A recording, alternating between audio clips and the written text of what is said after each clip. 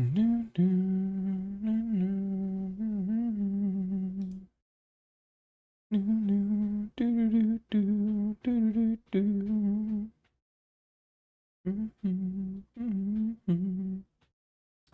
Buffer.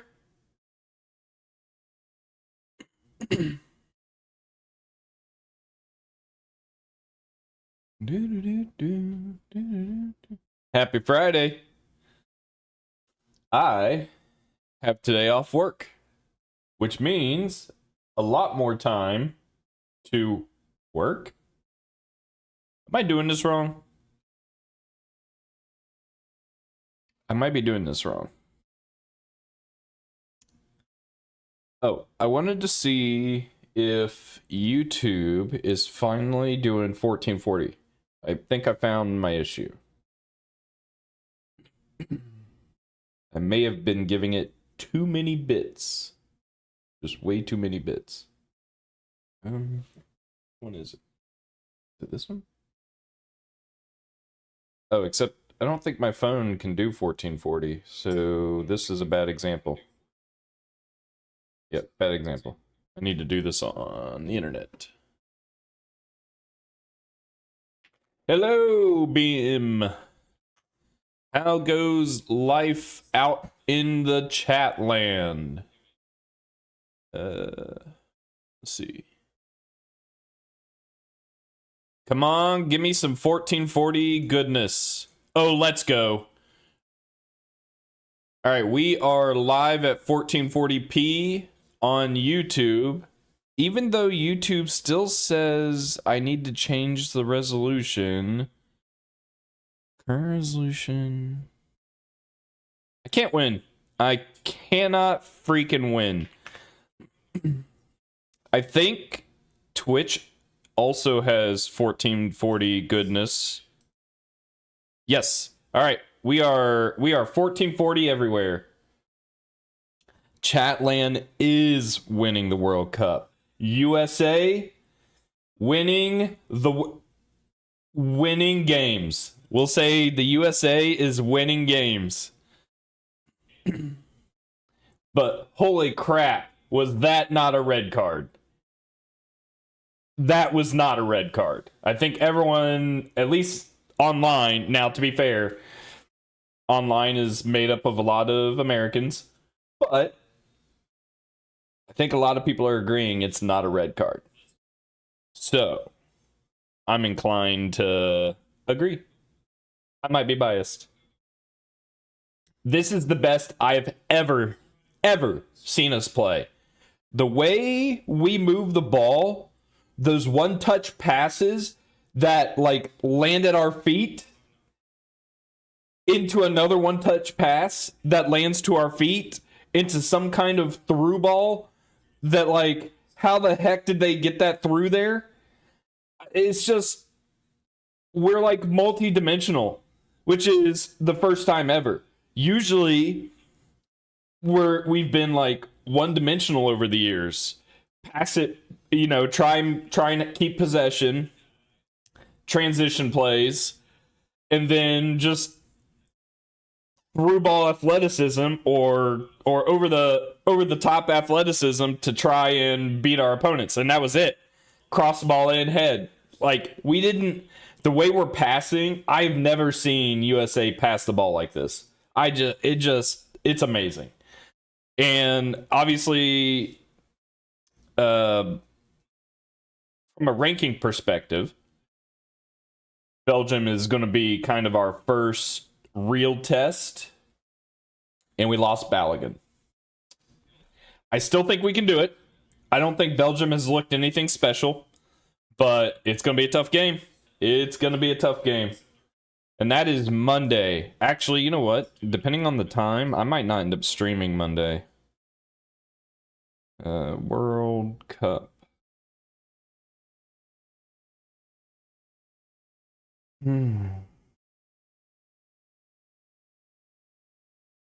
p.m. I should probably still be able to stream. Maybe I'll start a little early again. That way I can get off and watch the pregame. But yeah, that's kind of where we're at. Hey, Bim, I don't know if you're still there. I apologize. I didn't see your question. You are always allowed to ask questions about C++. That is what I am all about. What's this error? Open widget. Where's Trail? Oh, he was right behind me. He should be back. Now, he might not come back until he wants something, but he'll be back. He's inside. All right. So I have a couple of thoughts today. I have a little bit of extra time to stream. I'm not opposed to suggestions as long as it's something I would be interested in doing.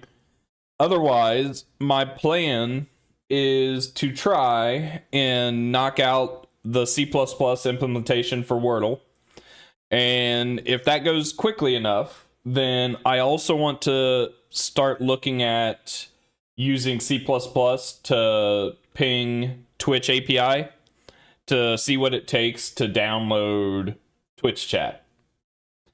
Because if we can do that, we can start building stuff. That's my current plan. So we'll see.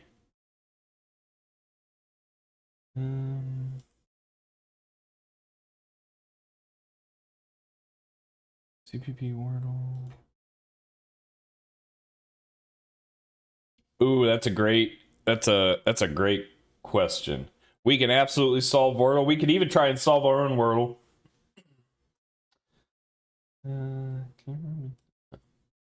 Wrong button. Oh, whoops. How'd that get there? That's not what I meant. There we go. I think we're good. All right. Let's get this party started with a little bit of Wordle.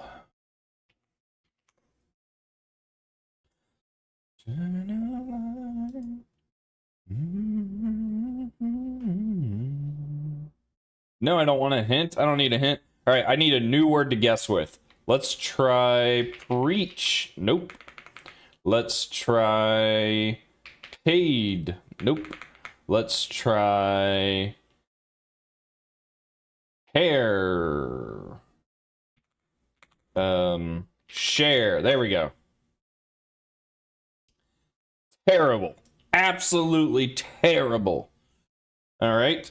What else? What are like common letters? N's, L's, D's. Doth. Nope. Dope. Nope. Cool. It. Quit. Quiet. Nope, we already have any. Quits. Nope. Quitted. Quilt. Quilt's a good one. Quilt was terrible. That was a terrible word to use. All right, so now, do we try and eliminate more letters? Or do we try and figure out where A and T go?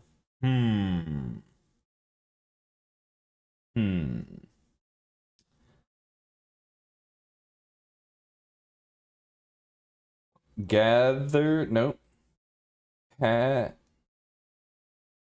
Two yellows is vague. Unless there's not that many 5-letter words that have an A and T in it. After, nope.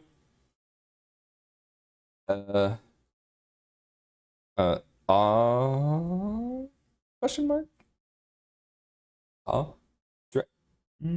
Trap? Nope. I keep wanting R, and that's not gonna work. Pathe. Nope. Patter. Pitter patter. Nope. Pote. A boat. Boats. Spoke. Spote. Oat. There's an oat.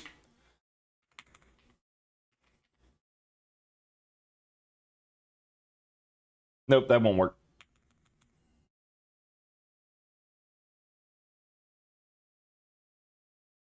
Goat.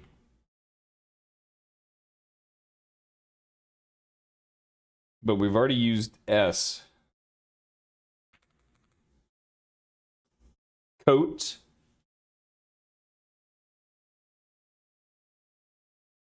Skate. Nope. No T. Oh, hi, Trill. Trill's here. Moats. Goats.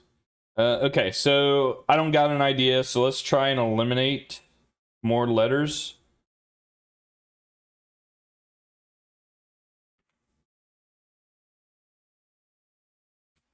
I really want R to be a thing. Oh.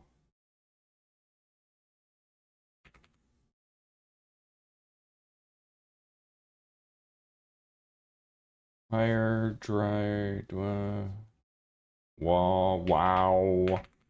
Wordle. Nope. You can't even use Wordle in the game Wordle. That's messed up. Potty.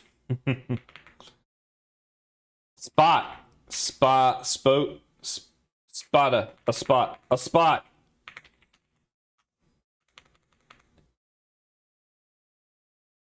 Apricot. Apricot. Dang it. Yes, Bim. I am a professional C++ engineer. I do lots of C++. I do software pipeline automations. So GitHub, GitLab, that kind of thing. Docker containers. What else? Cross-platform development with C++, desktop applications, mobile applications. I basically do a lot of... I kind of do a lot of front-end development using C++, which is kind of weird because I don't think a lot of people use C++ for front-end development. Hey, Mab. How's it going?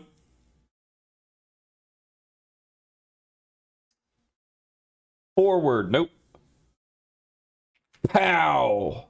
I still want R. I still want R. Crowd. Nope, that's an R. What? Why am I stuck on R? R. Pop.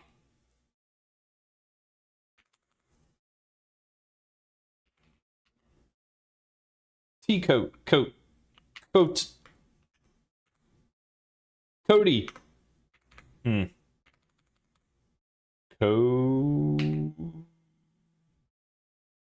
can't even, like, figure out a word to eliminate. What vowels do we have left? We have O. We have Y. We have A. Caddy. O. O. O.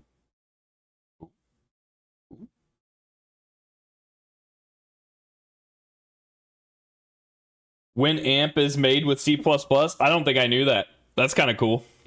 I mean, I guess it kind of makes sense because how old C++ is. It precedes a bunch of these front-end languages. And at least from the convenience and ease of doing front-end, object-oriented programming probably made that a lot easier. And especially when it was newer and everyone loved it or didn't understand the pitfalls, then yeah, it makes sense. You probably ended up with a lot of front-end applications in C++. I mean, hell, KDE. Linux KDE, right? That's C++, that's Qt. I'm going for it. Ooh. Oh, okay. I'll take that. I'll take that. So, what's the word then? Pat. We still have an O. Potato? Nope.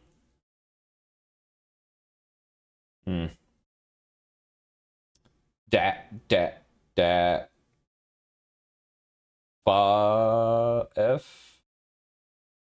No.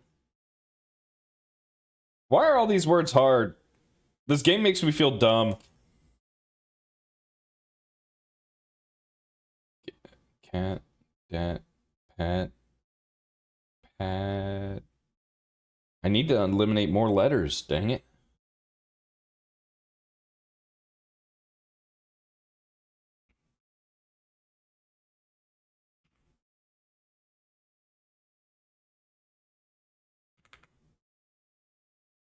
Mo.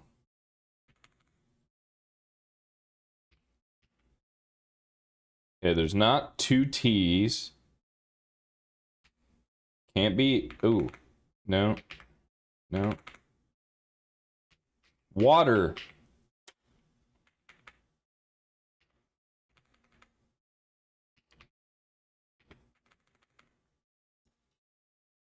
What is .h? That's just it's a header file. It stems from C. I don't know if C pulled it in from somewhere, so I don't know like the history. But with C style programming languages, which C++ is one, you have these code files that are used to declare. And with the C style coding language and the way the compilers work, before you can build the implementation of a function for say, the compiler has to know that function exists. So typically, you declare your code, your signatures, etc. in these header files that get included into source files.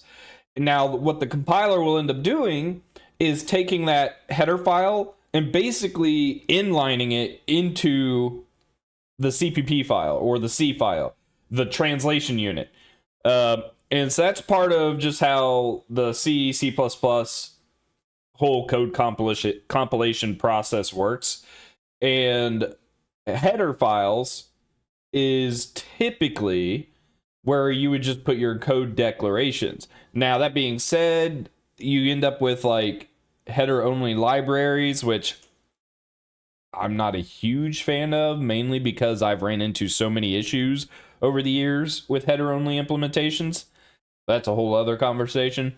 But the reason header only implementations exist is package management is so poor with C, C++ that it got to a point where people were just like, hey, define it in a single header and include it in your project, you're done. These days, more modern languages kind of do something like that just out of the box. But yeah, .h is a header file.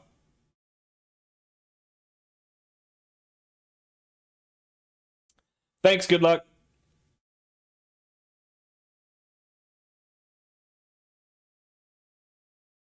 And I'll probably once I get past this stupid Wordle game, I'll go into a little bit more with the header file stuff and decide if I want to continue with modules or if I want to do header files for the Wordle project. I'm not sure.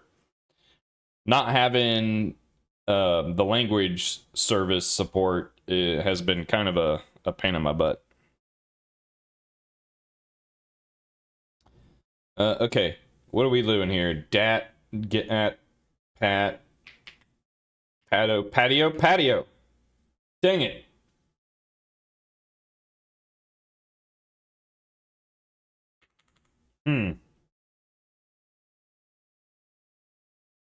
Confirm there's no double T's, but is there a double A? Is there a double A? Usually when it gets hard like this, it's like, oh, do we have double letters somewhere? Batata. Wait, ratat.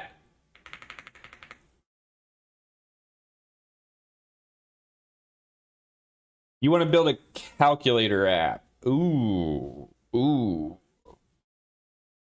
Patent? Is that a word? Oh, thank God. That's a good guess. Ration? Nope. Ratten. You know what? I'm liking these. Patent. So if you hang on a sec, Augie, I'll show you how I would use a header file. Patio. Flamio, hot man. Catio. Oh wait, we can't use an I. Dang it. And C's already disqualified. I still okra? No.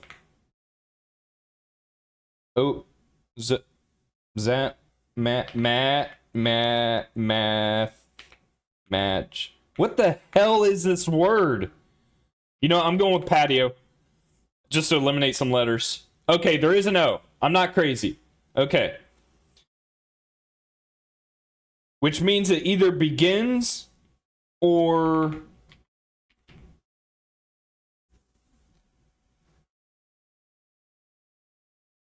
tattoo. No, it can't be. It can't be an O. Can't be double T. Moat. Nope. Hmm.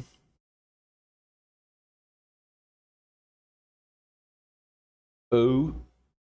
It can't be. It can't be oat, right? I don't see how that would work. Dat.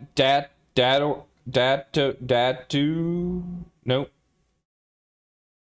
Awk. Attalk. Wait, matin. What's that? Is that a word?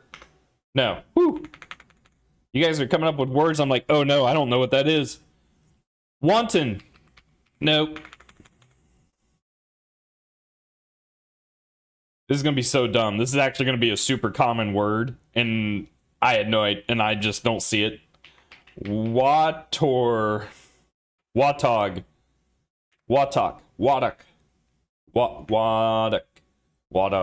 Wadded. What? Wattage. No. Because that's like.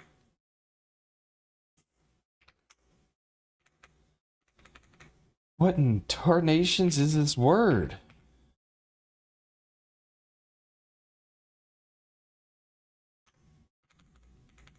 Otu. Matter.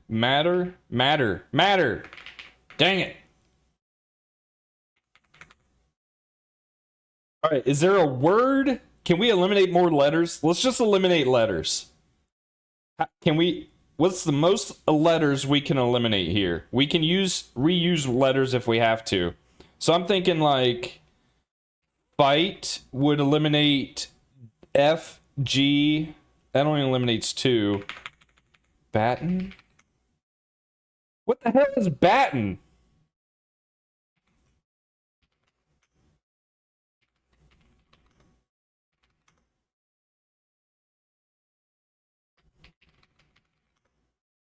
A batten is a small, lightweight stick or rod used in several specific contexts, most commonly representing a symbol of office, a tool for music conductors, or a passing object in track relay. Oh, that makes sense. Baton. Come on, guys. Dang it. No. I know what a baton is. Don't laugh at me. Don't laugh at me. Son of a biscuit.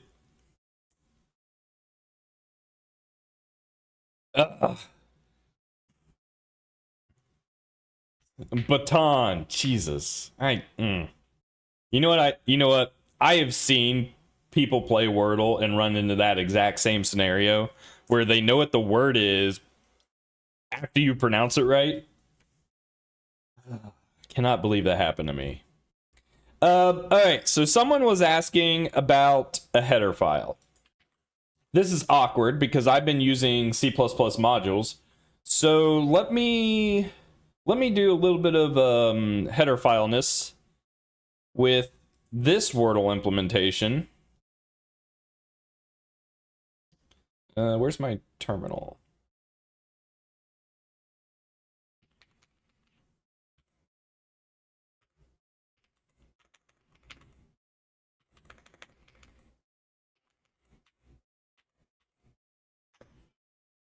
So this is mine, right?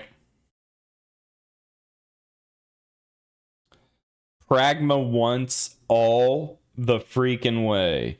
Now I acknowledge there are some super small edge cases where the header guards protect some stuff, but header guards are so much more error prone from a human. And I've even seen it recommended that you use both, which there's probably code bases where you would need to do that. Just not any I've had to work on. I've always been pretty good about keeping. I think the big issue with Pragma once, I'd have to look it up to be sure, but my understanding is it runs into problems with symbolic links when you're including headers. So if you have like a header file that is also symbolically linked somewhere else, then Pragma once doesn't protect against that, where header guards would. But I mean, why is symbolic links being used in your code base? At least these days. The only thing I could think where something like that would appear is like the Linux kernel itself. Because I don't, that just seems like a recipe for disaster. But that's my understanding. It doesn't account for that. And it's also technically not officially part of the language standard. It's just that all the main compilers support it. So if you have an argument for only using what is standardized, then I guess you wouldn't use Pragma once for that.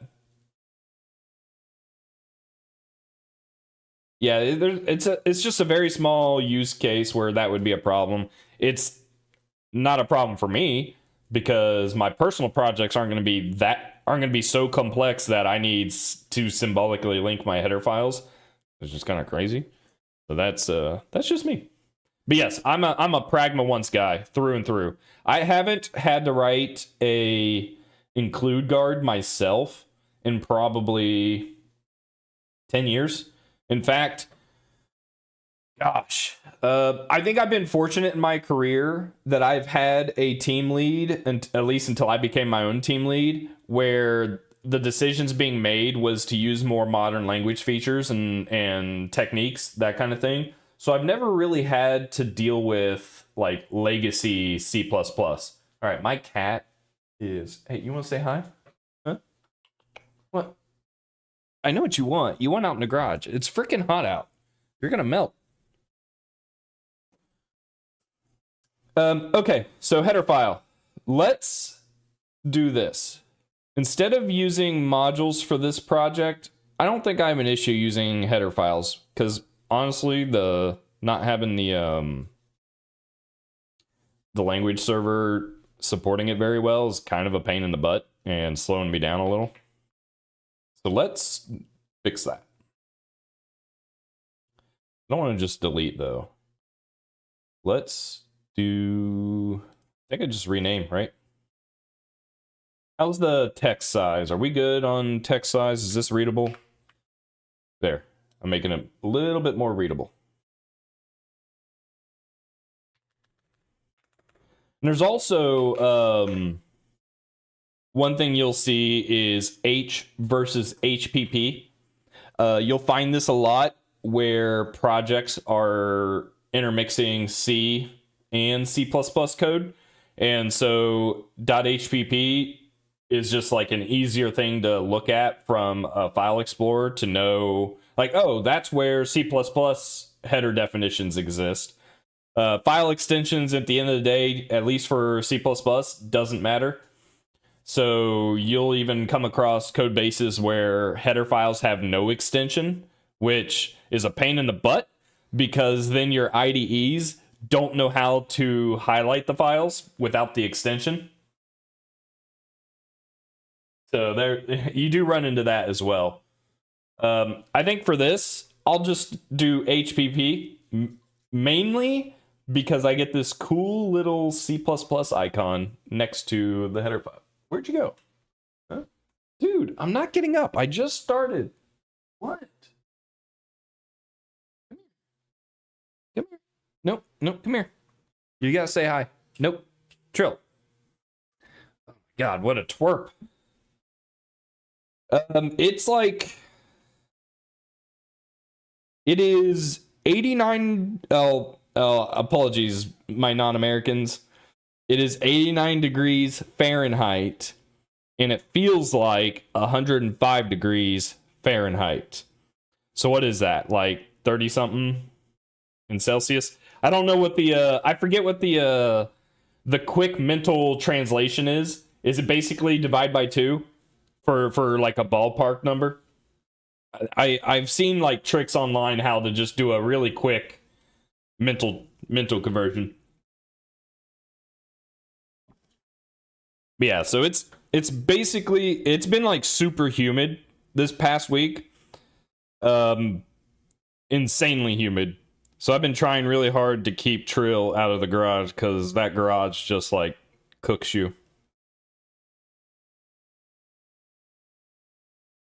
Um Okay, so header file, and if we're going to do a header file, we're going to need a implementation file. So game.cpp. We're not going to do a module, so I will define the source file in game.cpp. Now, you don't technically have to, in CMake, you don't have to put the header file with the sources, because the way C++ works is when you include them, they get inlined into your translation unit. But IDEs can make use of the fact that you've listed a header file so it knows where to look for it and then add it into your IDE. I don't really need it because I'm using VS Code, but if you're using an actual IDE like Visual Studio, then you would want to specify your header file as well. So we won't need this. Let's go ahead and rename enumArray to HVP. EnumArray contains a template class, so that's only going to go in a header file because, as we all know, template instantiation occurs in the translation unit. So there's no like translation unit specifically for your template class, unless you're going to explicitly instantiate for specific types. So I don't really have anything I need to include, just game.cpp. I think that's good. So we'll configure CMake, it's gonna cry.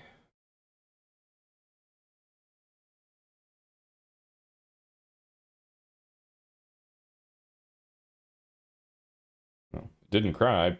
It's because I didn't compile it. Boom. Okay. So compile errors are for sure because I'm implementing this as a module, which we're not doing now. So like we talked about, we do a pragma once. We don't do this. We don't do this. This can stay. All of this can stay. enumArray. Now we need to include enumArray.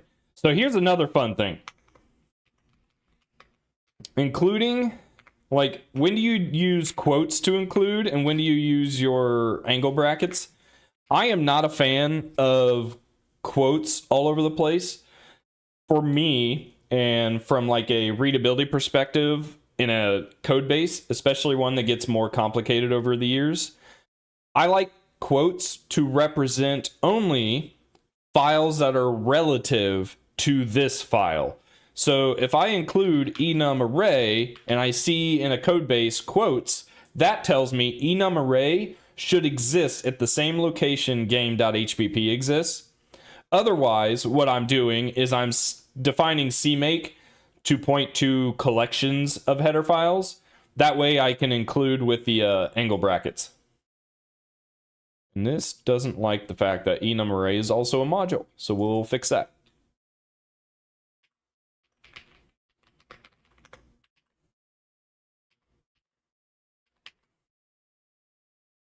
And I think that's about it, right? And then in main, I just need to include, again, local to this file, game.hpp. It doesn't like something. Let's build. See what happens. Very early stream, Jan. I got today off because it is America's weekend of freedom, if you will. We're as free as we can be. Okay, so that built. Okay, my cat. I apologize, guys. He's starting to scratch stuff to get my attention. I'll be right back.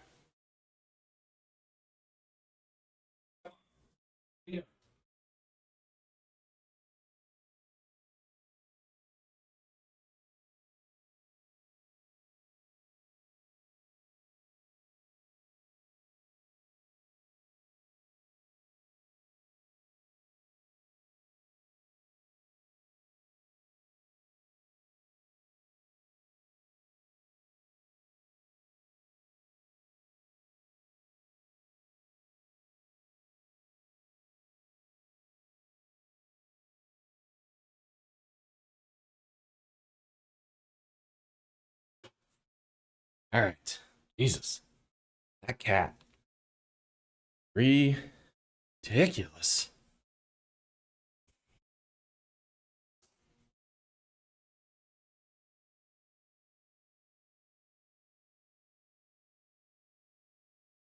Do I also include headers in respective CPP? Yeah, right. So because of implementation, let's see. This builds, but the implementation is still in this header file. So I wouldn't. Oh, well, this is all structs, so there is no implementation. If there was implementation, I would be doing this. And there might be before we're done here, because I do want to do a little bit of object-oriented programming versus just procedural programming with C++. I'm Eastern Standard Time, so it's almost noon.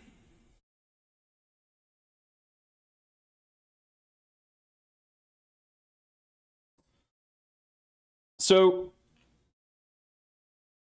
let's make sure this builds. Make sure we're at a good starting point. I also should probably initialize this sooner than later,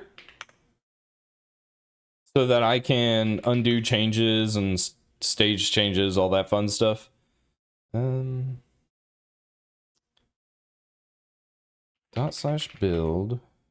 x64. I'll tell you something else. Actually, let's do this real quick. The other thing I like to do with my projects is implement an installation step, which I might have. I didn't think about this. I might already have it when I copied over my CMake. So I specify an install target. That way, when I build, it will, I don't know if you guys can see this, installing into build installed /bin.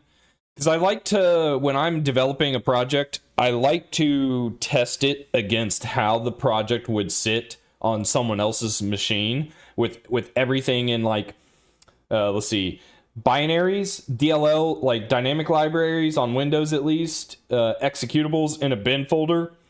On Linux, a lib folder with SO, shared objects, a share folder for any kind of configuration, documentation kind of thing. So I like to basically get all that up and running if I'm building like a significantly complex enough project and not just like a single file kind of thing. As far as I know, yes, import standard is still experimental. I've tried it. The biggest issue I have run into is third-party libraries. I am a big fan of using third-party libraries and not reinventing the wheel. But with modules, to use import standard, as far as I know, third-party libraries that you pull in also need to be using import standard.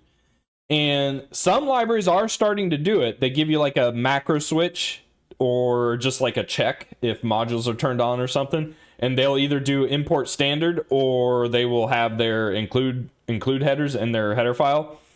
It just depends. We're just not quite there.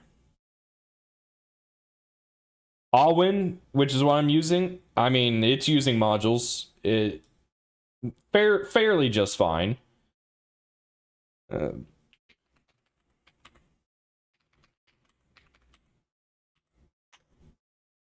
Okay, that didn't build, and there's a reason for that. There is a reason, almost certainly because on Windows you need, actually, I thought I was linking statically. So what's going on here? Did I break my game? No?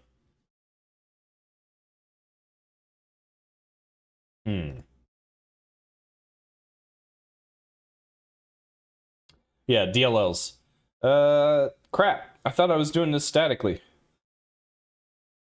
I can do this statically. Let's just do it statically to make it easier, because I think that's what Odin was doing, right? What do? I need to specify my presets Target. Windows. Static. That's target. I probably need to do host as well. Static. Okay. Let's give that a shot. Configure. So this should grab dependencies, build them statically, allow me to link against them, and then I won't need to copy DLLs around to make sure my application can run.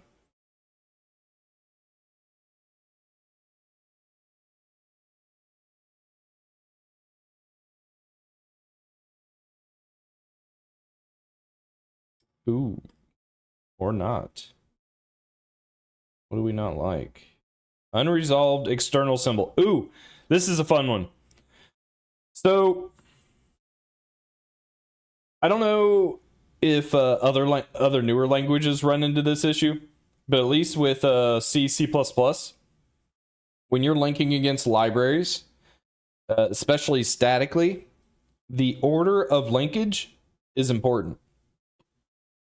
And I think that's what's happening here. So,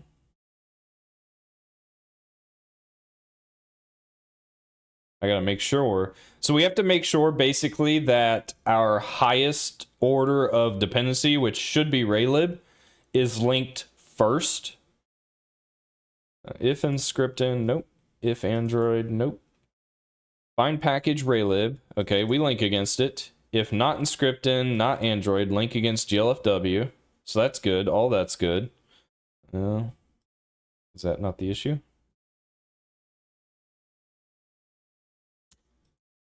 Oh. Is this a Windows, raylib needing a Windows dependency? Because I'm not using raylib 6. I think raylib 6 got rid of the Windows dependency, but raylib 5.5 or whatever didn't. Now I may have seen that raylib is on 6.1 now, but I don't know if VC package is updated to use it.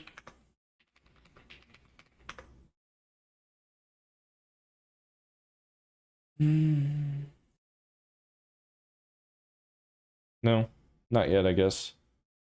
They're still on 6. There's a bug with 6, so I haven't been able to use it yet. Now I gotta remember what that Windows dependency is. It's if Win32. Oh, there it is. WinMM. Autocomplete for the win. I think that's it. Let's try this. Oh, that's not the button.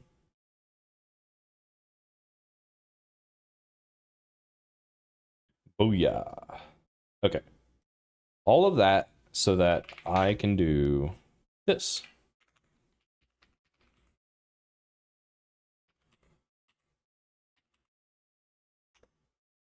Perfect. Now, I won't deny, compared to Odin, what I just did probably takes a lot of know-how, I guess, experience having run into those types of issues before. Whereas with Odin, I think we were kind of just up and running, right? For the most part. I won't deny that. And what may seem easy for me to understand or quick to understand isn't because it's like, oh yeah, I know exactly what that problem is. It's because I have run into these types of issues over and over and over and over and over again, time and time again. And so you just kind of get used to navigating those types of errors. Is this an instrumental? This is, yes, it's called Lovely. It's a money. It's a money is the artist, I think. All right, guys, I need to figure out how for you to give you access to the ability to do like, what is it? Something like that. Oh, I have it. Failed to get the current song. So how do I set up stream elements so it knows what song I'm playing. I don't know how to do that. But if I can figure that out, I'm one step closer to being a real streamer.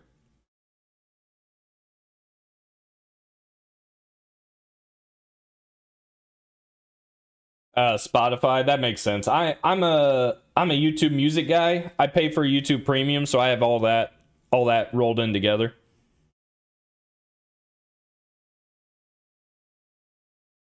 Okay, so we have the application running. That was step one. So now, maybe we object orient this a little.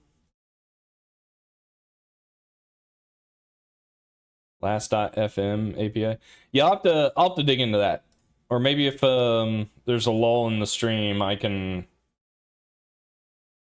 play with that. Okay, so I do have the Wordle implementation. Oh, I think I got rid of it. Dang it, I was going to show you guys something.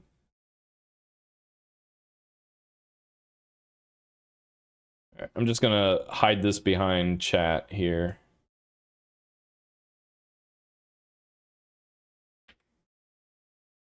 My vertical viewers, you're not going to see this. You're not really missing much.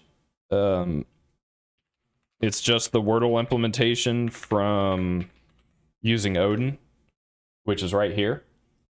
So this is only a handful of words that we can use here. What? Oh no. Babel, eagle. What else could it be? I forget. It's not banjo, it's not crane. Delta. It's not delta. Crap. Oh, apple. Yeah, thank you. All right. Woo! We got there. I'm terrible at my own implementation of Wordle. So this is written in Odin, if anyone's new to the stream. And I spent last week and I think the week before learning Odin and getting this implemented. So now I'm just wanting to do a side-by-side with C++. So I have a little bit of a comparison at the end.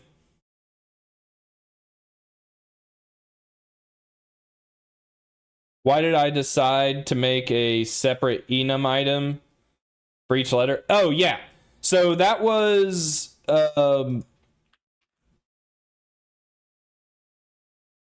not a lot of thought put into it, but my reasoning was I didn't want to work with actual strings. And when I'm writing code in general, if I can avoid it, I am always going to try and avoid using strings or chars, characters, because they are error prone from the perspective of a human. Now, a lot of the stuff I talk about and recommend and suggest is coming from the perspective of bigger projects with multiple developers and the issues that I've had to deal with over the years of, someone has a function that takes a string and they pass in hello to perform work on that string, or another person will pass in hello, right? Or another one will do hello. I mean, heck, even right now, you guys saw this real time. I meant for this E to be a capital letter and that be the error. I wasn't paying attention and I wrote 0 as my O. That was not my intention to add the error to that line. I was trying to do it for the third line. So if I avoid at all possible using hard-coded strings in my code to do any kind of processing, because errors like this happens all the time. And the more developers, the more files, the bigger the code base, things start to get like separate. You have like a small team working in a folder over here, a small team working in a folder over there, and they are all dependent on some core API that has these hard-coded strings. Holy shit. So when I can, I'm doing stuff like this to prevent those types of errors from happening. For a small project, you can use strings. That's okay. I'll hate it, but don't show it. Don't show it to me. And so I'd rather pay for the small cost of translating. Well, I'm not even really translating, am I? Because I'm reading in keyboard state, converting it to an enum. The only time I'm doing string comparison... Shoot, did we even do string comparison? I forget. Because I think we did like letter by letter comparison. Submit active row. Yeah, I think we did like letter by letter evaluation. So it turned out we didn't need strings anyway. So that's kind of where that's coming from. But yeah, basically in code, if you're ever finding that you're writing strings to do, I don't know, pattern matching, API lookups, that kind of thing, just have a warning bell in your head to be like, oh, hey, if someone else tries to use this, will they get that string correct? Or is there an opportunity for someone to put in a different value? And you're going to hear me say this all the time. I think I even have a YouTube short. Type safety. At least for C++ and how I write code, which I kind of liked Odin for this as a like procedural language out of the box. It has type safety. I lean on my compiler to enforce API usage correctly. And anytime you introduce an API that allows some variable input, like a string, then that is an interface you have to cover for vulnerabilities, for incorrect values, empty values, values that are too long, too short, etc. So if you can use explicit types to achieve the same effect, that is what I would lean towards. You did a small pull request. Is that on the Wordle? I mean, I trust you with Odin more than I trust me. You've helped me out a lot. Do I have... I don't think I've ever signed in. I might need to sign into this. Yeah, I'm gonna pull this off and sign it.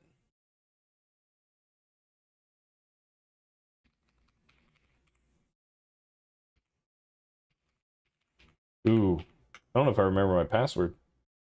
Oh, I think I got it in one. I do have to use an authenticator.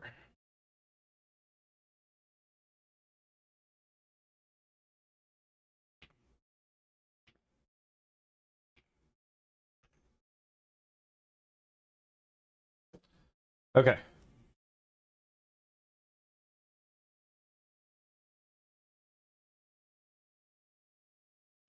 Ooh, we do have a pull request. Look at this. Oh, hell yeah. Oh, okay. Yeah, you were talking about doing some different memory stuff, weren't you?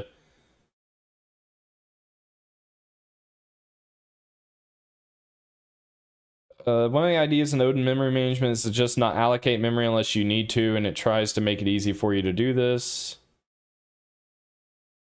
I am curious about this. Max messages. Oh, okay, I see what you're saying. So instead of doing dynamic allocation, just like predefine a max amount. Yeah, I've always been curious about this. Is this generally how procedural development works? Do you just pre-allocate like worst case scenario? Because obviously, with Wordle, I'm not reaching 25, especially with like a 1 second delay. There's no way I'm ever getting to 25 like printed messages on screen.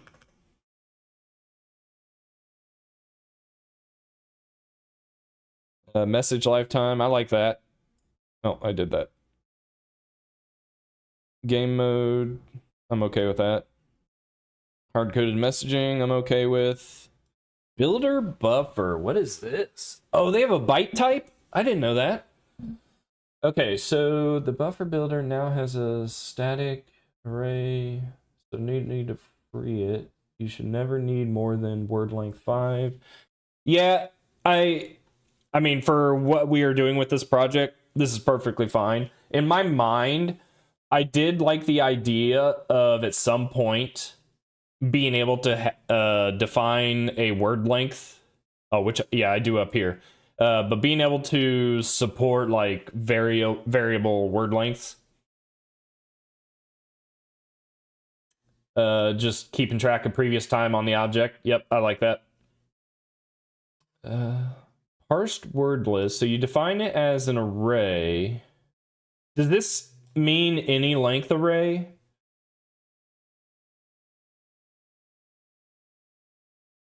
Okay, so you're just...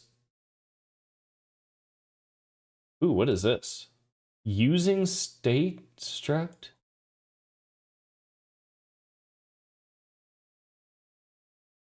Does this let you define it inline? Is that what's happening? All of this data gets set to 0 on game restart.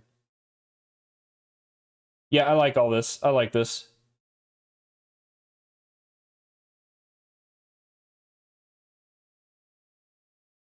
Reset game. Okay. Okay. Oh, okay. That makes sense. So instead of reallocating, copying, you're just taking the existing struct and resetting it. That makes sense. So then the first time we start the game, we can just call reset, I'm assuming.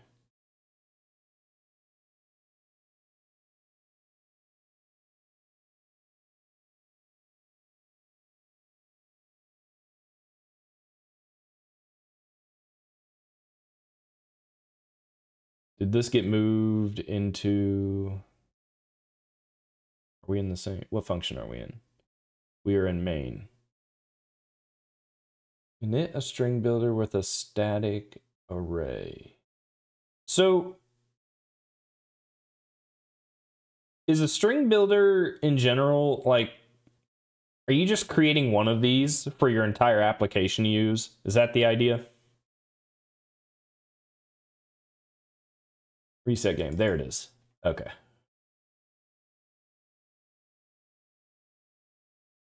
Previous time, all that makes sense. Now we don't have to... Okay, so now we don't need to free it because we never init it. Which was also, I think, a pattern I wasn't using.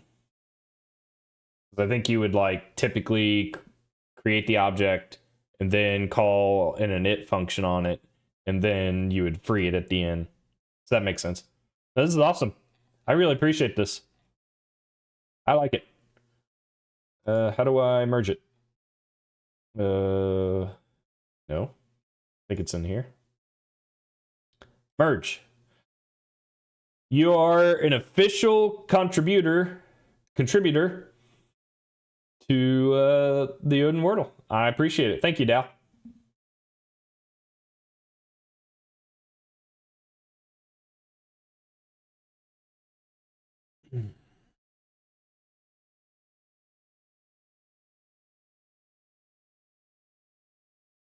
Where's my... Oh, Trill is not here.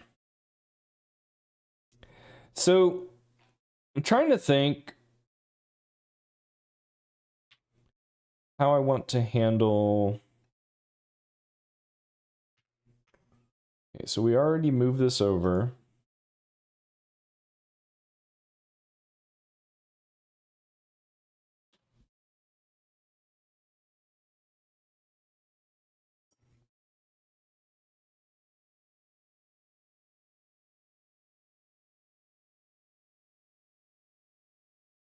Hmm. I don't want to go too complicated,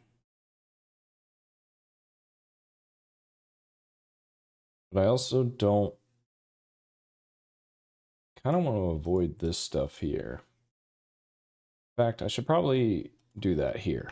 So these are going to be like dynamic configurations for X per.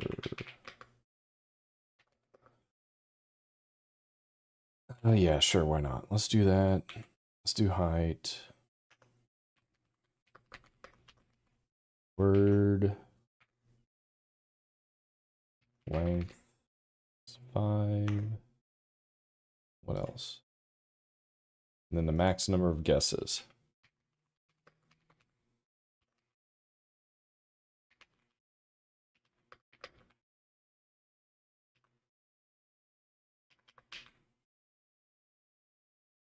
So I'm not going to use. I don't think I'm going to use static arrays here.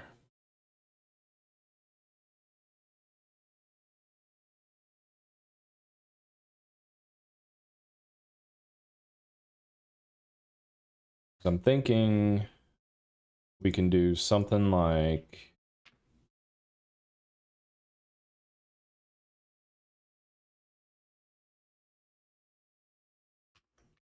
max guesses, word length. So that would define the game API.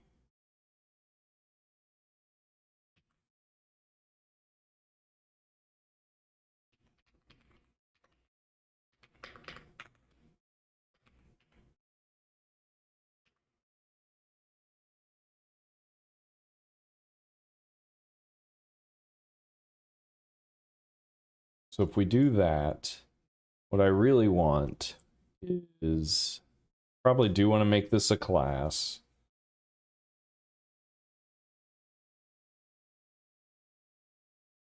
Tile size, spacing, that's going to be rendering. We don't need that for game logic. So I kind of want to do, we have game. I also want and I separated this in the Odin implementation as well. So I guess I'll try and keep it somewhat one-to-one. So we have render.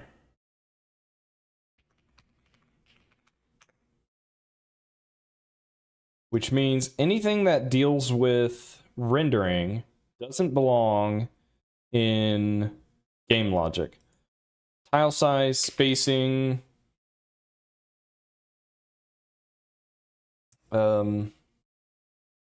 what did we need elapsed time for? We needed time for message delay, which is that could technically be rendering as well. I can always move it back. I'm not too worried. Okay, so yeah, the only reason we were doing strings was for the dictionary.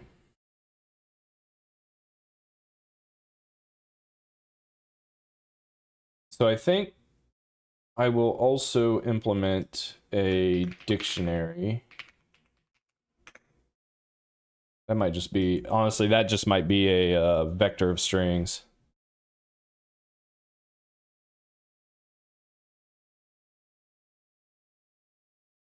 I implemented this enum array class so that I could do scoped enum indexing so that I don't have to like call static cast over and over again. But maybe I can turn this into a vector as well. Hmm.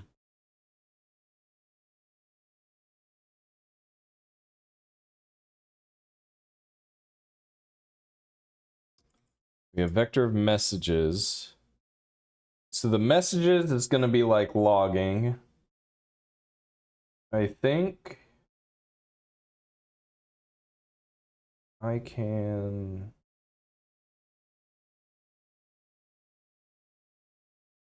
Hmm. I don't need messages. You know, I'm gonna make that a separate thing as well.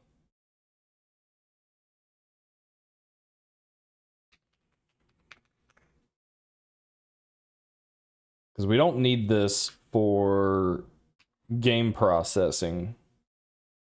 We need active row. We need the number of guess attempts, which is our rows. We need to track the state of the keyboard.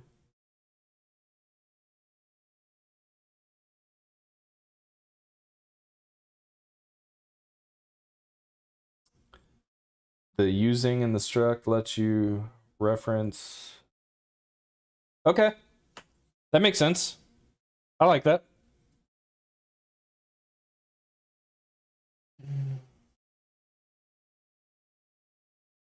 Yeah, I think I want to make this a vector, make it dynamic.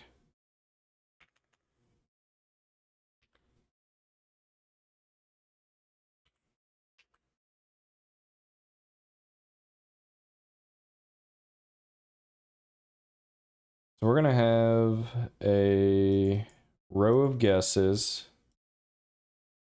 And then that row is basically a vector of vector.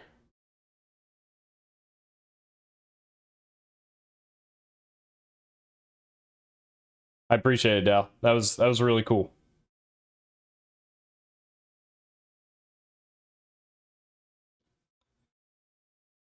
Trying to think. A row. You have active row. So I think I'm gonna make this and do a public private implementation here.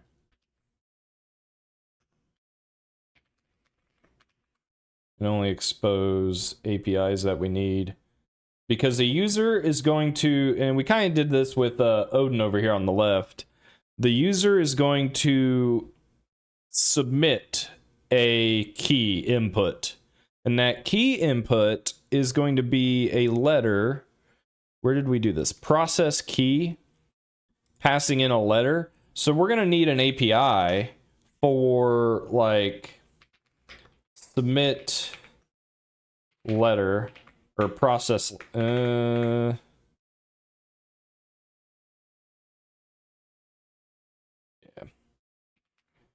Process letter. So then in our CPP file,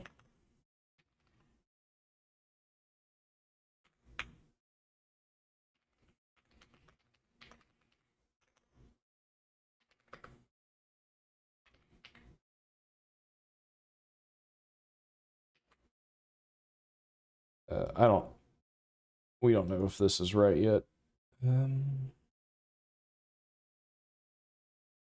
So when a user will enter a keyboard key, we will have this process letter function. This will set the value of the current row.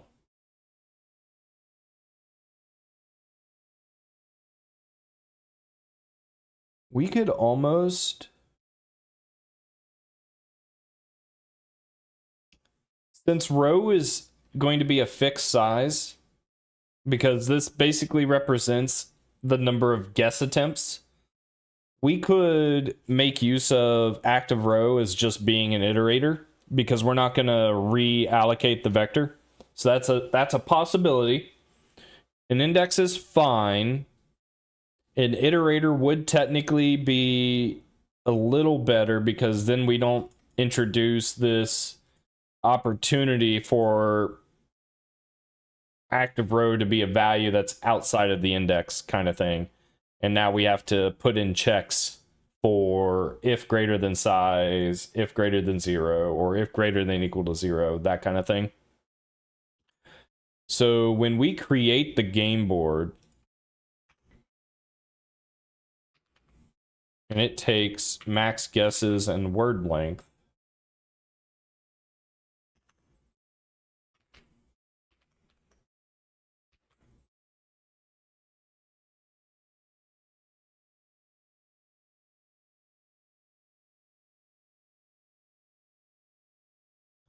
we can... Ooh, I've not tried this before. Can I do this?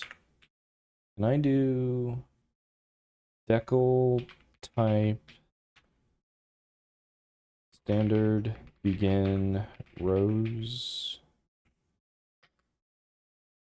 active row? Is that allowed?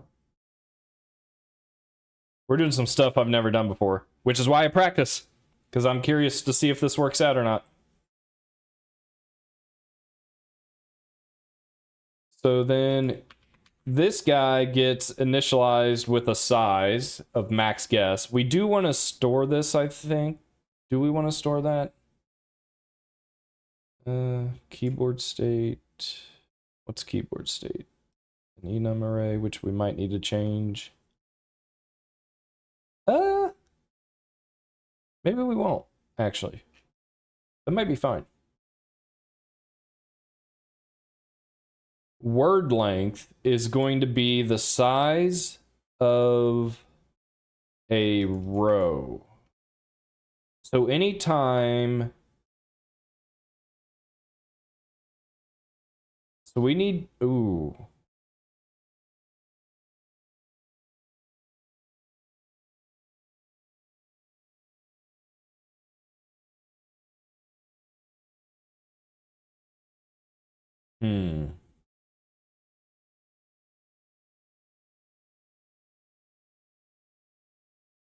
So this is going to pre-allocate.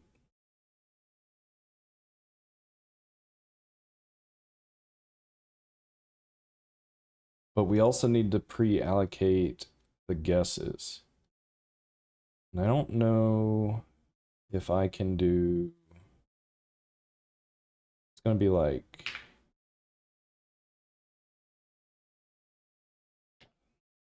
I'll do it here. Rows equals standard vector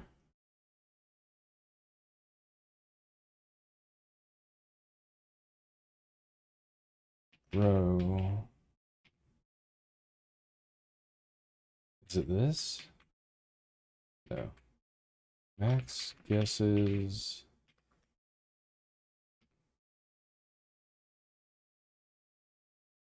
Word length.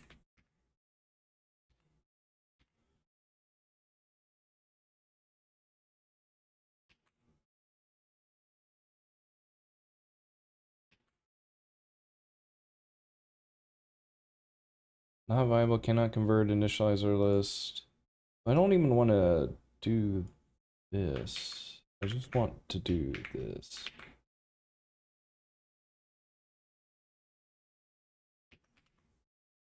This probably doesn't work because I need to do like dot guesses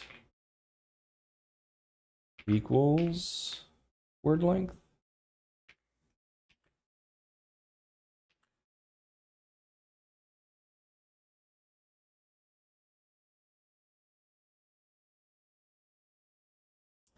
I forget how...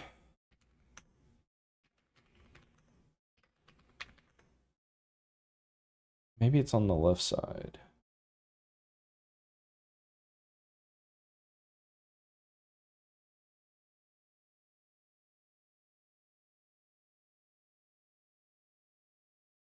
It's count followed by type.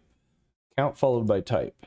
So in this example, count followed by type, and the type is initialized with word length. Why does it keep... All right, I actually don't like what Clang D is doing here. I'm gonna turn that off.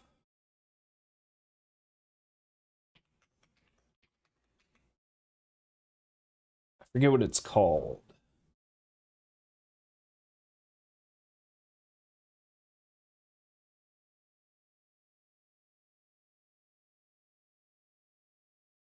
Args, Clang type, no.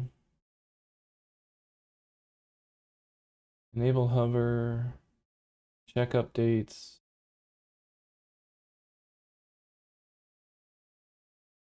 Is it trace? What's trace? Oh yeah, it's object oriented, man. Encapsulation. You should not expose variables that can be individually changed by a user of your API.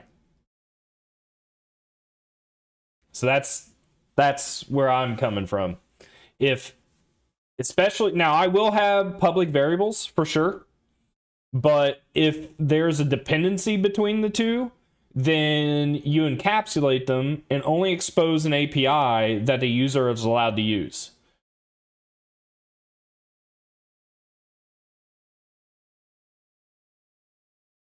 Oh my god, what is this called? How do I disable this stupid inline? Like, this would be fine if I had the full width of my monitor, but I need vertical use.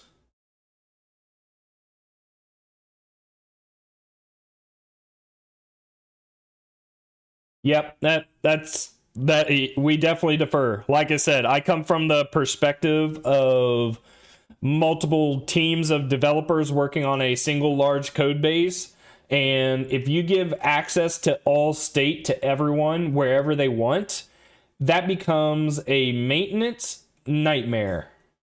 I have seen it happen, and holy hell, it is a hell. What is this called? All right.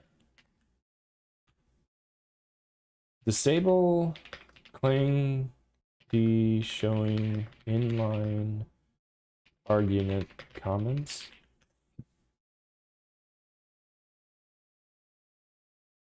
Inlay hints? Is that right? Parameter hints? I don't know if that's right. Nope, it might be. Nope. Nope. Got it wrong. Let's do Sonnet. This isn't working. I need the inline hints disabled.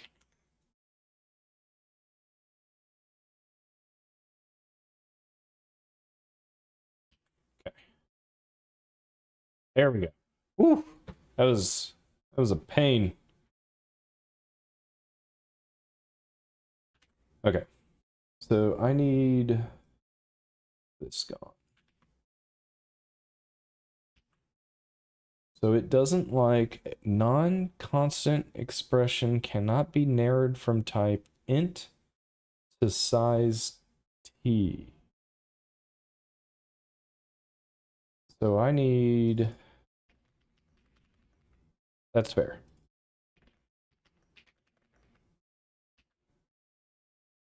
Can I make this a const expr object? That'd be kind of freaking cool. I think we're so close, especially with C++ 26 and reflections, to be able to like build an application and run it by compiling it.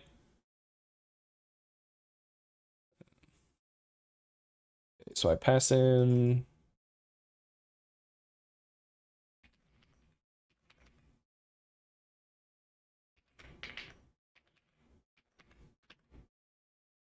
there we go. So now do I even need this? Can I do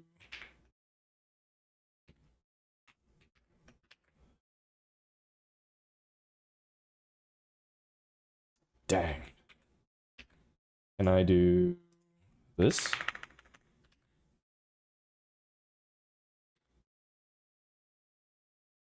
No, okay. That's fair.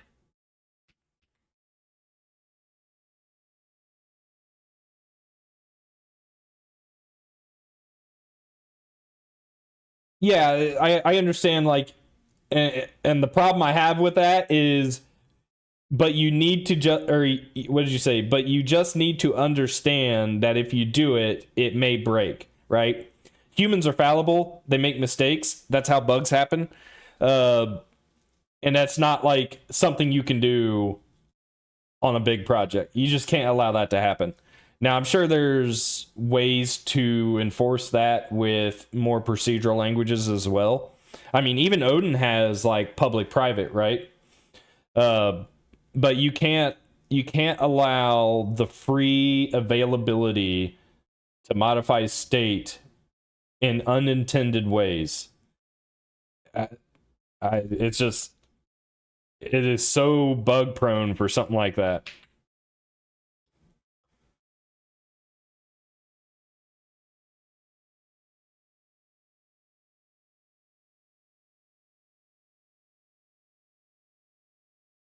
Now, if you're just writing your own project, I mean, by all means, you do what you got to do. You're the only one touching the code. Data oriented programming where you use plain old data separate. I like it. I think it's a lot harder to build complex software architectures and projects using data oriented design.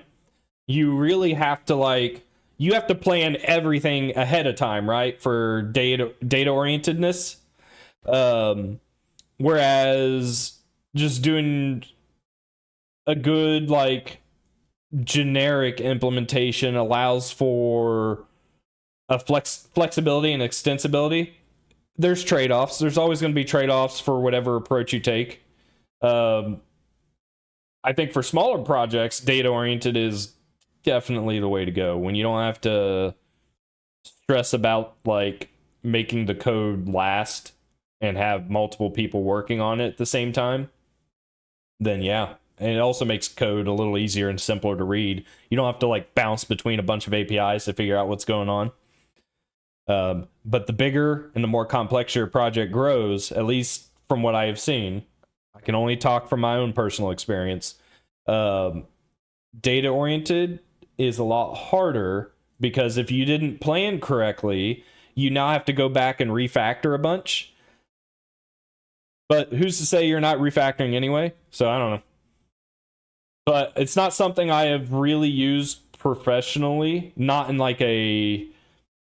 a complex manner, but for a small project. I mean, hell, even Odin, for the most part, was kept fairly simple the way we implemented.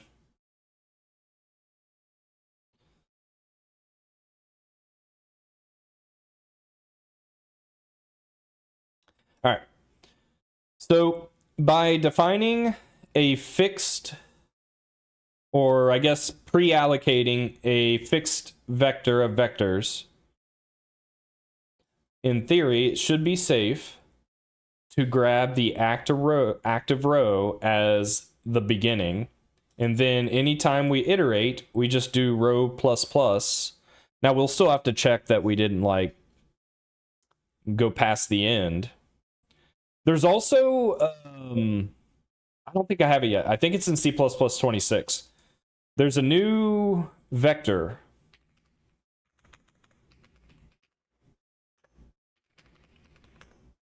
It's called in-place vector. We were looking at this. In-place vector.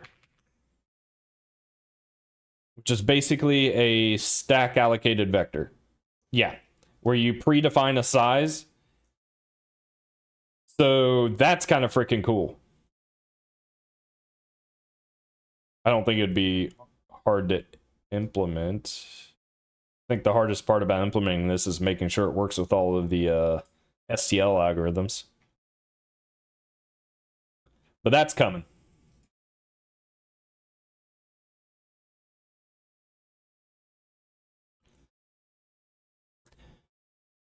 Oh yeah, for sure. They're the things people could come up with. There are some really smart people out there doing some really good stuff with software. I'm a consumer of what those smart people do.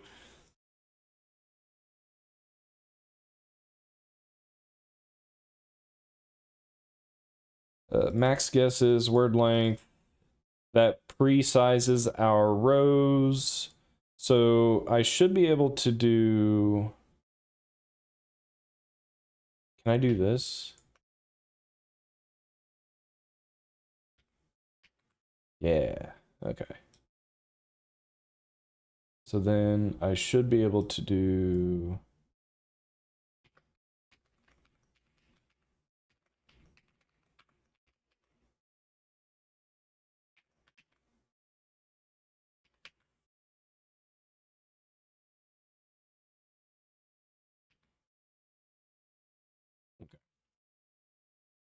That gives us our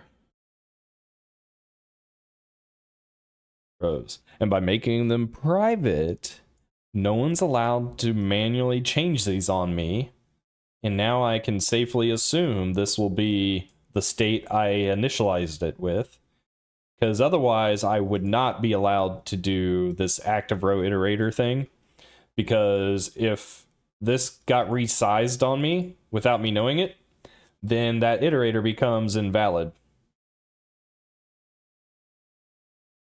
I think target word will be owned by the dictionary as well.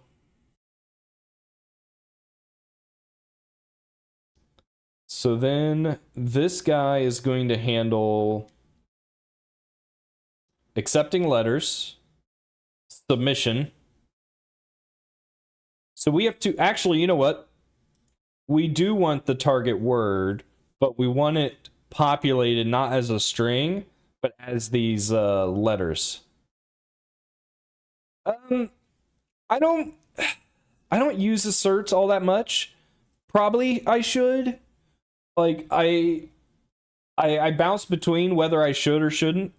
I hate writing extra code when I don't need to, but at the same time, if it catches bugs, then that helps. The problem is I'm a huge proponent of unit testing.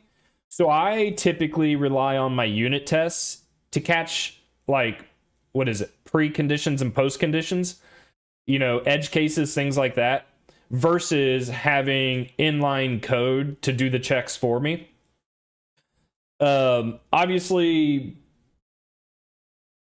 unit testing takes more time and effort, but at least professionally, I'm getting paid to do it, so I don't care. I'll do it because I'm told to.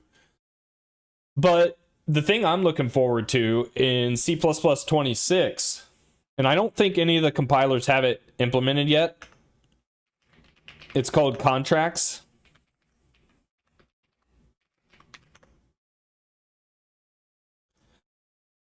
So it will allow you to kind of like asserts, but like build it as part of your API.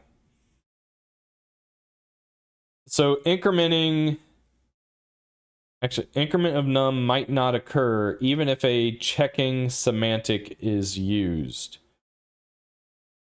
So you're going to be able to define like pre and post conditions for your APIs to ensure, like, I think at compile time that this behavior can't happen. I think.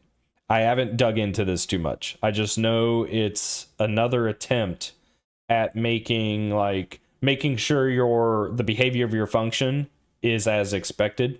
So I might look into doing this at some point. But I mean I've seen the arguments for assert and I don't necessarily disagree with them, but it's just not something I've done.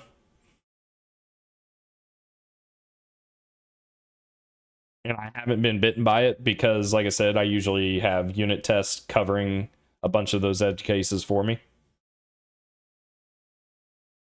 What was I doing? Yeah.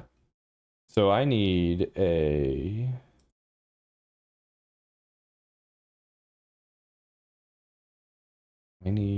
vector...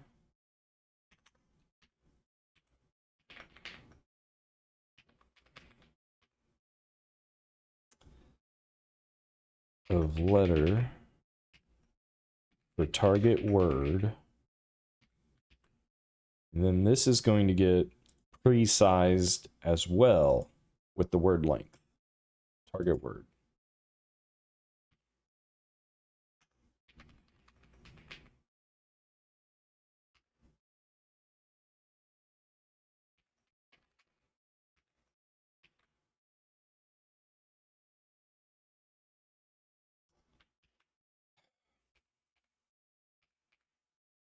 Don't like, I wish I could force.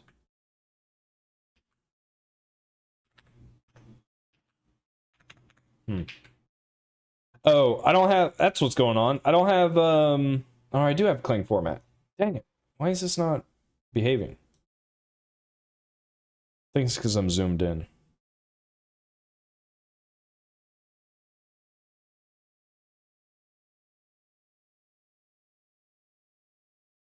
Okay. So target word, we're gonna process our letter.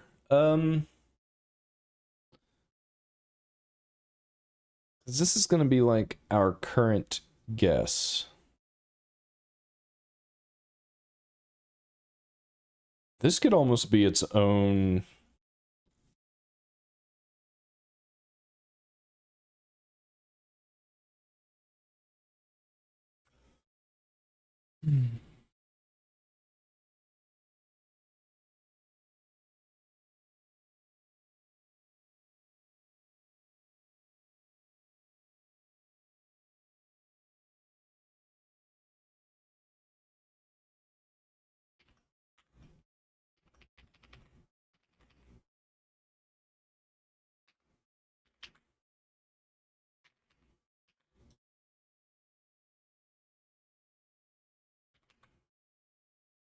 See how cool that is? I changed the type of this vector, but I didn't have to touch the type for this iterator because I did this. Guess. Can I not really not do this?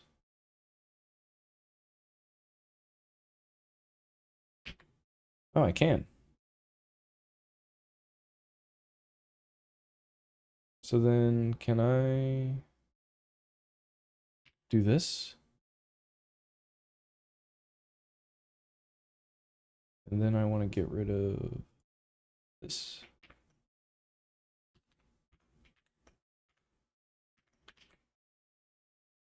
Come on. I thought there was a way to do this. Not by ML cannot. Just one?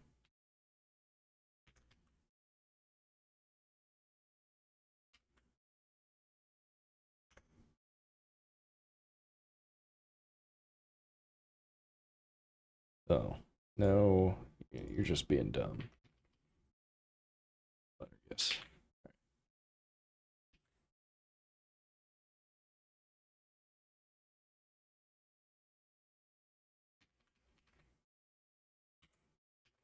All right, so we have guesses.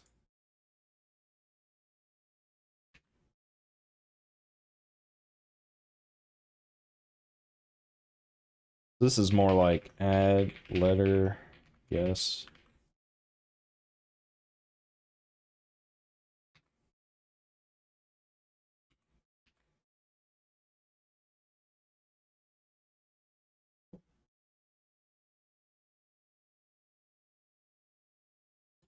All right, so if we are not playing, return. Otherwise, we want to get our active guess.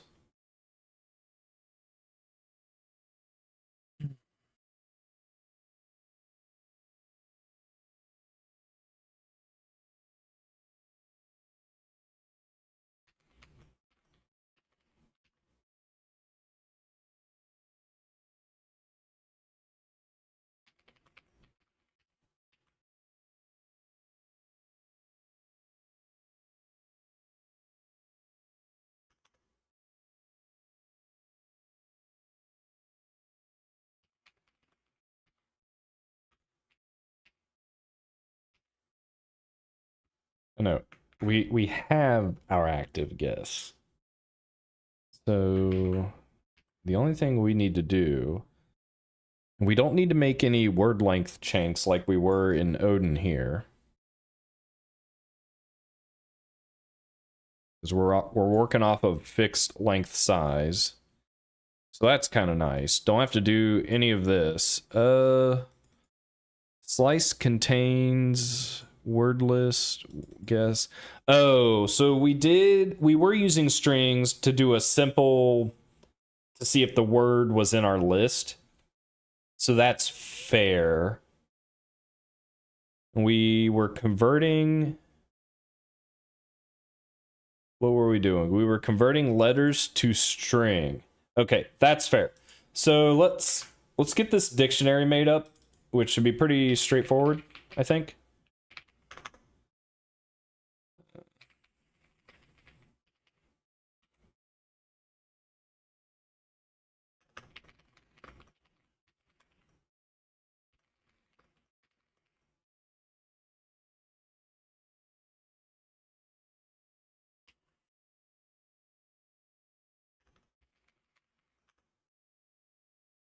So we're going to have words.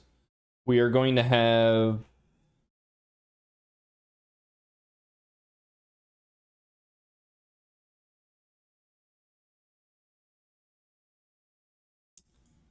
I guess I don't know if I want this. I don't know why it's suggesting that. I just want like target word. I think on initialization of the dictionary, we build the word list and calculate the target word. So that way, all I have to do is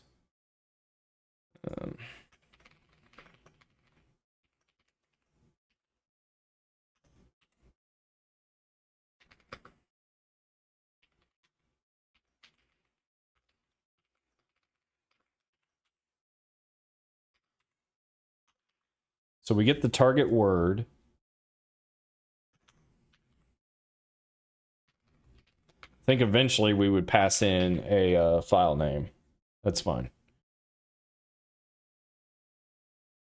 I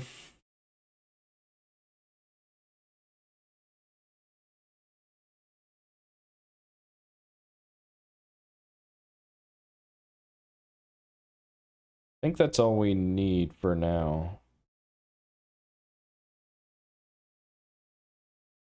Thunder. Thunder.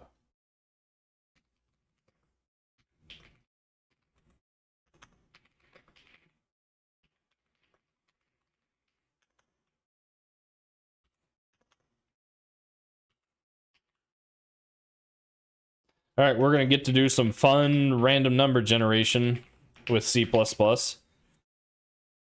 Kind of ridiculous stuff here. We want to store target.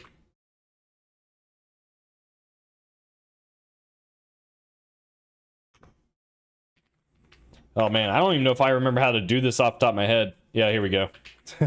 It's that easy, guys.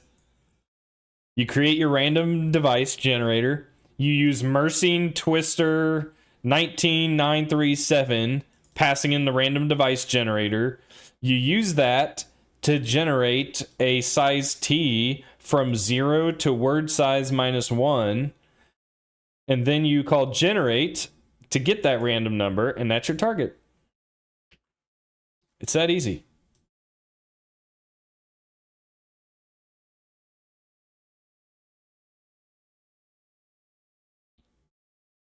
I don't need that. Okay, so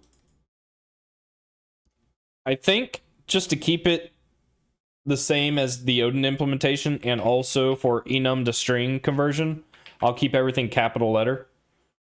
So let's use the same words here, I think.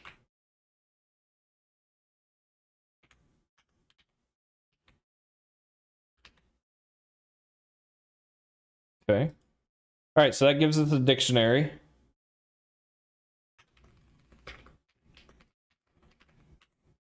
So then what I think we can do is, honestly, the word length.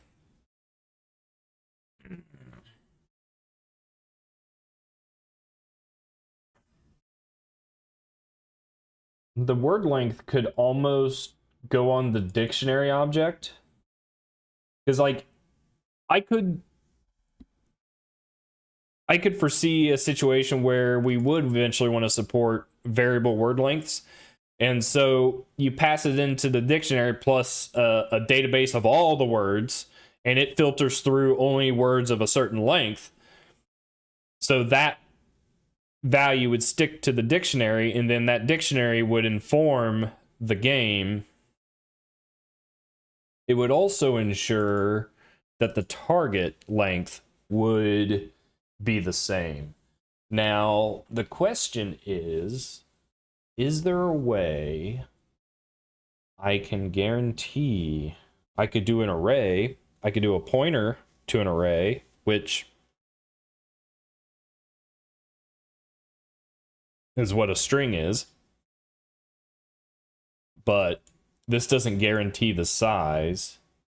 I guess pointer to the array doesn't either, because you gotta have the size of compile time. So the only real way I could think to do that is I could make dictionary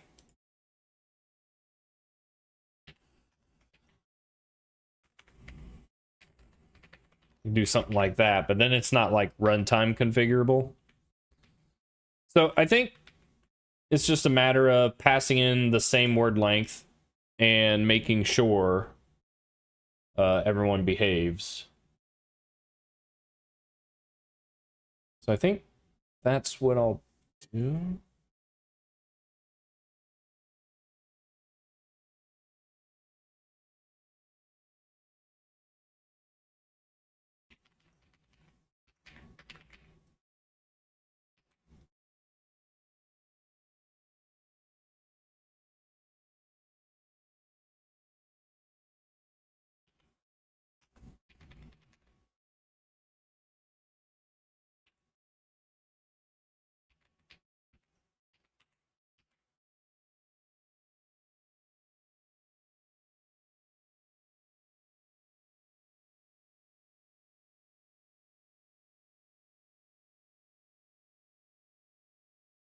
Oh, can I not?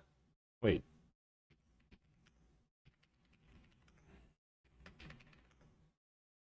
Can I not pre-size?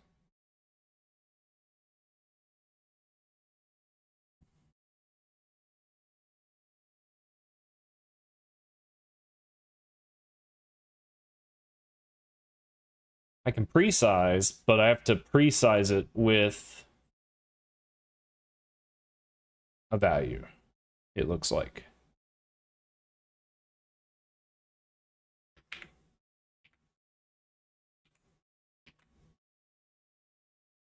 Non-const.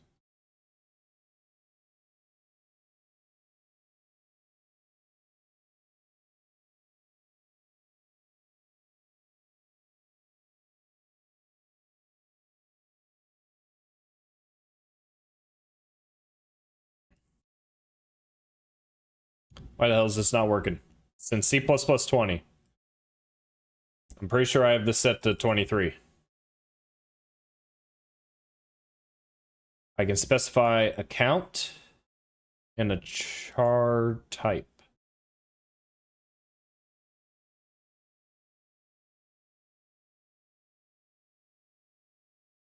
Non-constant expression cannot be narrowed from size t to char. This should work.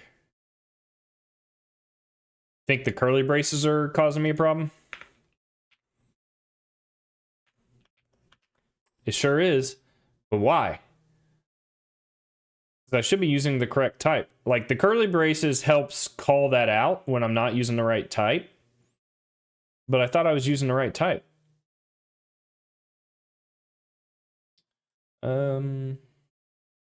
Basic string char. All right, everyone, avert your eyes. I'm looking at STL library code. I apologize. I'll try not to stick to it too long. I just want to see. Oh God, it's hurt my own eyes. Oh God, what is all this? Allocate, copy. That's a copy. That's also a copy.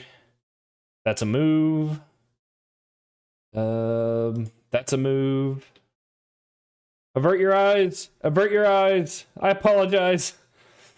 Here, right here. What's this? Nope, nope. That's a pointer. Oh god. Oh, it just keeps going. It keeps going. Oh, here it is. Here it is. Right here. Oh, it takes a const. Because it guards an overflow. What's that macro do? Oh god, it just gets worse. I'm sorry. I shouldn't have done that. I should not have done that. All right. So I think that's crazy. I need it to... Is that real? I don't think I've ever ran into this. If I make this const...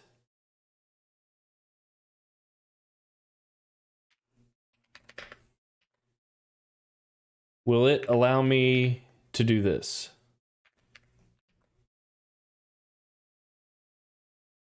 I don't... Does it need to be const expr?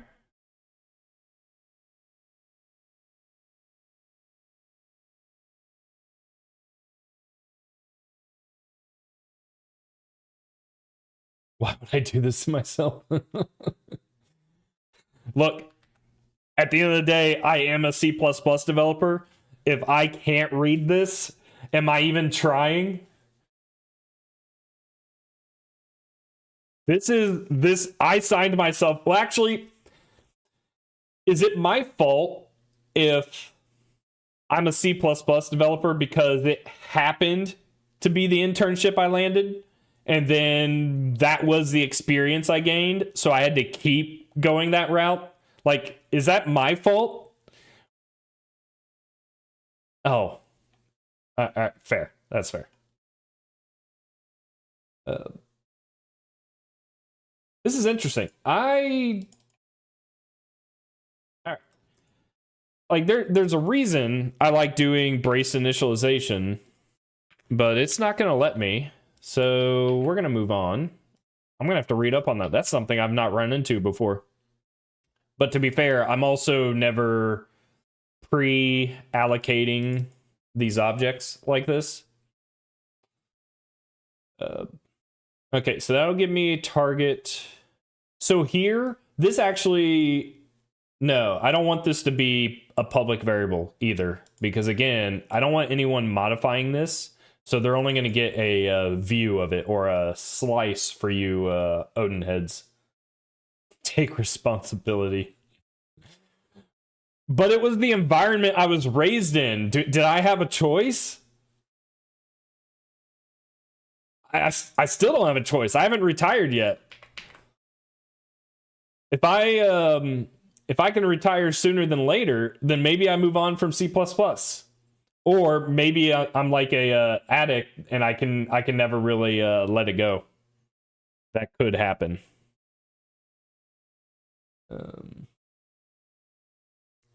Lost track of what I was doing. Dictionary. Okay, so I have a dictionary. It gets populated with words. Eventually, we would load a file, a JSON file probably. That's going to have the target word. So now game, ABC.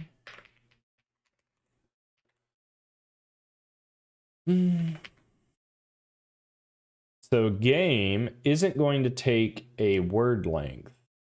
It's going to take a constant reference to a dictionary. Now,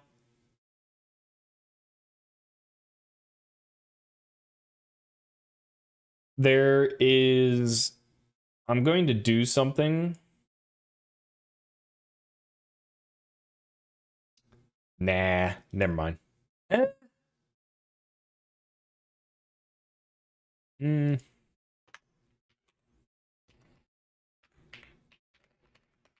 So I can do this. Now, this is something, at least for C++, you have to consider when you're developing your classes. Do you go with a pointer, or do you go with a reference? And it matters. Ideally, I would want to do this because it means I don't have to check for null. This cannot be assigned an invalid state when it's initialized. So I won't have to check for null. But you run into issues, of course, not counting the issues of keeping references that could go out of scope. But just the effect that this has on your class. As a C++ developer, you're developing a class, an object. That object by default is copyable, movable, swappable, etc. But as soon as you introduce this reference, you completely throw all that out the window. And now you have to define all of this yourself. And now you have to come up with a plan for the rest of your code base on how you want to handle things like this. Now, you could do a pointer, and that would be good too. A pointer is copyable, is movable, so the default implementation of this should still work. But the problem is a pointer can be null. So now I've got to check for null. And that's not fun either. There exists, and this is in the CPP core guidelines, there exists the concept of a not null, which is essentially a pointer that cannot be initialized with null, but is still copyable, movable, you're still observing a reference kind of thing. And that would really be the way to go, because then I don't need to do if checks all the time, because I am guaranteed the object was never initialized with null. So that would be what I do, but I don't want to pull in a bunch more dependencies implementation. So what I'm really going to do is just keep track of this pointer and not check for null. And you guys are going to shut your mouth and not say anything about it. Deal?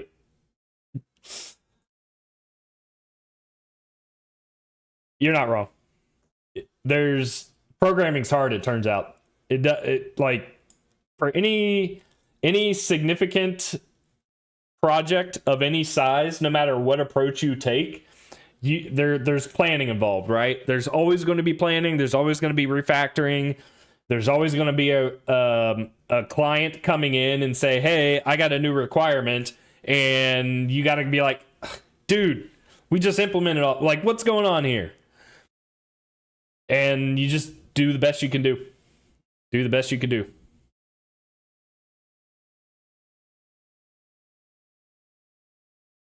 Yeah, this is why you get paid. You get paid when you acknowledge all of the pitfalls and then you jump right in. That's how you get paid. Like, oh, there's a pit trap we're walking straight into. Yep. We're going in head first. All right, with that sentiment, I'll be right back and use the bathroom.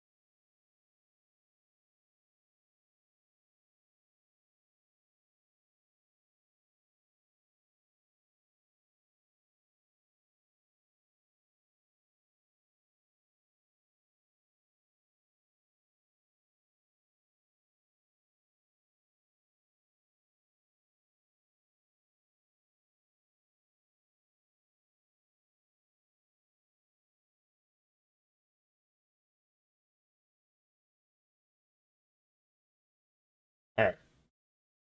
I got a question.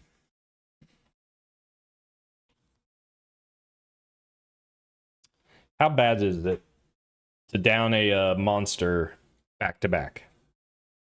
I mean, it's good, right? Monsters are great, and I should be sponsored.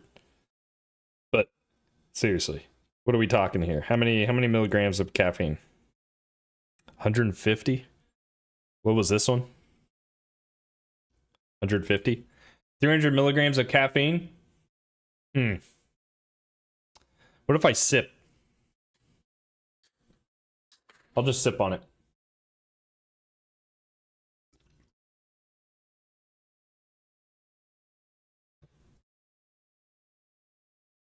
I'm dead serious. Where is it? This is going to keep me up at night. This thing right here. I want to find a way to brace initialize it. So I'm going to have to read up and figure out what I'm doing wrong. Or what understanding I'm missing. And for those who are looking to learn, that's how you learn. Right there. I've been doing this for 15 years. And I mean, to be fair, C++ is insane on the scale of how big and complex it can be. And all the little like nuances. So I constantly run into stuff like this, which maybe I don't run into on the job because I'm working on a fairly stable code base and I'm just maintaining it kind of thing. So by trying new stuff, you get an opportunity to run into things you've not seen before. So I'll definitely be looking this up. Okay. Dictionary, game.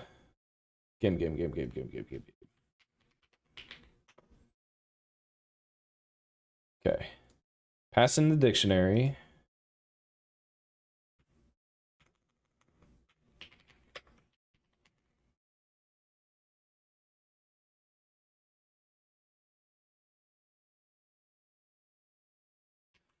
Oh, that makes sense, Oscar.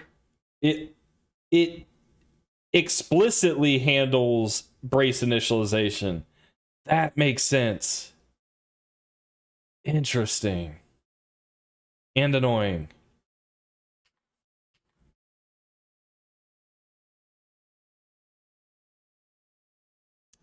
Let's see. Dictionary. I don't need, or I still need target word because I want to convert the string word to a target word. Is that true? Do I need that?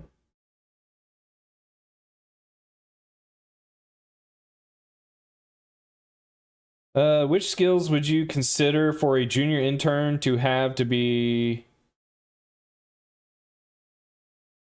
takeable for a company or an entry position for C++? Okay. I think for intern / junior, for one, the intern I would expect to have to know what C++ is, right? I would expect them to know what a for loop is, you know, what ifs are. So basically, general programming knowledge. Okay. Know some math. I wouldn't necessarily expect an intern. Here, hang on.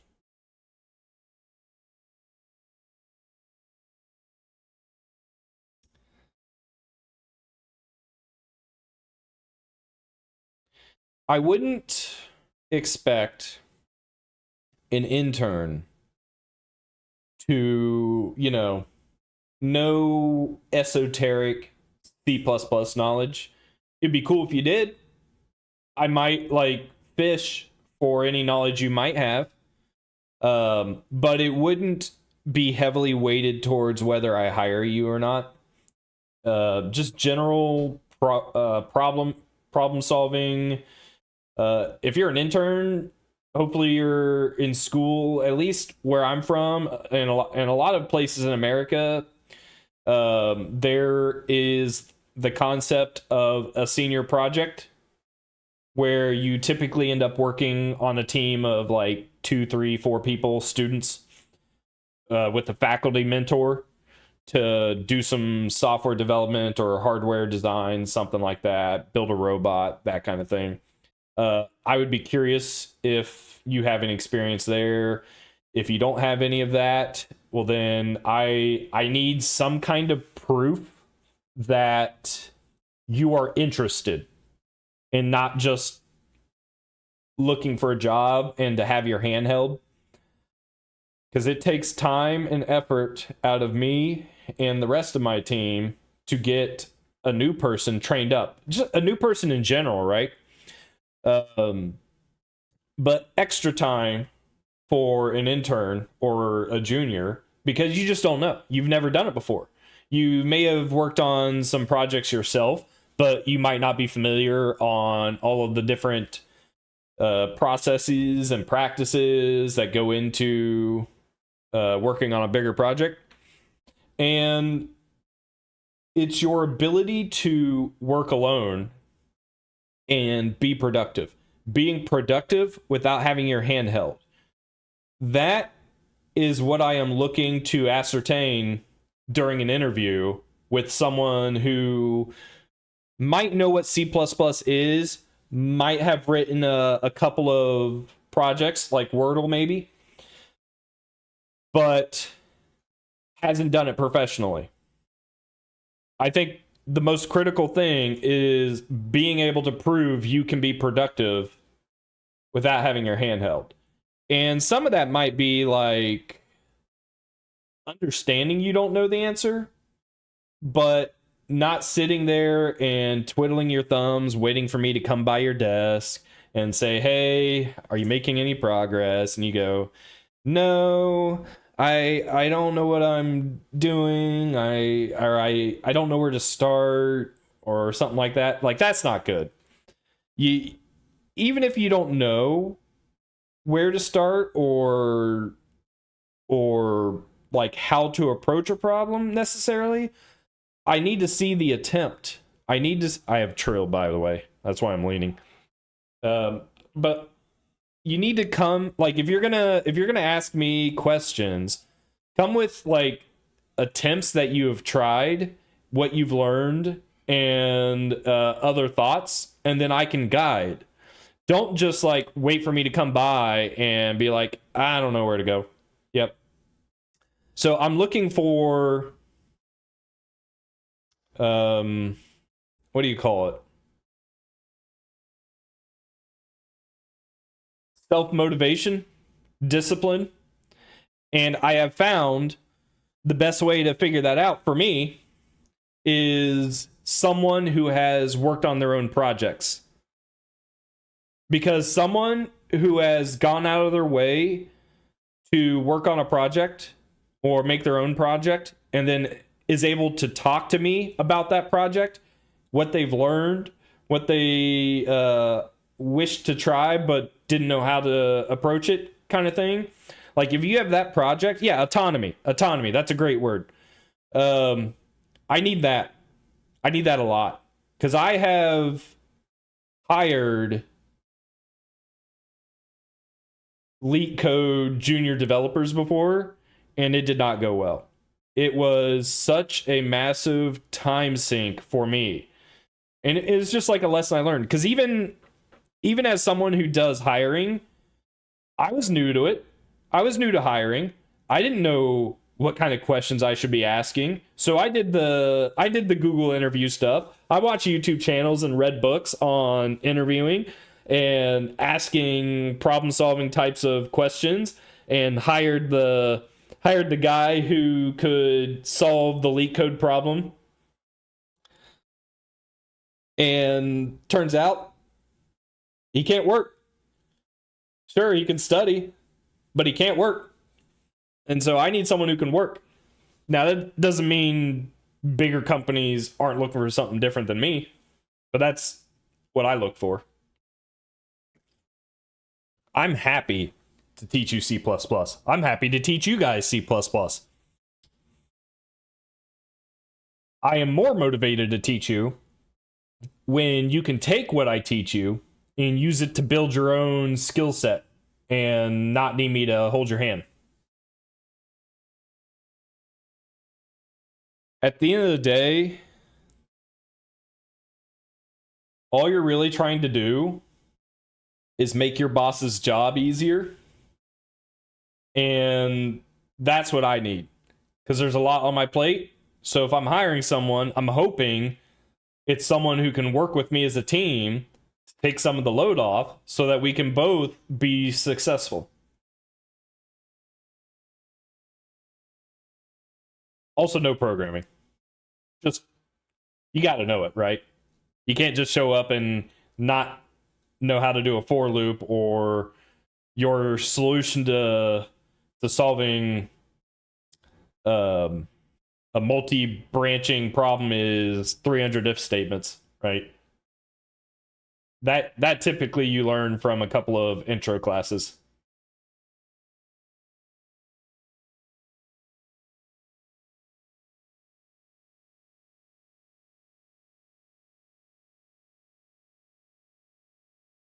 Oh, whoops. Sorry.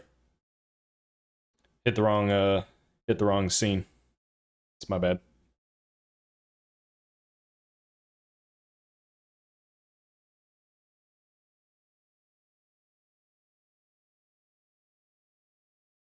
No. I can show you. Now that I have this. Oh, wrong one. This one. Nope. Wrong one. This one. Now that I have this, right? Ooh, let me get this out of the way. What I mean is, I call it leak code, but this came before leak code.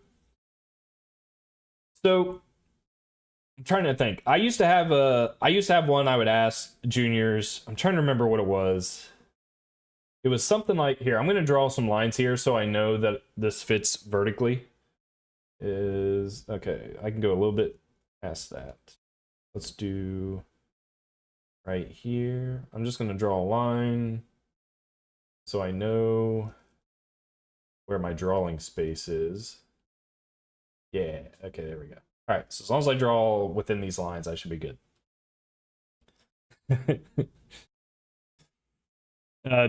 Dal, your expression, I think it's flipped.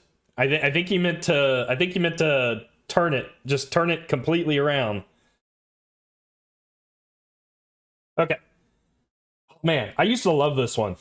Can I remember it? So you're given, God, what was it? I think it's like an intersection test almost. You could tell it's been years. I actually haven't had to hire anyone in a couple of years, just because I've been working with different companies.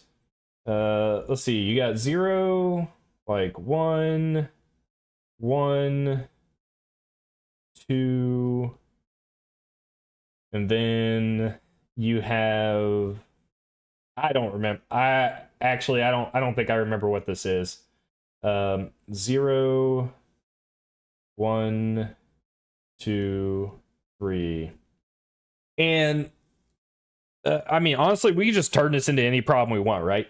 So, like, given a list of integers, can you determine if, I don't know, something simple, right? Is this sum to 8? Right? Or is there a sequence of integers in the list that sum to 8? And then be able to work through the problem. So this is kind of what I mean by leak code. I would expect, and I still ask these types of questions, but I don't put all the weight of hiring decision on this. I am mostly looking for your ability to communicate and thought process. Can we talk about algorithmic complexity? That kind of thing. But I have hired juniors who could solve these types of problems like that. Like, you could tell they've practiced, right? And they sucked at their job. They made my life a living hell because they didn't know how to problem solve. Even though this question is about problem solving, it turns out they didn't know how to problem solve. They knew how to memorize different patterns. And somewhat useful, but it's not everything. Not for me. I need to be like, what's a real problem? Well, how about this? Hey, intern A, I need you to go, like, because so as a senior engineer, generally speaking, I have a broad idea of how I want to tackle solving problems, but I might not know the specifics or the implementation details, and I don't have enough time in the day to go research and explore myself. So I might have,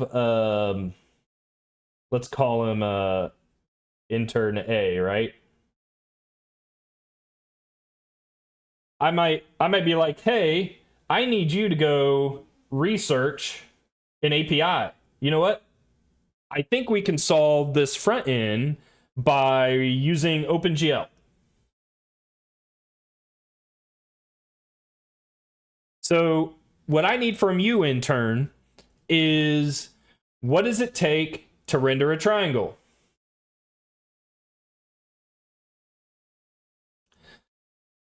What are the different ways to render that triangle? What do I need to use? Fixed function pipelines? Do I need to use the more modern, like, memory buffer pipelines for rendering the triangle? What are the pros and cons? What are pitfalls? Like, things that I know we need to account for, but I don't know the implementation details or know everything. This might be something I give an intern to do, right? Because it gives the intern an opportunity to learn. It gives me an opportunity to see how they are going to learn and see if they're able to provide me some useful information. And maybe I can guide them when they get stuck. Or I'll give you a concrete example that I got as an intern. I was told,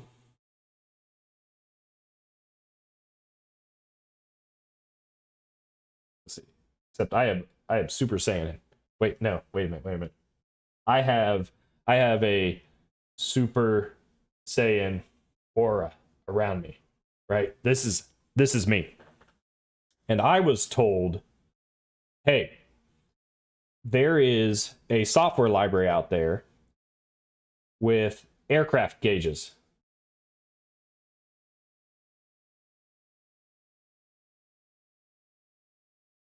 Now, as an intern, I did not know what OpenGL was. I didn't know. I knew what C++ was. I knew what a pointer was. I could implement a linked list in my sleep. I could write a class. I knew what public, private, I knew polymorphism. Like, these are just stuff I learned in school as an intern. So as an intern with a job, I didn't know how to link a library. I didn't know what an unresolved external symbol was. I didn't know any of that. So keep that in mind. I was then told as an intern, hey, take this third-party software library that's on GitHub. I think it was GitHub still. Clone it, build it, link it into this big complex project. So I worked on a modeling and simulation framework that had, like, graphics. So you can imagine an airplane flying around in the world. Ooh, I was about to draw towers. That would have been bad. With mountains. Right? So 3D visualization with visual aircrafts flying around. And maybe some data being rendered via Qt kind of thing. So pretty big, honestly, a pretty big project. 3D graphics, physics models, all communicating with each other to render graphics. Lots of third-party libraries being linked in. Lots of, at this point, what I would call legacy C++. I was told to take this gauge cluster framework, integrate it into this big project, and teach the rest of the team how to do this. Guys, up until this point, the most complex thing I've ever written was a linked list. Like, are you kidding me? Not only did I have to learn how to build someone else's project, I had to learn how to read their code. I had to learn how to read my company's code. Which this thing was probably anywhere from like 500 to like 1.5 million lines of code, something like that. I didn't know what a shared pointer was. So you got to remember, for me, I started C++ right around when C++ 11 came out. In school, I learned C++ 98. So I didn't know what any of that stuff was. I didn't know. I knew what a vector was. I did not know what like an unordered map was. I didn't know what a map was. I might have known what a map was. I did not know about lambdas. I didn't know any of that. And I was told to learn how to build this project, get it integrated with how the modeling and simulation handled data, and get the visual element of it rendering as a gauge with the data talking to it and displaying the state of the aircraft. Like, holy shit. That's what I had to do. And so it makes sense then that I would expect a junior to... I wouldn't expect you to know how to do this. What I would expect you to do is make a real attempt and come back to me and give me a list of things you've tried, the problems you ran into with your attempts, and what you think might be your next steps. You do that, I would be the happiest boss in the world. Because then that means you care. You're trying. You're making a real attempt. And you're someone I can guide and teach. If you look at this and go, holy hell, my boss is a living nightmare. This is insane. We're going to have a hard time. We're going to have a really hard time. Yeah, Dow's got it on the... Dow's got it in one. I think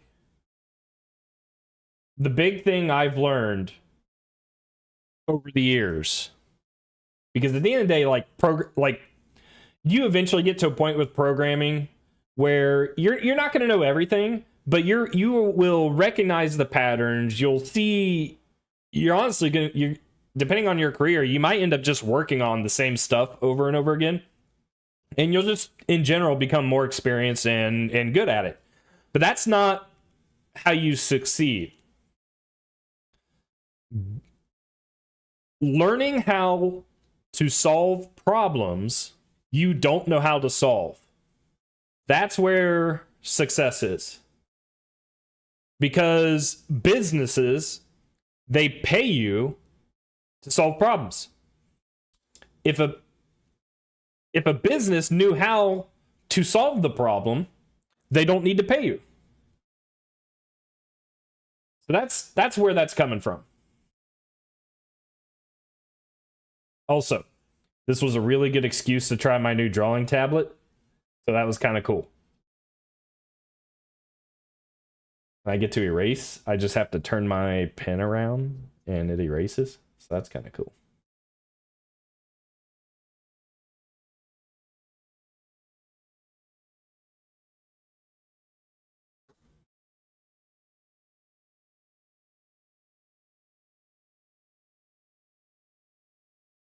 where the API is clean at least. I mean, honestly, thinking about it, because I've seen a bunch of APIs at this point, they weren't terrible.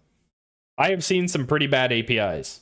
They weren't terrible. They were the best they could be during the time that they existed in.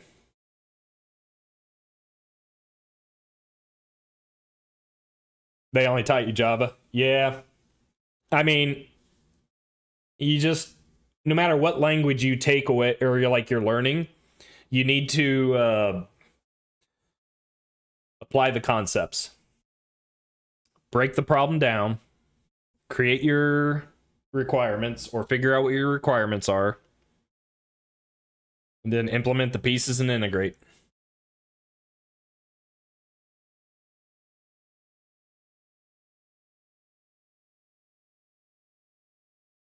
Yeah, I've done that too, Harvey. What did I do? I learned I did, I don't know if it was Udemy, but I did a course for Unreal, also doing the whole copy and paste thing, and I didn't learn anything. All right. Hey, Trill, you want to say hi?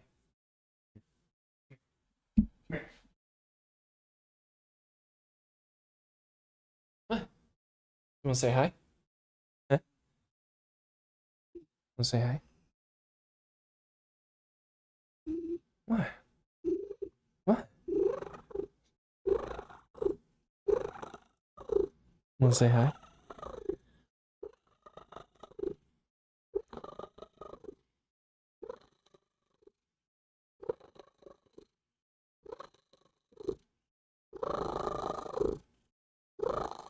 You're so loud. What's going on? Hmm?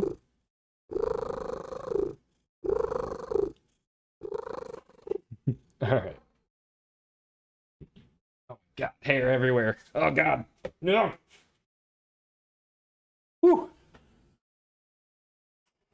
Yeah, doing is how you learn. It's how I've always done it. I even as a professional, like, I mean, you guys are actively seeing it, right? I work on little projects here or there. Cat heard Java being mentioned, got angry.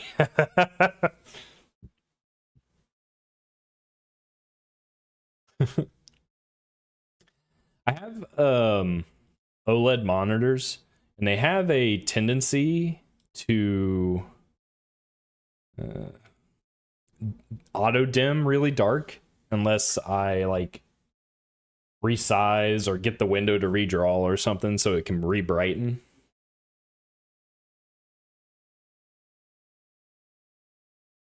Ooh, that's a good point, Vel. I think I was 4 years in to my job when my boss started giving me interns to lead. And through teaching the interns, it occurred to me I kind of sound like I know what I'm talking about. Because up until that point, I think I always felt like I like I didn't deserve to be here, right? Like I got lucky, or the problems I'm working on are super simple and so I'm able to get by. But it wasn't until I had some interns working under me who, just like I did at the time, had no idea about anything, that I was walking them through, and it's like, oh, I understand what an unresolved external symbol is. I know what that means. I know what it means to include a header. I know what it means, or what happens if you don't have your include guards. I know why you have to define a template class in a header file. It's like, oh, wait a minute. I actually kind of know what I'm talking about. I know what the benefits are of a shared pointer and what happens if you use it incorrectly. It's just stuff you build up over time.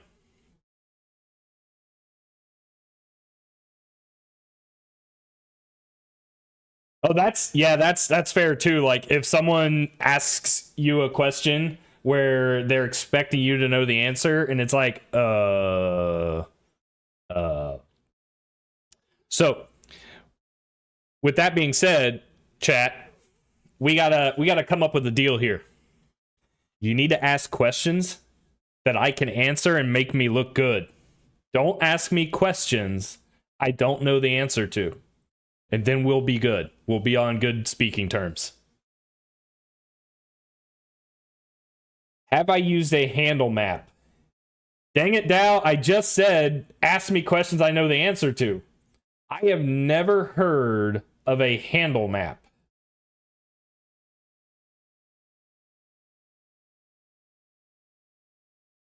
Jan? You're testing me.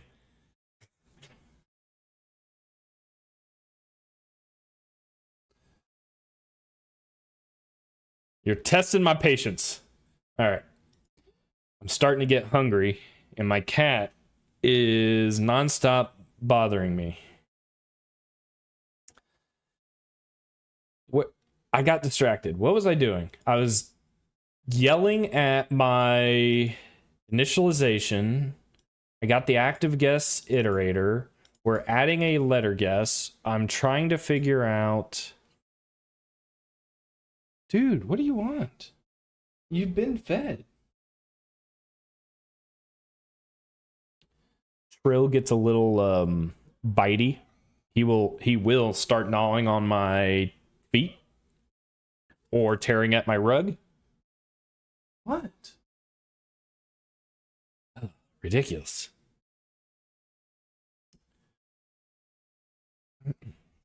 Are you serious? Can you guys see him? Oh, you can't see him. All right. I'll be right back, guys. I apologize. Come on, dude.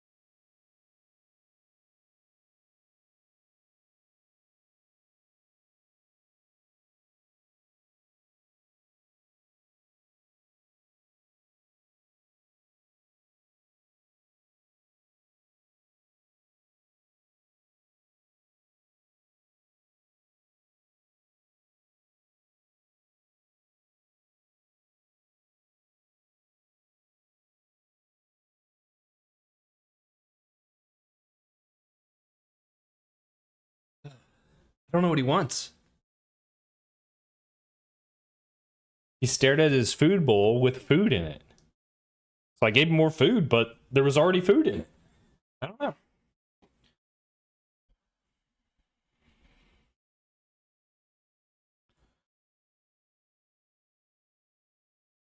Okay. So we were. I know we need a string to letters, letters to string. Oh, that's right. The dictionary. So the dictionary will give us our target letter.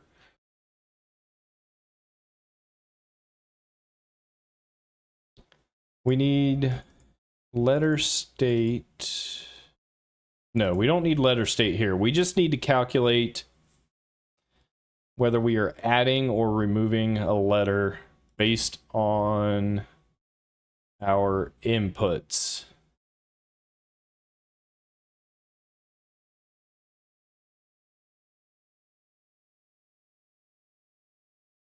Array you index into with an index and a generation.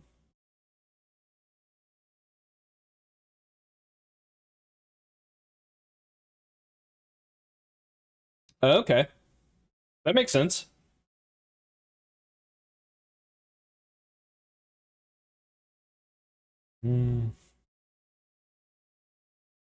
So we need to. Okay, so we're gonna need submit active row as well, which might might be able to get away with being private. I don't know if we need to handle this ourselves.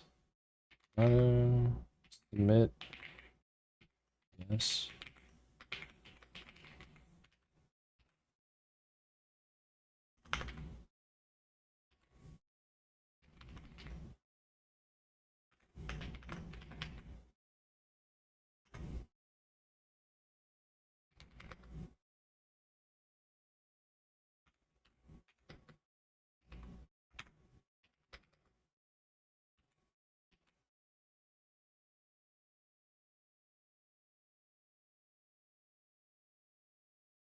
And then we're also going to need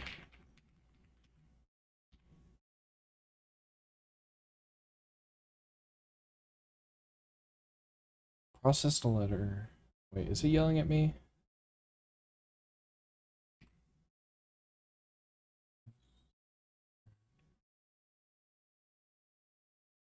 Why the hell is he yelling at me about this?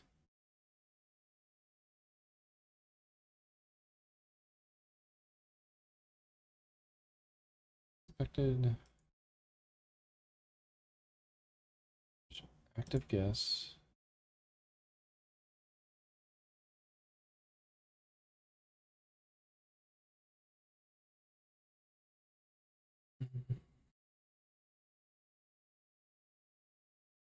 We're doing a letters to string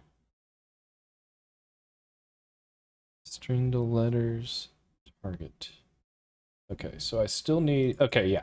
So target word, I need to populate and do like for auto letter dictionary dot target word. Except here, we don't do it this way. What we can do is magic enum, which I have not included.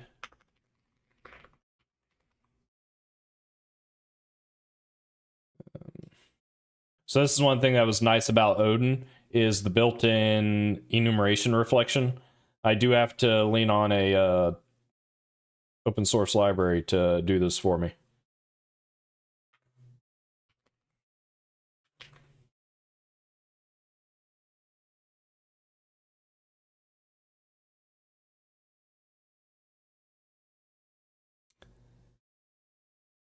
Oh, okay. I know what you're talking about, Dal. I do know what you're talking about. I don't think I knew it was called a handle map, but that makes sense. I have seen that before.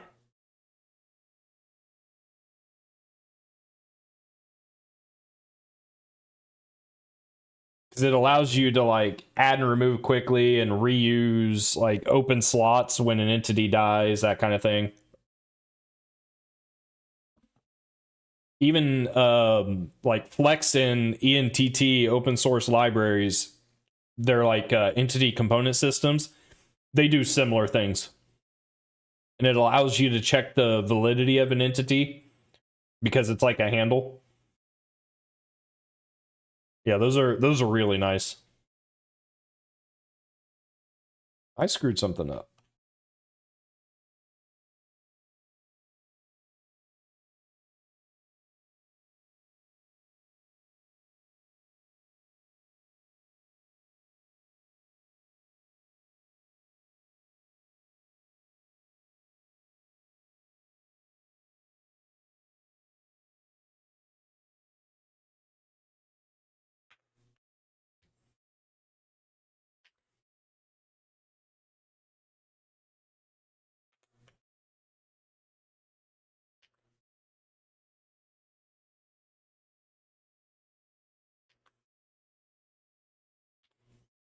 There we go.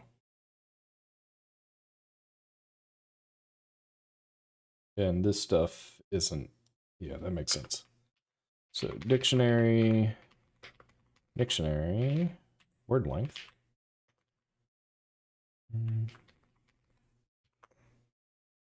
Word length, that makes sense.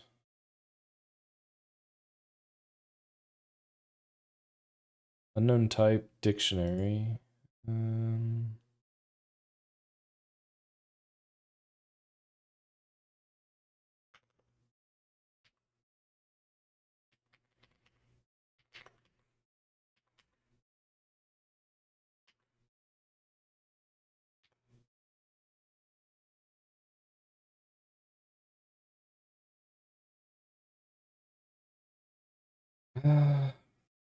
Invalid. Let's see. Window position does double to int.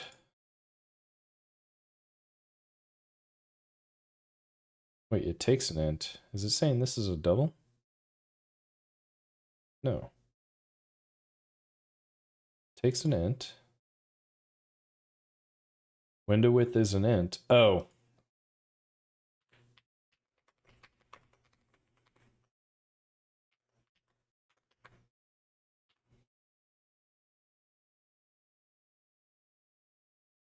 And then none of this stuff exists. So I'm going to comment that out. Just want to make sure everything is compiling.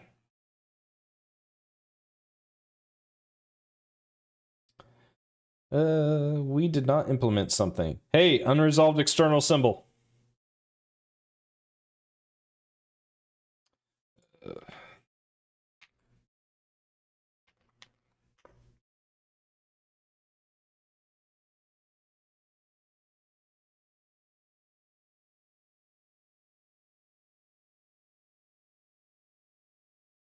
Oh.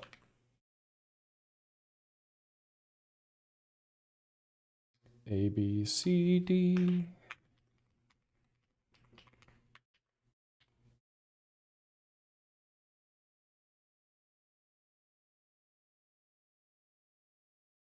There we go.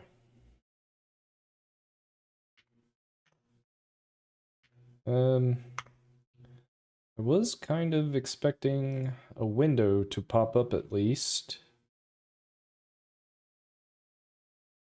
We throw an exception that I don't know of. I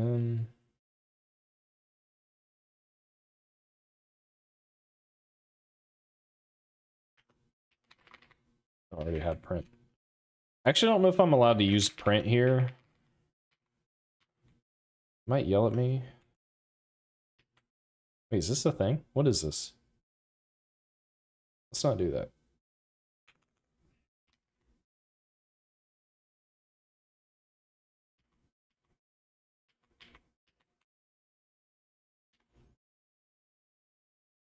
Okay, good. I think print could technically throw an exception as well. Bad optional access. So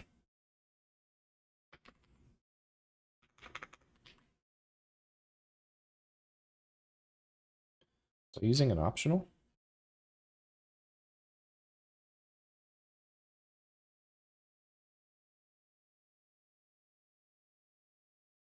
Dictionary.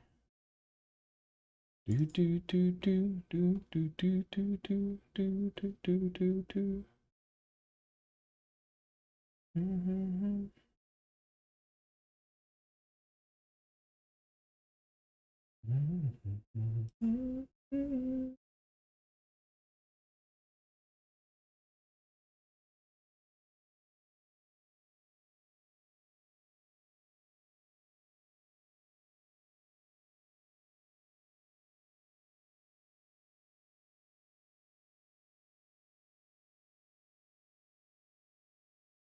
Oh, does it not?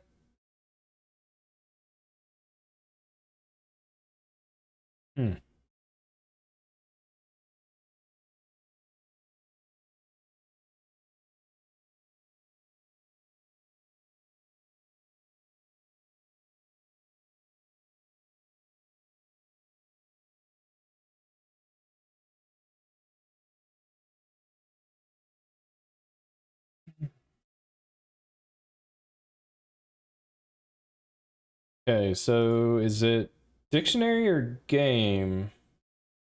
It's crying. Okay, we're at dictionary. We step over game. Okay, so it's in game.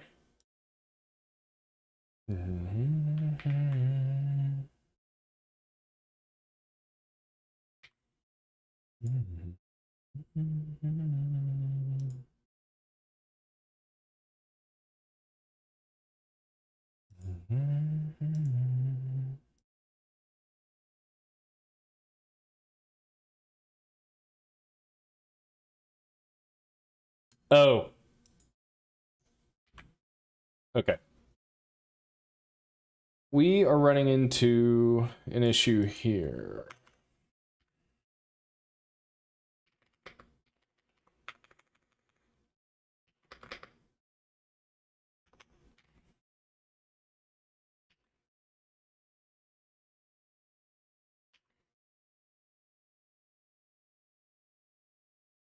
Okay, so why? Okay, because these cannot be converted to a letter. But I was hoping enumcast.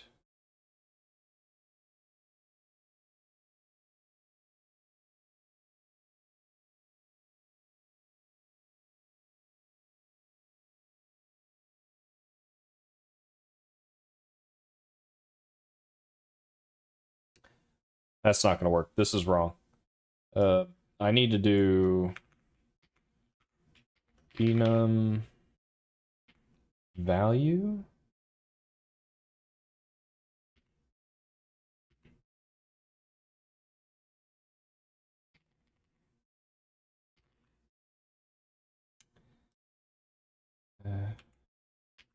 So this.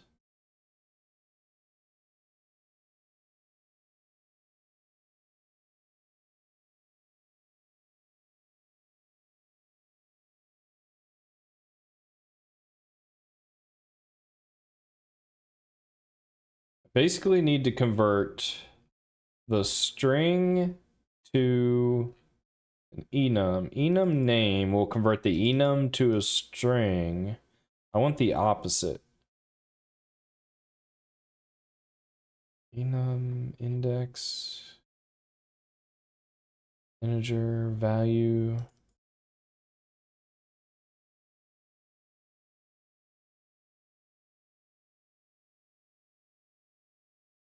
Enum name. I thought it was enum cast. Yeah, I thought it was enum.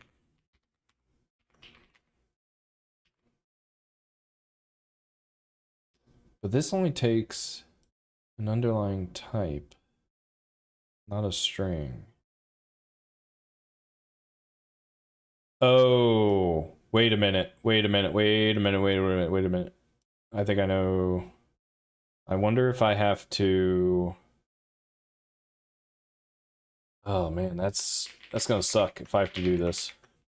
I guess it's not the end of the world. It's just annoying. It's an allocation. I have to basically convert the integer letter, a char, to an actual string type so it can. Ooh. Can I do a string view? That would be even better, actually. No allocation. Huge. Huge if true.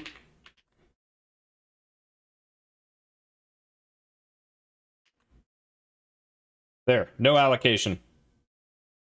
I think this is the issue.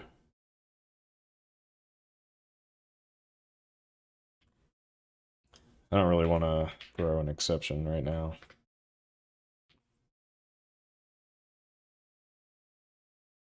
All right, let's run the debug to make sure I'm not crazy.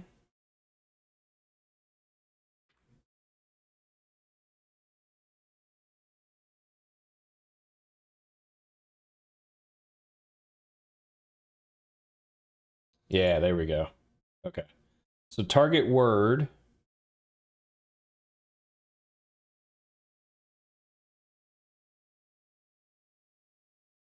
has capacity 1 with letter F.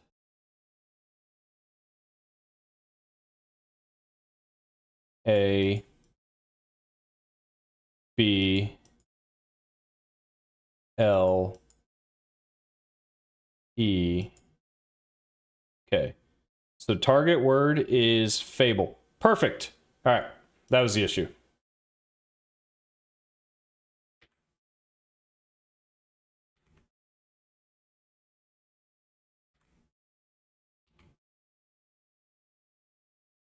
I actually prefer errors by value personally. C++ has exceptions by default unless you turn them off with the compiler. So at a bare minimum, one of the things I will always do is wrap main in a catch-all try-catch for logging purposes. But in my own code, if I can, I am doing error handling by value. And with C++ 23, we can do that with standard expected.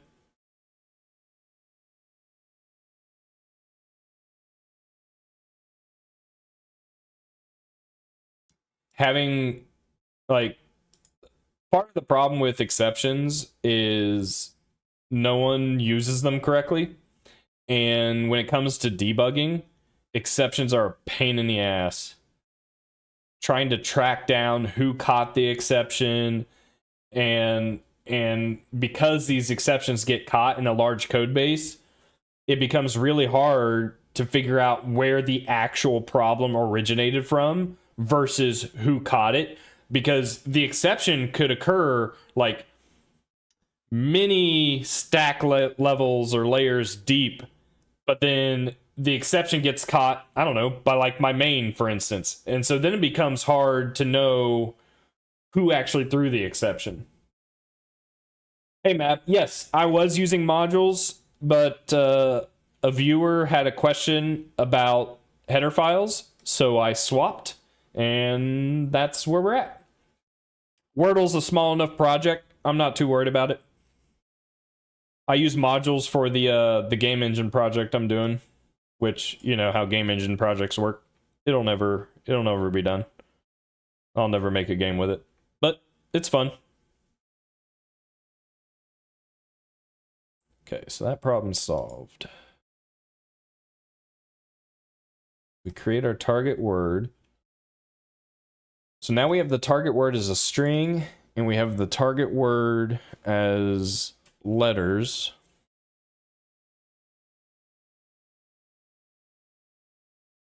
Yeah, exceptions are a pain.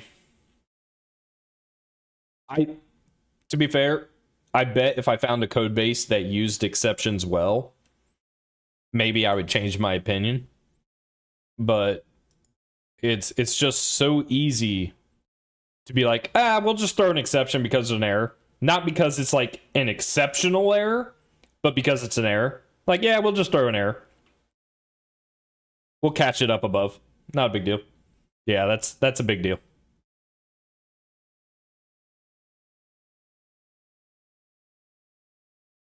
Thanks, Kucha. Really appreciate it. All right. So string to letters. So now I don't have to do this every frame. It's already been done. So as a user, we enter a letter. A letter would be anything on the keyboard, an enter, or a delete. If it's none, I don't think we do anything. I think we just continue. Is that how we did it with Odin? Where was that?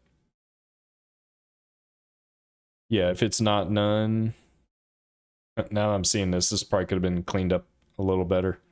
But what I would do is, if state is not playing, or, did you guys know this?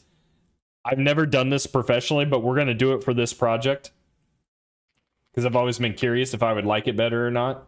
If letter is none, C++ supports using English for your ands and ors versus this. Now, as someone who is very, very used to seeing the two double ampersand to mean and double pipe to mean or, I can read it just fine. But I could see arguments being made for using explicit English, because then you don't end up accidentally doing like a single ampersand or a single pipe.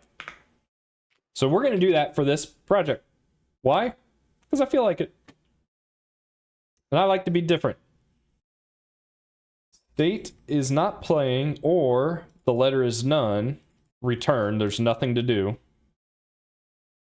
So then I can do switch with a fall through, or just switch. I'll do a switch.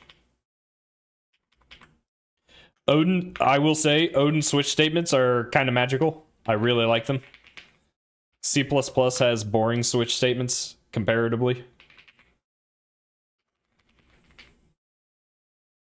So we'll have an enter, a delete. It's almost like these aren't letters. It's almost like they're commands. And then we'll do default.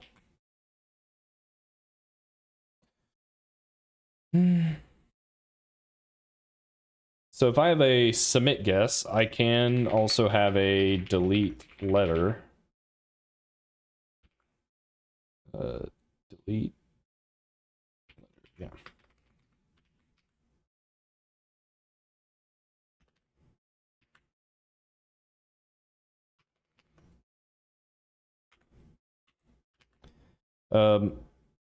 Another thing Odin did really cool is, you guys can't really see it because it's behind chat, but it has this like hashtag reverse you can put next to a for loop to do reverse iteration. With C++, we can do that too, but we have to use ranges. And I don't remember which header file it's in. Let's see, if not... Oh, I didn't even know not was a thing. Holy crap. If not empty, pop back.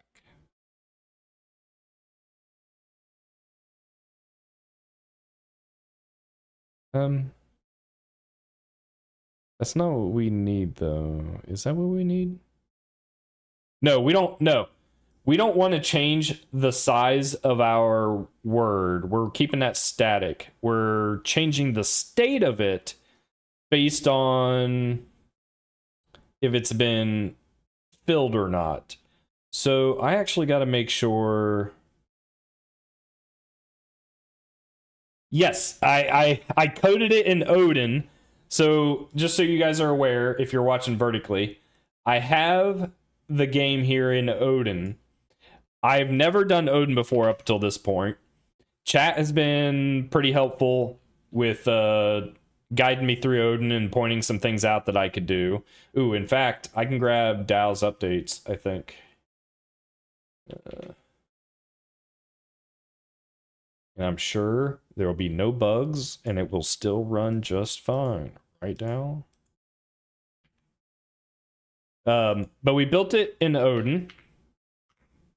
So here it is. Quilt. Oh, I got it in one. Easy. New game. If I submit, I get not enough letters. If I put in a word that isn't in the dictionary, it's not in the word list. Not enough letters. If it's in the word list, but it's not the right guess, then it'll be just like Wordle, right? So we know we want an L. Eagle. Fable. Oh, this happened last time. Oh my god. Oh, apple. Apple.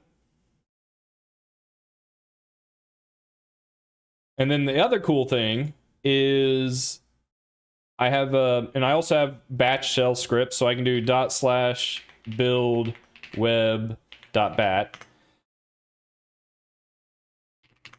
And I can come in here into this web folder, right click on index.html, show preview, and we have Wordle running in a browser built using Odin.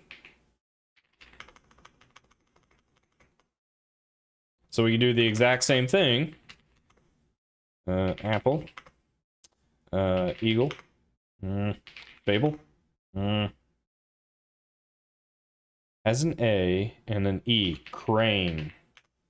There. And we hit new game. And all of that is populated via this JSON file. So we can add more words here to make the game more complicated. It's still 5-letter expectation. But yeah, I'm doing it in reverse. The C++ guy built it in Odin first. Now I'm porting it over to C++.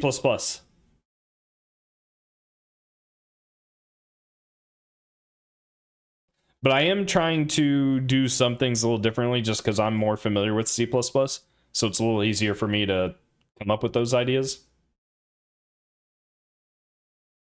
What is this music?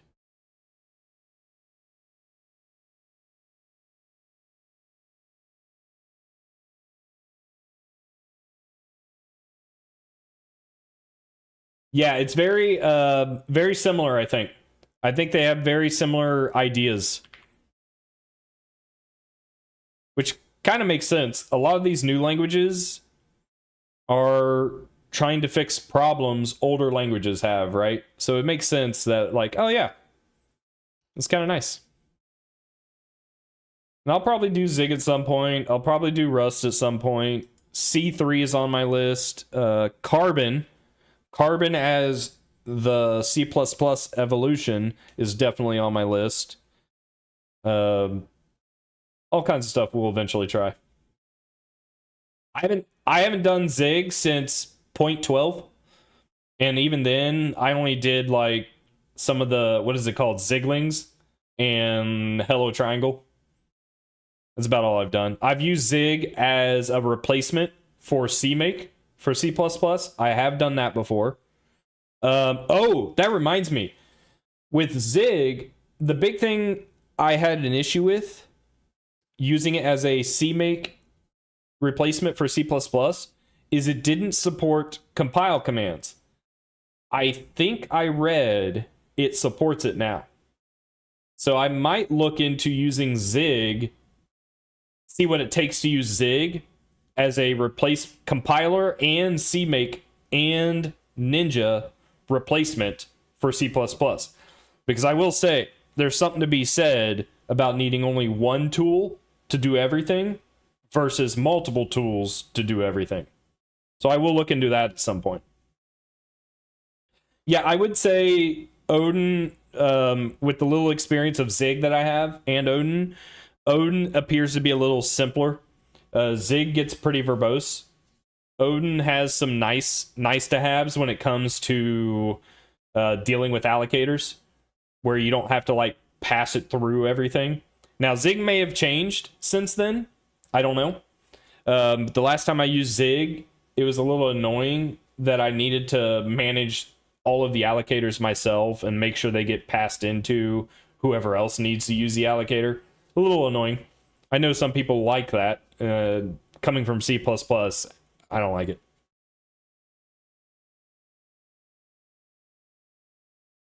Yeah, I definitely want to try and use Zig as a CMake replacement again. I'll make another attempt at it.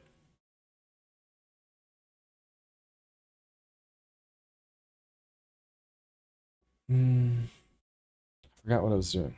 Keep forgetting. Let's do delete letter. Delete letter. So I don't really want to do pop back. What I want to do is fill. I need to make sure I initialize my letter guesses. That's what it is. With size and letter guess is a vector, so letter none, I think is what I need. Incarnations. Oh, letter state default. Yep, that makes sense. Okay.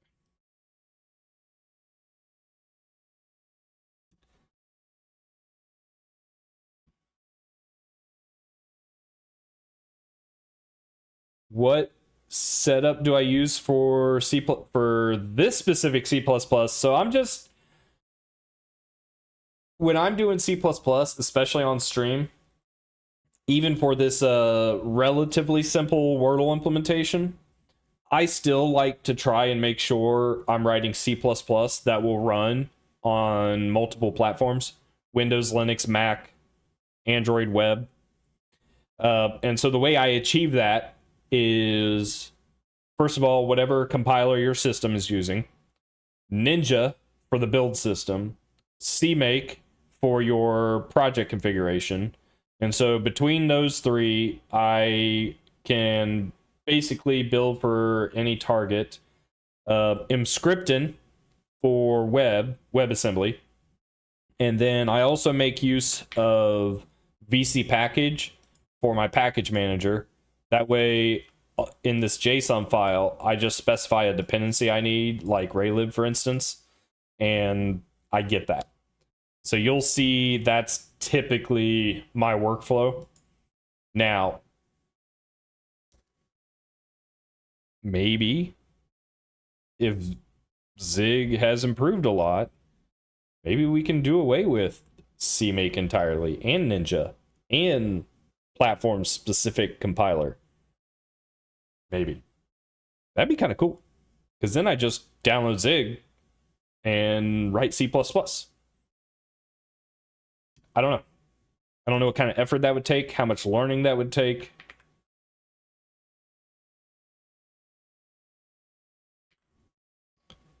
Delete letter.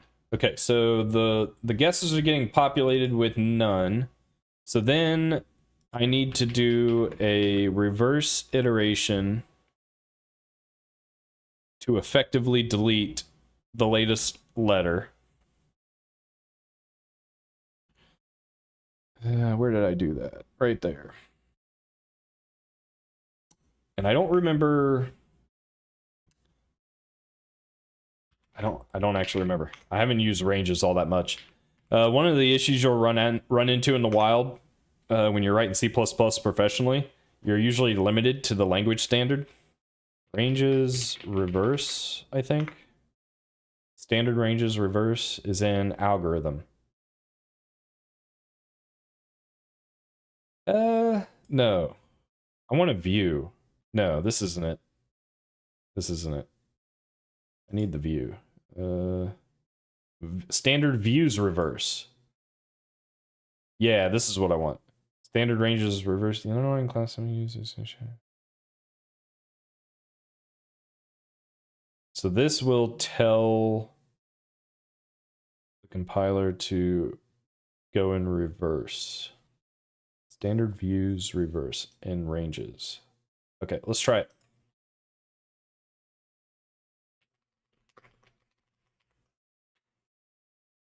So in here, 4. So it's trying to autocomplete. So this, honestly, this is how I used to do reverse iteration. Actually, probably still how I do it until I learned how to do it with these ranges.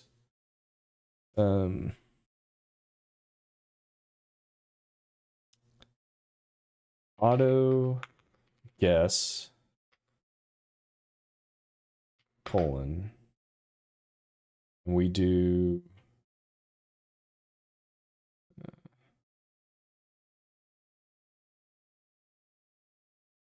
what's the best way to do this?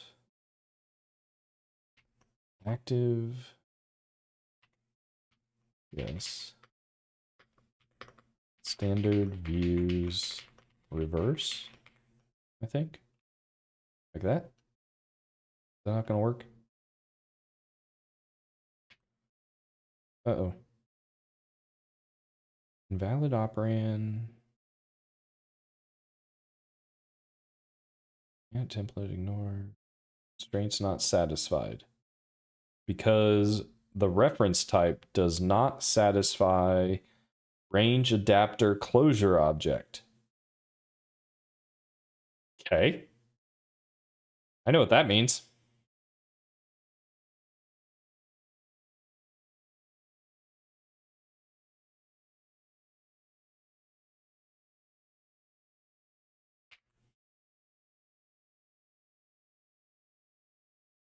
Fix.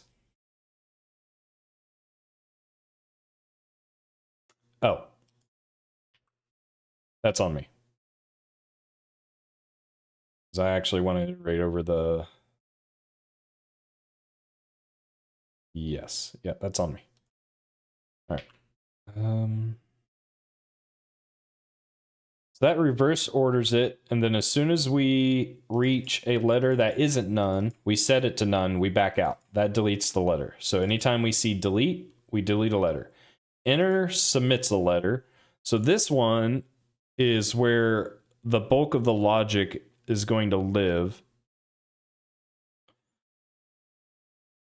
And we need to basically, how do we do this? S exact matches. String to letters. So we have that. We have our target. Actually, I don't even need that. We just have target word. So for auto letter in target word. Oh my God, what is it trying to do?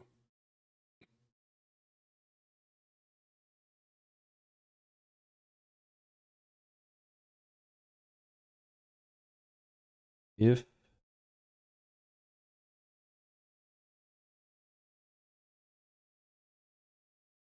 that's the guess. Oh, oh, duh. Yeah, okay, so we're gonna do a dumb n squared in n being like 5, but we're gonna do an n squared, and that might be what this is trying to do to determine if they are the same. So let's see if I understand what this autocomplete did and if it actually is what I need. It's going to transform the letter type to, wait, what? That's dumb. We don't need that. So here is the n squared. So we do a find on if the guess is the same as the target word. Row guesses. So really I could just do active guess, yeah.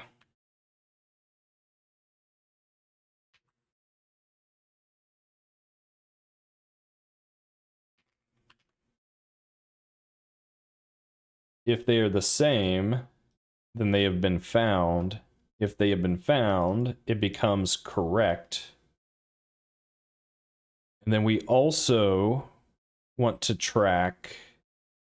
See, this is something I think Odin does really, really well. Is these enumeration based objects. I need to do. Can I use my array to do this? Enum array letter int letter counts unused.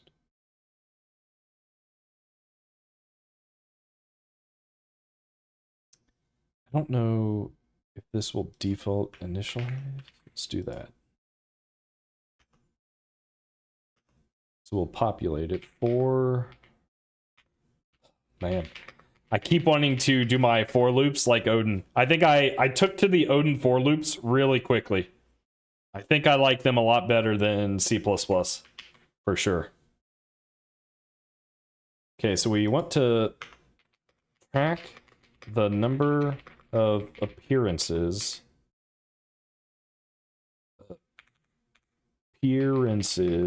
of each letter in target word, yes. We're going to need that in order to know if we should render 2 letters with a yellow or 1 letter with a yellow.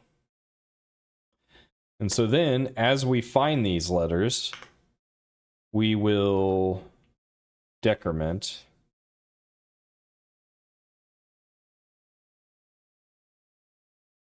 Yeah, I mean, don't get me wrong. I've got over 40,000 hours in C++, probably more. I am fully aware of how painful some C++ can be sometimes, especially when you're like trying to get stuff to work cross-platform. Ugh, the amount of like time and effort to maintain a well-rounded project to work on all these platforms, it takes real work. And I'm sure it takes work for these other languages, but some things the languages do, the newer languages do, just makes things a little easier. It just makes things a little easier. Okay. All right, so that will decrement. My enum class here is untested, so I don't know. This should be okay, I think.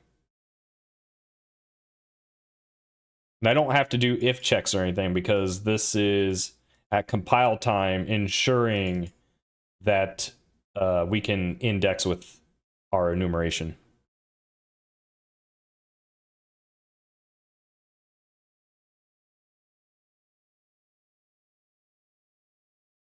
Okay. So that will set our... Oh. Is this able to know? No way. So we loop over our guess. If it's correct or none, go to the next letter. Okay, so we are begin word validation, I think. So if it's correct or none, move on. Otherwise, if we have counts remaining for the letter, then it's present. Otherwise, it's absent. Is that true? So what we did originally was set everything to absent. Then if the letter is in the word, it's marked correct, which we've already done. We did that up here. Oh, I'm reading the wrong line. Okay, yeah. So if the letter is not correct, we're doing work, which is basically what this is saying.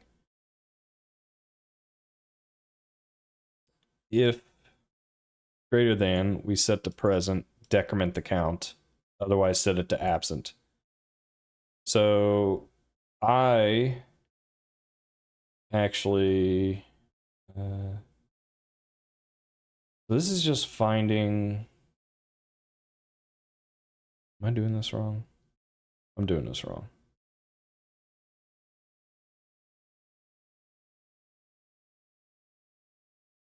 I need to iterate over the active guess, populate it with absent, and then check. Yeah, I did this wrong. Active guess, guesses.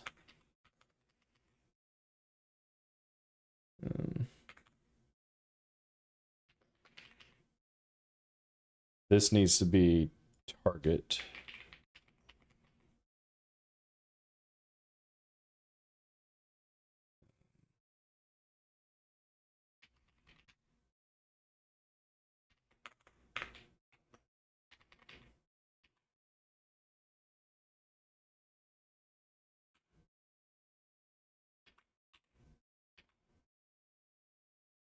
So then while I'm doing this, I can say state is absent.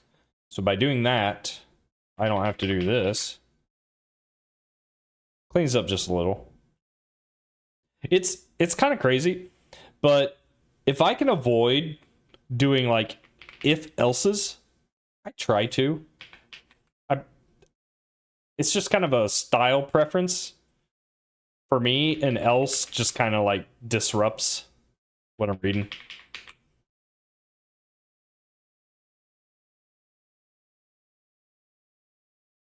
Okay, so we populate our guess, we initialize our guess basically with all absent.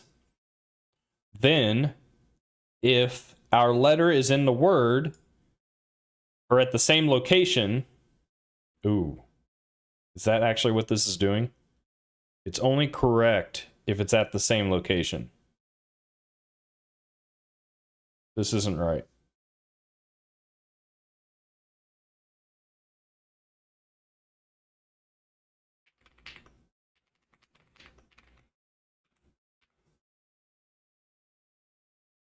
Odin has this built in. C++ doesn't. But I can do this now. Except I don't know what side. Enumerate.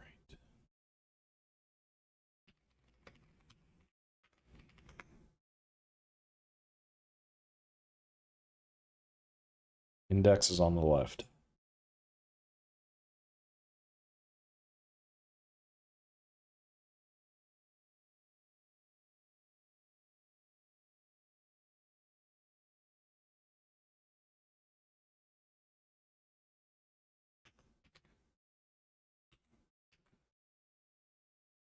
Okay, it doesn't like non-const L value reference. Oh no.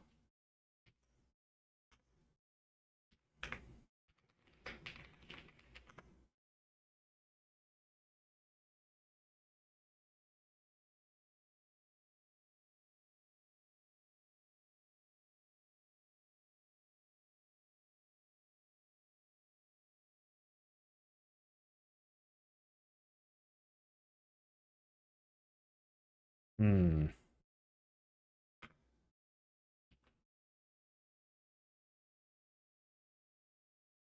Hmm.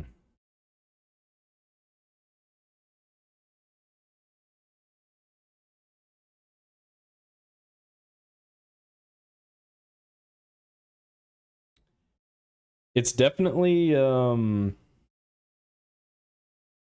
it's definitely different. I like just the short time I was using Odin, like it feels different. Um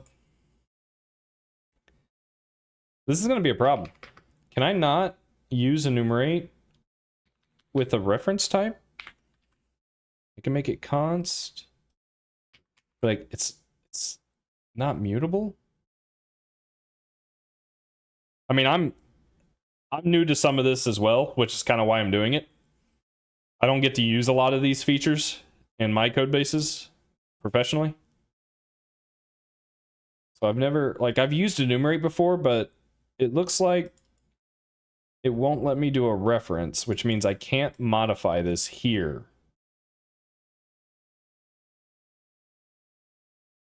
So I think what I need to do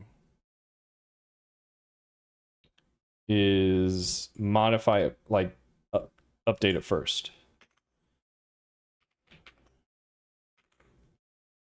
I can, honestly, I could do, like, standard, fill.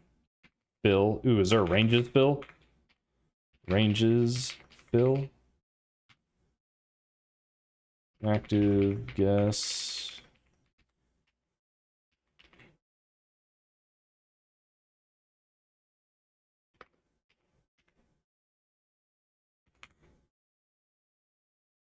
Hmm.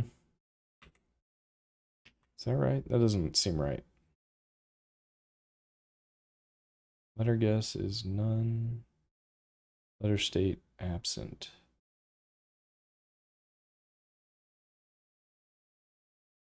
Maybe it is transform. Here, let's do this. I don't know.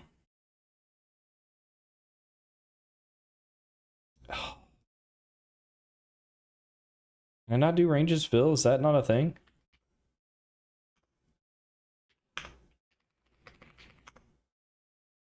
It is. Oh, it's in header algorithm.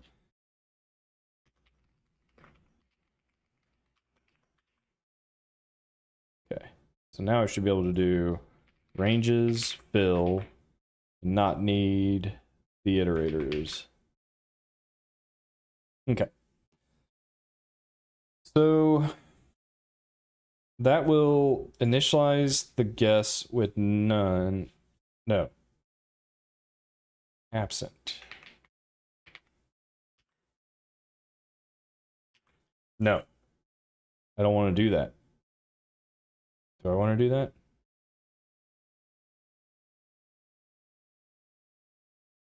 Active row, letters, absent.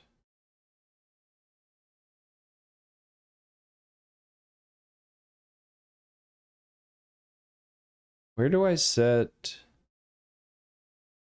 the letter guess? Oh, it's in process keys. So it's basically down here.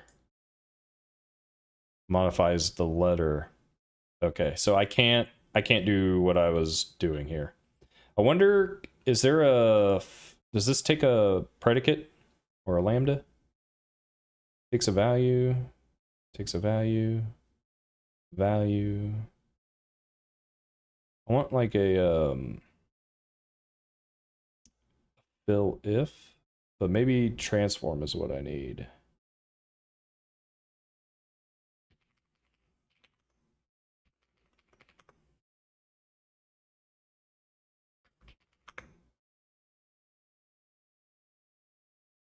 Replace if.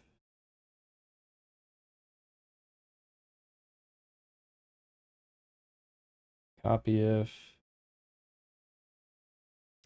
Maybe it's transform.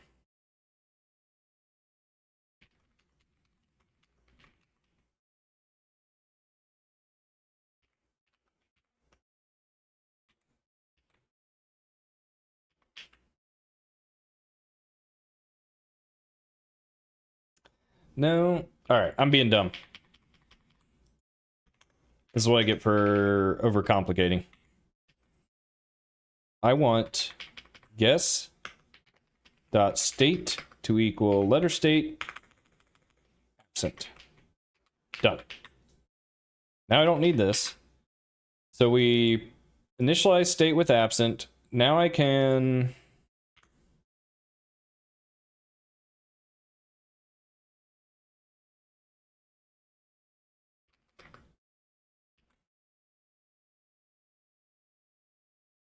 probably can't do this anyway. So let's just do a regular roll for, unfortunately.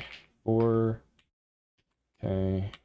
Guess letter equals target letter correct subtract. We're not modifying, so we can do const. So that works. We can go even crazier here. We're about to do something crazy.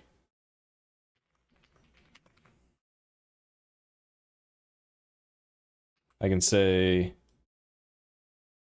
decal type that to make sure we're using the correct type. Oh, we are modifying.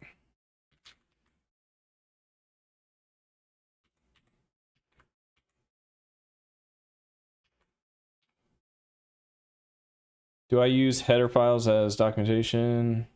Yes. If I'm putting code documentation in, I'm doing it in header files.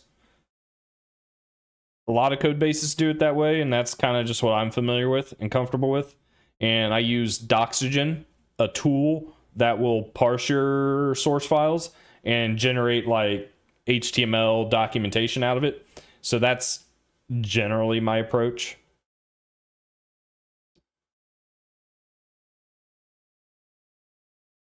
Okay. I don't need freaking autocomplete. I don't need this.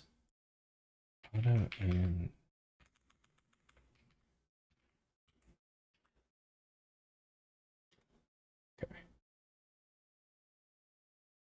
okay. Initialize state to absent, pre-initialize state.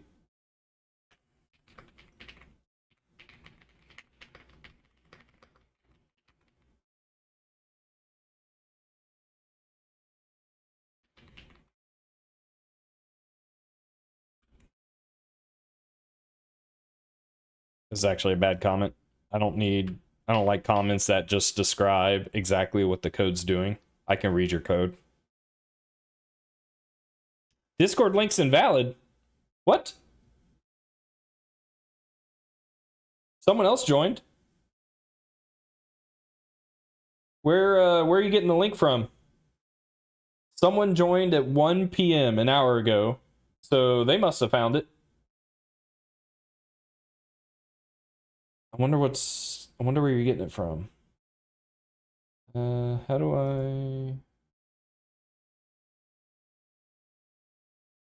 I'm gonna copy the link in the description on YouTube. Okay, let me check.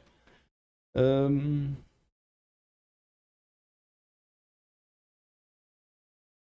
a bummer. That means I have a crap ton of videos out there that have an invalid link.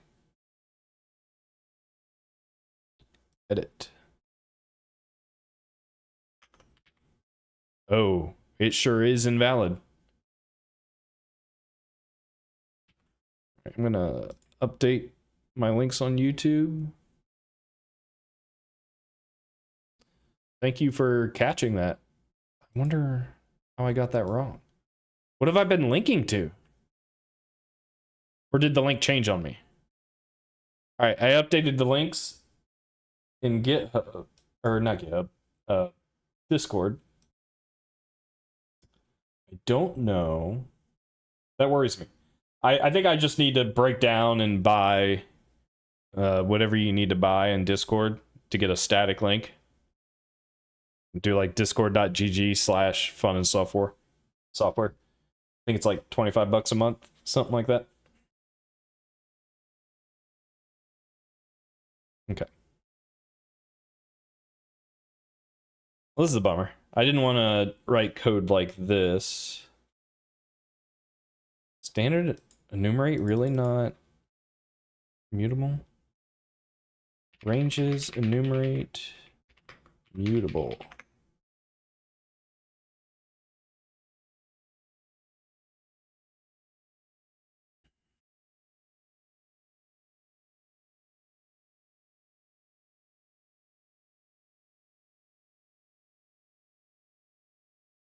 Oh, do I need to make it an R value? Let me try that.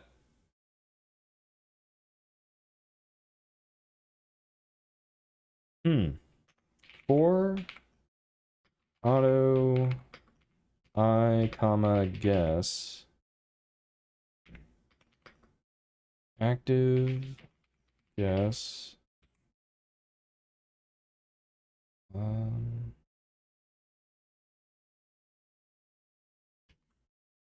holy shit, yeah, that'll do it.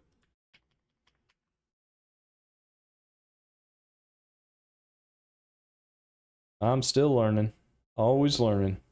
Okay, is that build? All right, guys, I have been streaming for 3.5 hours, mostly nonstop. I need to use the bathroom. I'm hungry. I am going to I think I'll just step away for a sec. Let's do this and I'll be back.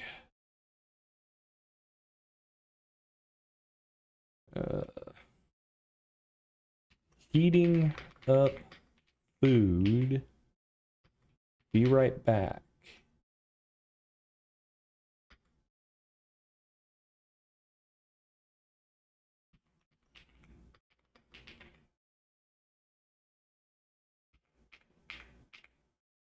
Make it really big, really bold. People can see that. All right, I'll be right back, guys. Give me like, maybe 5 minutes, maybe 10.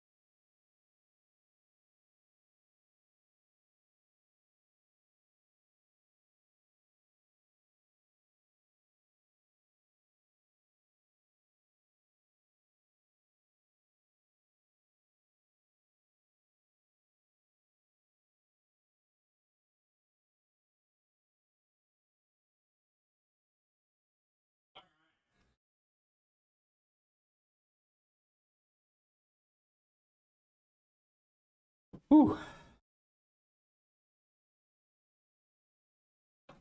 Got myself some homemade turkey sausage, potatoes, broccoli, quinoa. Mmm, so good.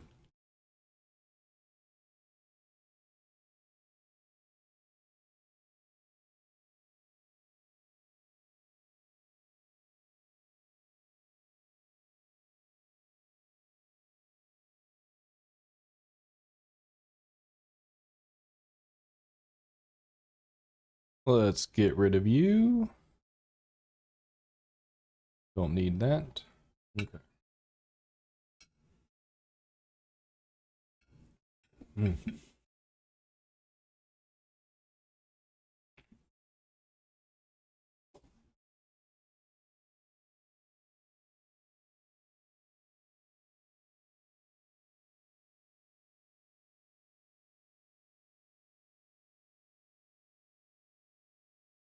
Okay, so submit guess. We track our letter count for the word.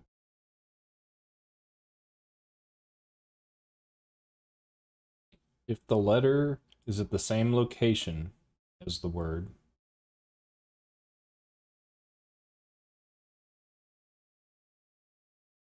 it's correct.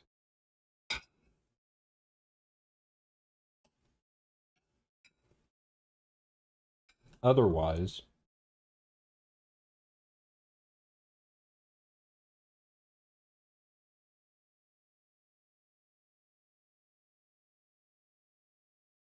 it's present.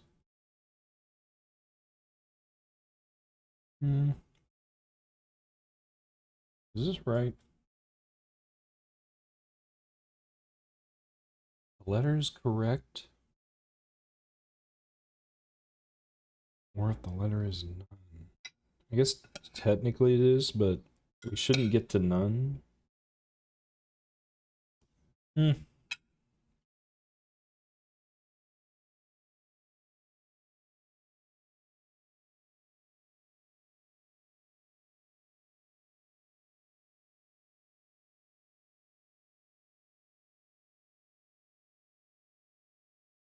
If it's correct or none, continue otherwise. We might be okay.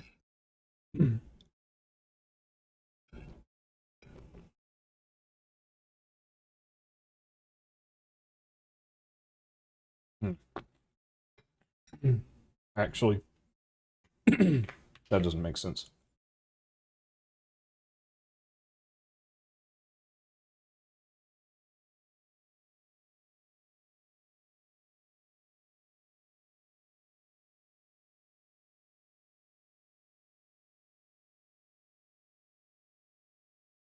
Update the keyboard state. Okay, so we haven't done keyboard state yet, which I think is fine. So then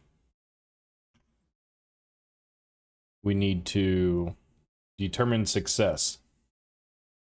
And success is only true if const auto success equals standard, I think olive. Yep, olive. If all of the letters are correct, then we have successfully guessed the word.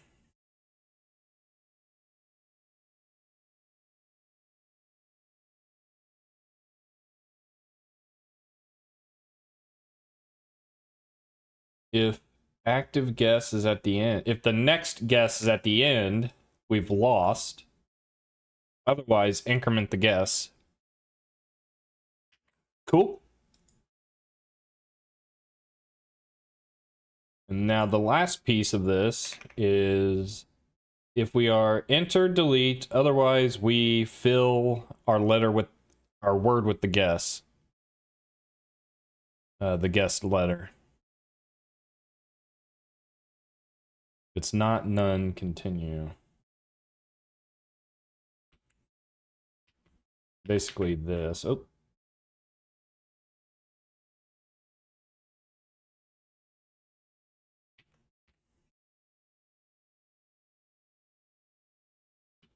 No.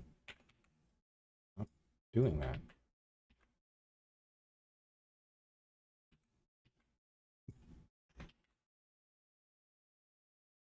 Is there not equal?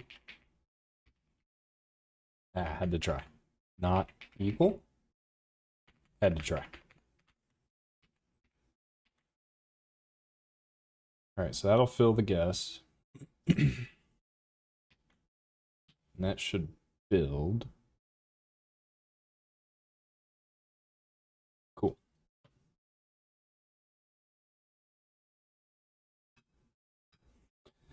Trill is laying on the floor right behind me.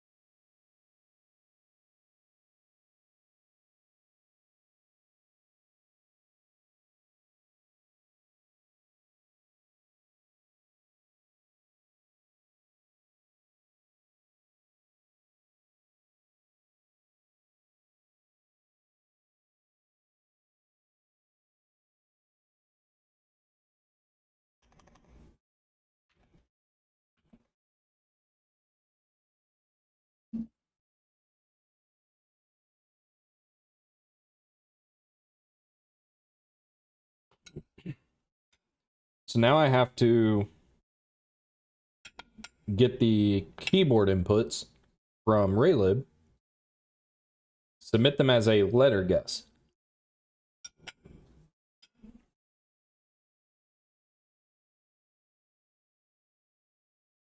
Which means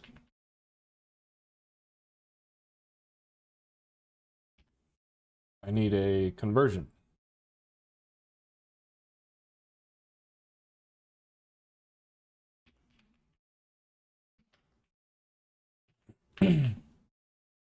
Silver, I am porting. So this is kind of finishing up a series I was doing on stream the past 2 weeks. I implemented Wordle in Odin right here.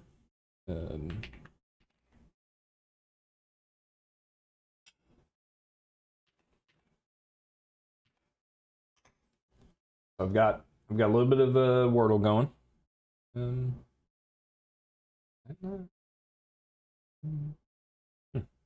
Weird.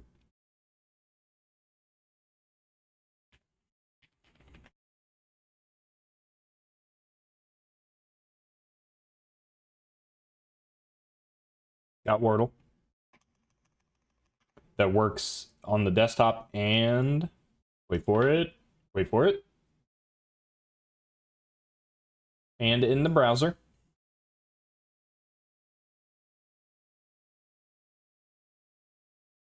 So I am finishing up porting this to C++ so I can do kind of a summary comparison and maybe make a YouTube video out of it.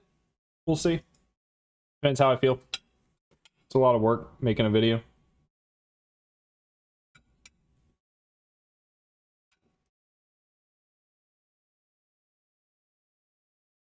Thank you, Silver. I appreciate it.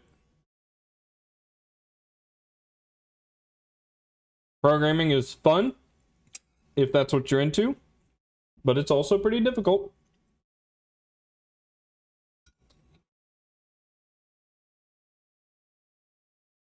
Just gotta practice.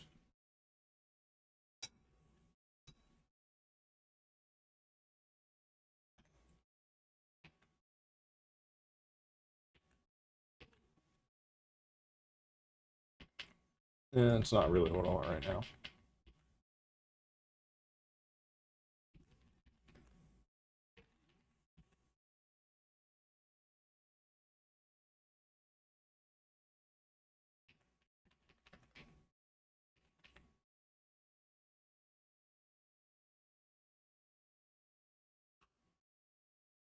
Hmm.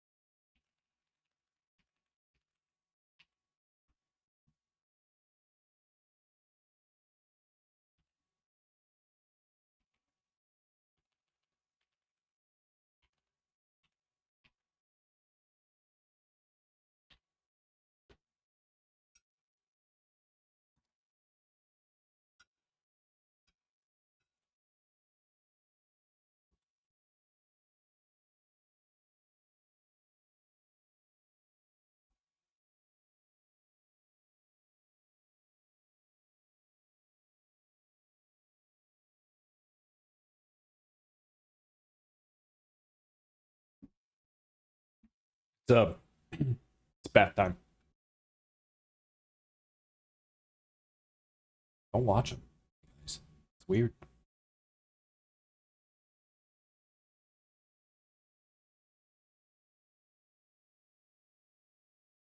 All right. Here's what I don't know about Raylib. What do I do?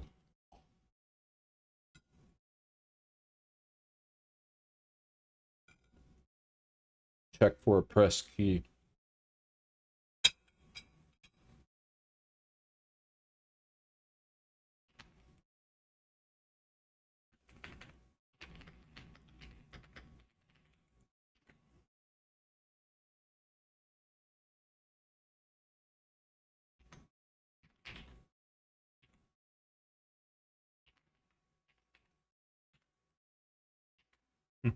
Maybe that's it.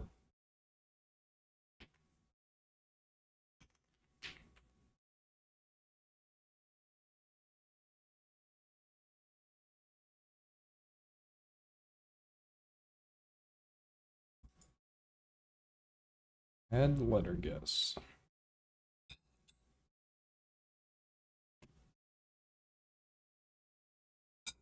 Hmm.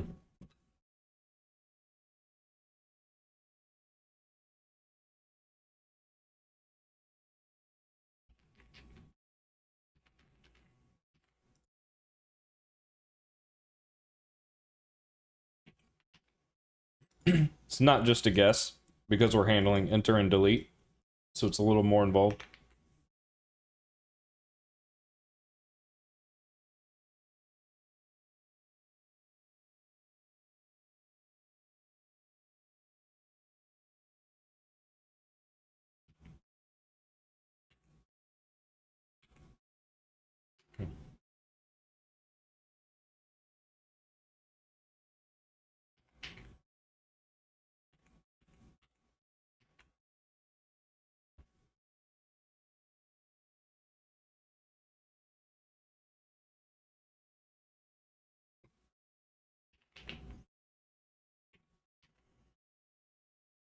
Okay.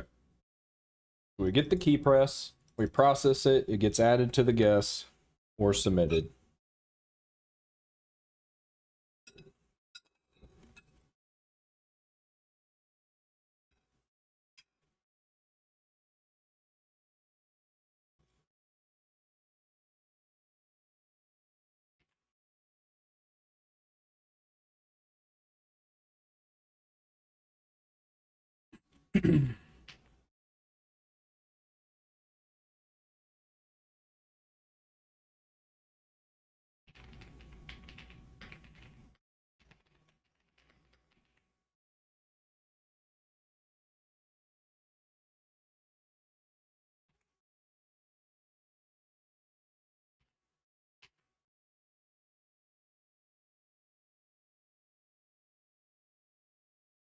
Mm. Wordle.word length is really dictionary dot target word dot size.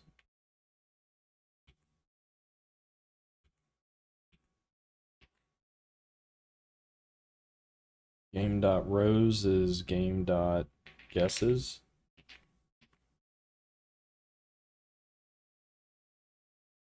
That's not public because we don't want you to modify the guesses. We just want you to read. So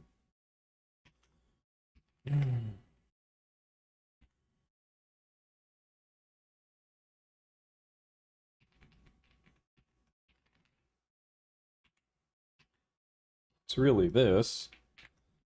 We can't have member variables to be the same name as your function, so really we should have been using some way to denote our member variables are private.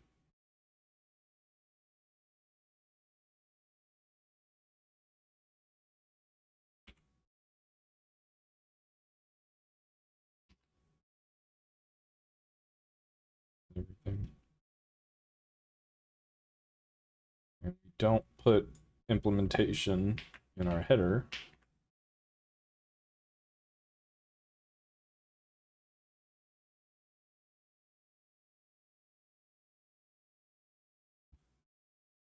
Put it here. Oop. We'll do that.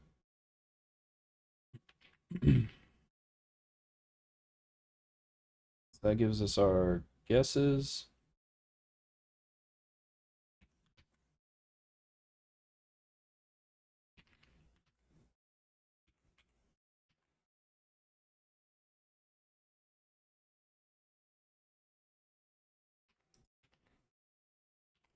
And if all goes well, oh,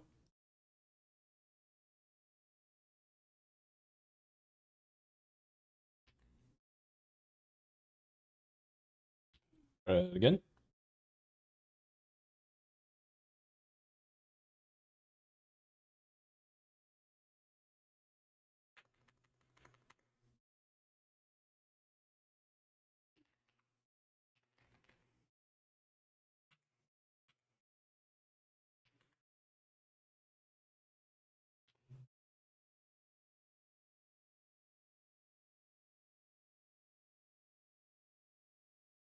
I think this has to be a float.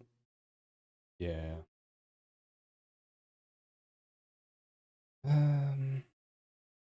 Size type.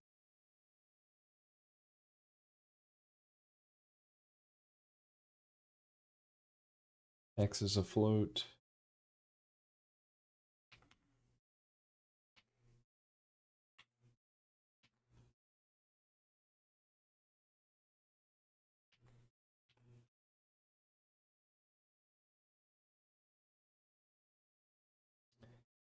Int to float.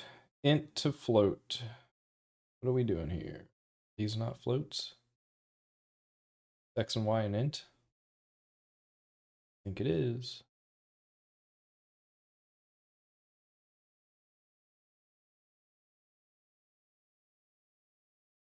I think spacing needs to be a float.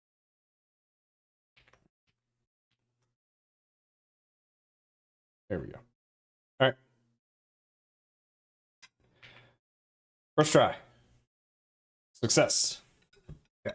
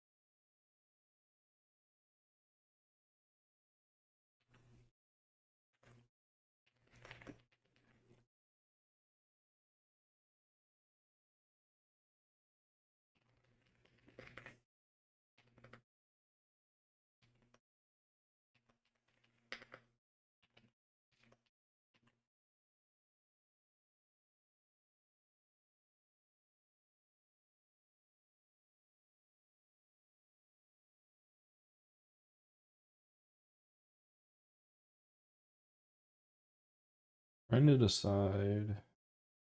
Need tile.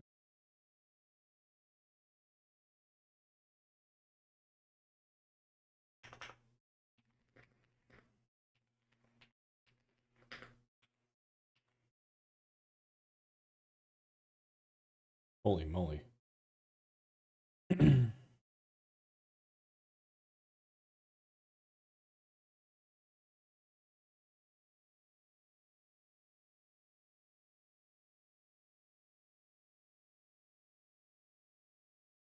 That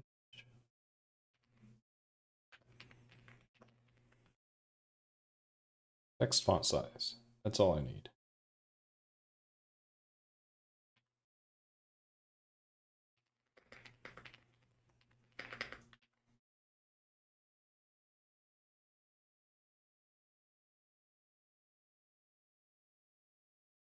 Oh, I learned software engineering, CS student right now. All I'm doing is implementing level stuff.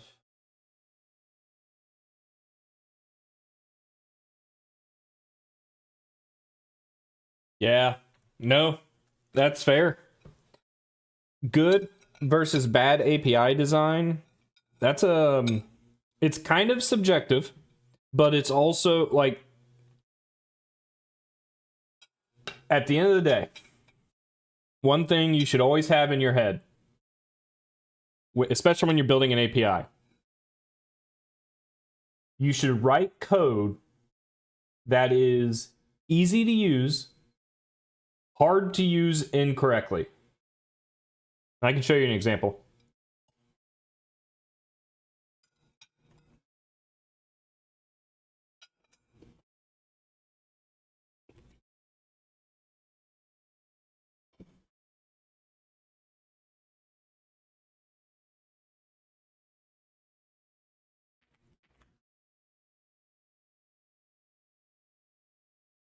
So I got that idea, that design principle, from a book.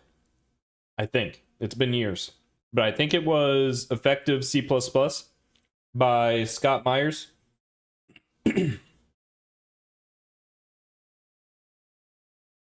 And the general idea is how do I show you this? If I recall, the example he gave was like storing data for day, month, year, for instance. So you might have a class called date.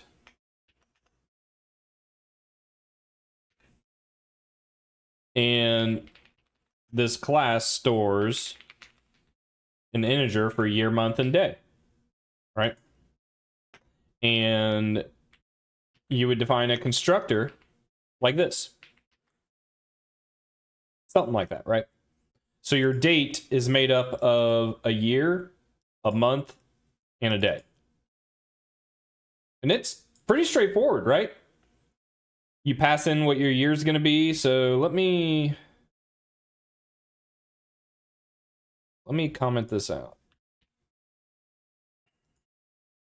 We'll do a simple main.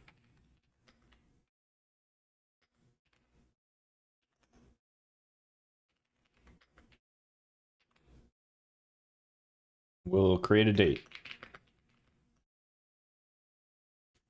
And maybe you have a print.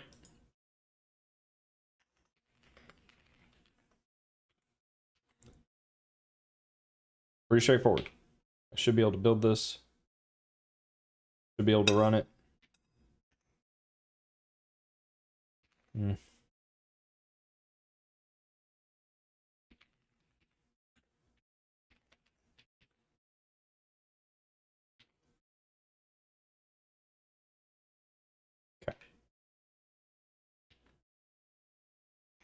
And it prints. Date 2024 6/5. Following along so far? And it's type safe. So anytime you want to manage a date, you can pass in this object and you have a date. But there's a real problem here. An actual, like, it doesn't seem bad, but this is really bad.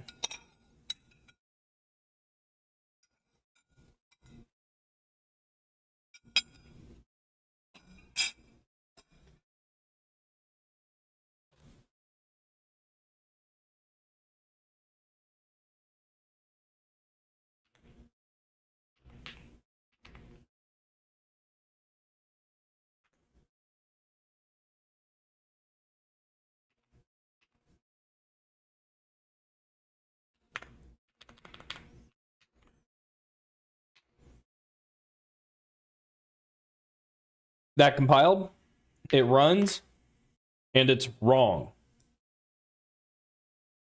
So, our API design, what did we do? We made code that I would argue is Pretty easy to use. You instantiate a data object, you call .print, done. Easy. We also made code that is very easy to use incorrectly. So what do? Well, to start with, you know that a year, a month, and a day are all going to be positive values. So it's going to autocomplete for me. Ooh, this is a good discussion on LLM completion too. So your LLM wrote code to account for that. And we'll wrap our code in a try-catch. In fact, with modern C++, we can actually do this. And that'll work just fine. And we can build, run, and it should throw. Unexpected error occurred and validate. Perfect. All right.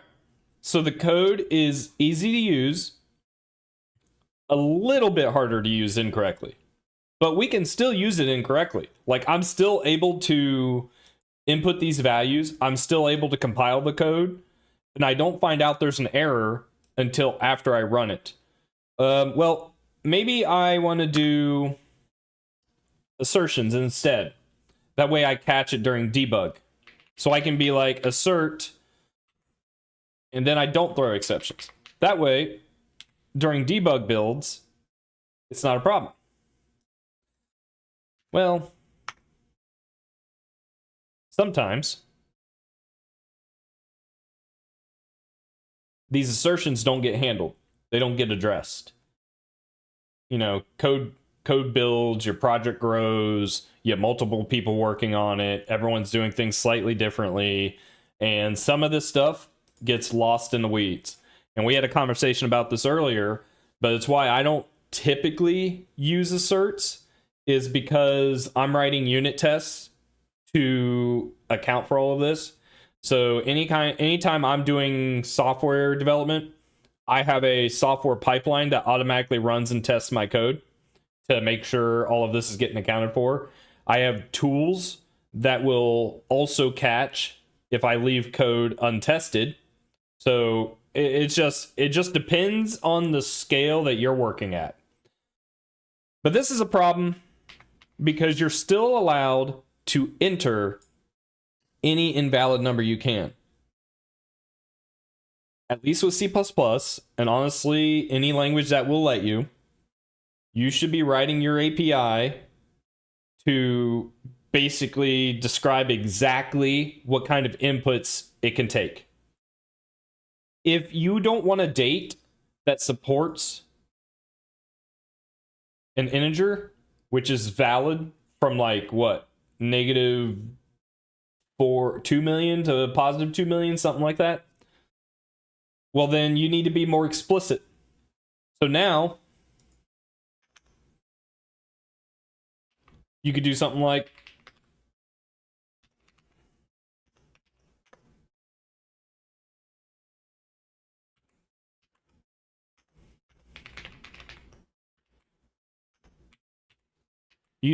this, and you can build your error handling into the individual object.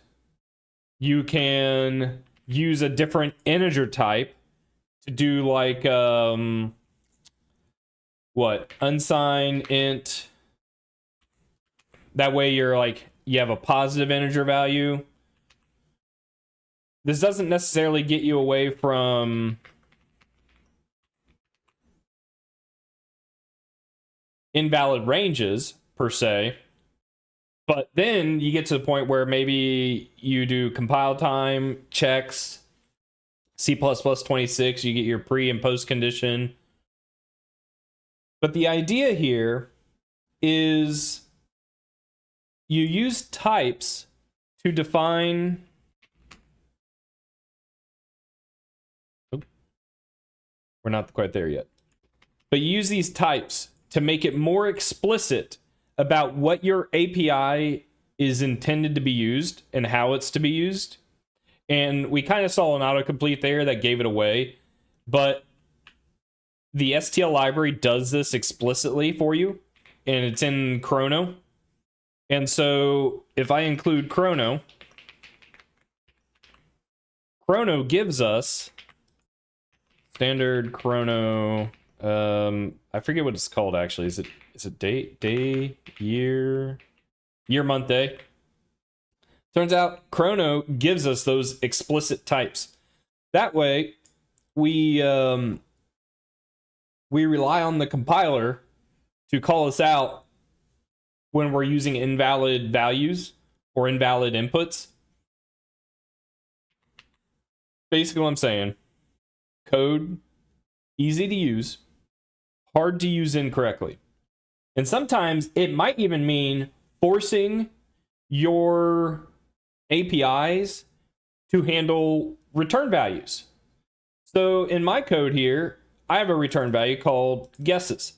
Now, depending on my compiler flags, I might already be handling this. But if I uncomment this,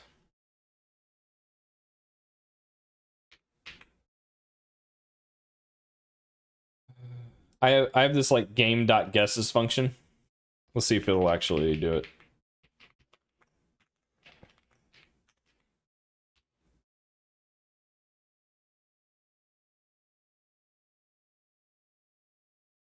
Let's comment this out.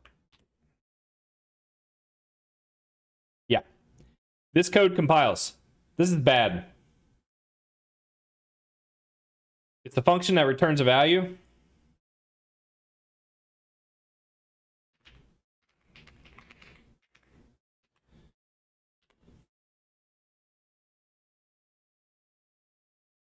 Now I have a compile error that says the following warning is treated as an error, discarding return value of function with no discard right here.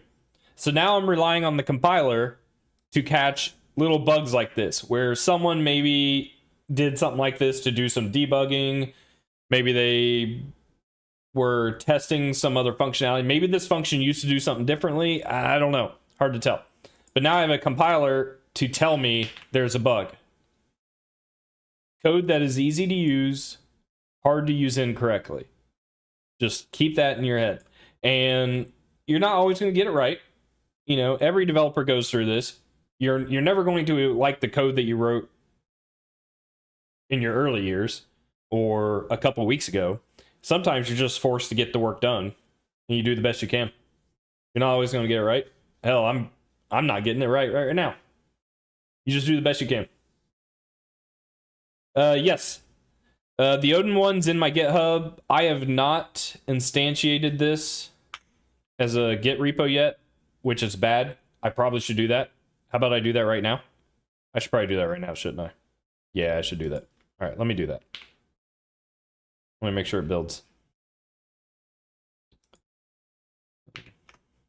Oh, let me make sure I can render the letters, and then I'll do it. Famous last words. So we measured the text. I need to calculate the... because text is rendered in the top left. So I'm rendering it inside a rectangle. So I need the size of the rectangle minus the size of the text divided by 2 to center it. And this is the tile rect. I can just do...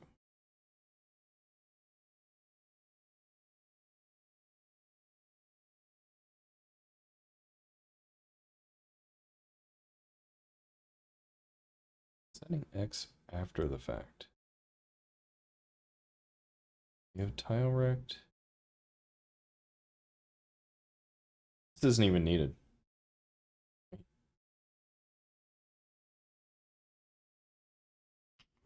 don't think that's needed.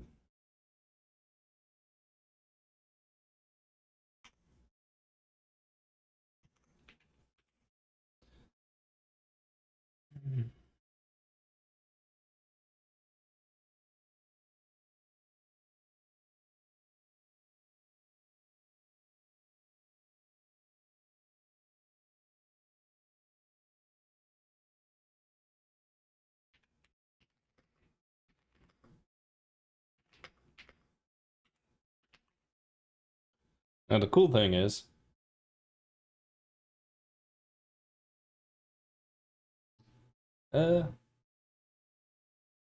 maybe not that cool. I don't think it did it right. Wait, does Raylib types support this? Can I do a vec minus a vec? That doesn't look right. Something's not right here. Tile size. No, this is no, I got it wrong. This is wrong. Const auto position equals vector to oh, there it is. This might be better. So the position of the tile rect, the width minus text size dot x. Wait, what does this return? Wait, this returns an integer? What?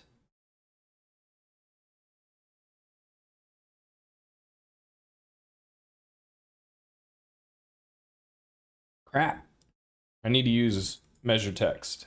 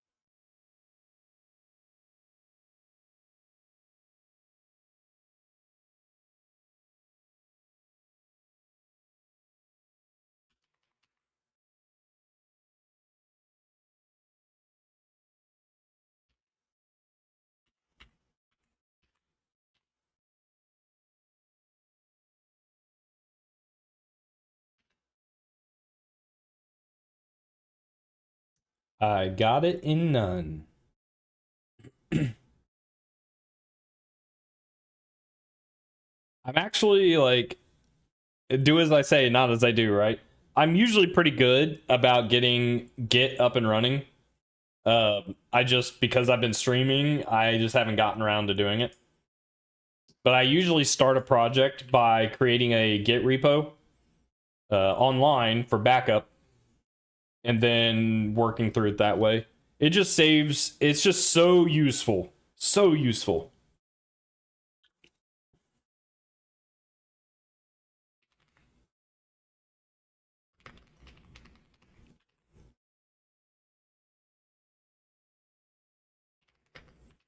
Okay.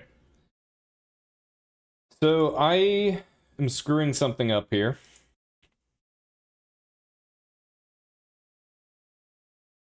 And it's almost certainly this guy isn't getting initialized correctly.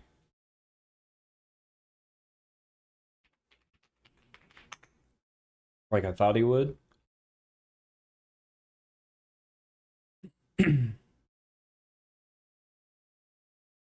This was supposed to fill out the letter to none.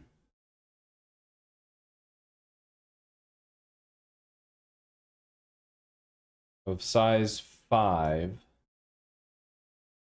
Let's put a breakpoint here, I guess. And let's put a breakpoint here.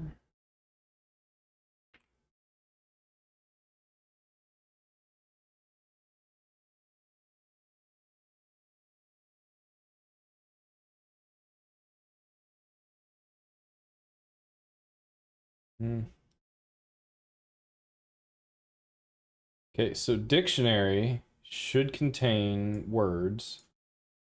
Its target is peeve, which should be size 5. So then after we pass over guesses, which is size 0, it should get filled with 6 rows of 5 letters. So I step over. We get 6 rows of size 5. So that worked. That looks good. Oh, you know what? I bet I'm not incrementing.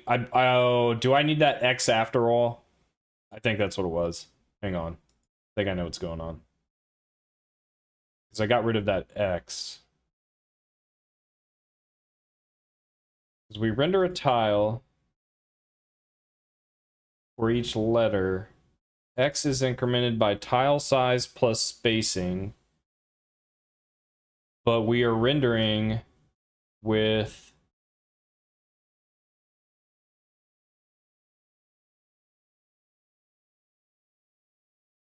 position equaling tile rect, which is the same tile. Yeah, that's what it is. So this needs to be X, I think. X. And then this can be Y.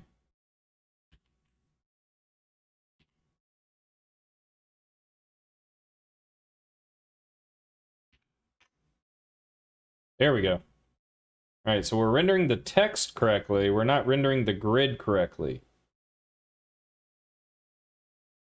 Now, okay. Okay. So I do need that. Tile rect.x equals x. Okay, so if I do that, now I can do what I was doing. Ooh, awkward. Awkward.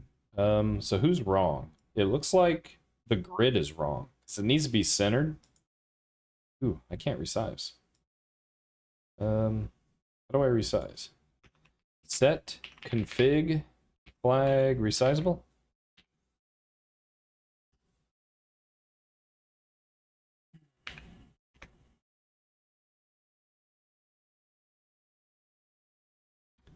Ooh, this logic is all kinds of wrong.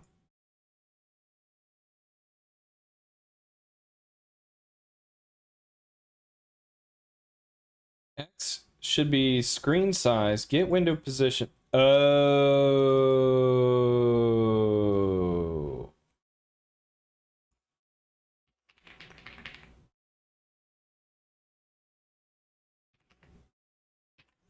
Is there not a get window size? Is window resized?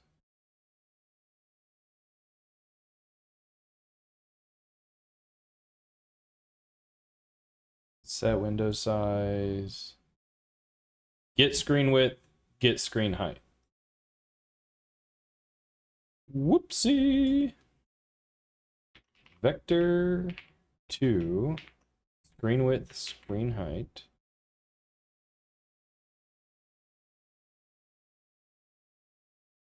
Okay, let's try it again.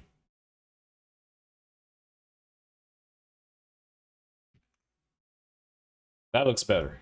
That looks much better. I mean, other than the letters in the wrong spot. But that's okay. They're just, I'm incrementing X before I should. So this needs to go down here. And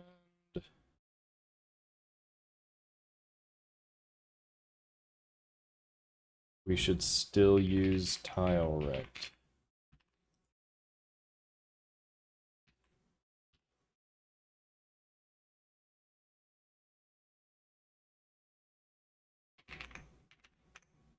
Boom!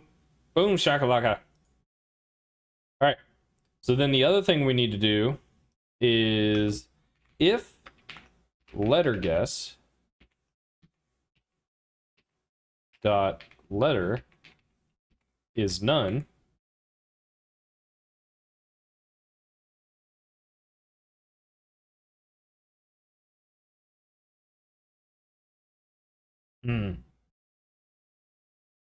How did I do this before?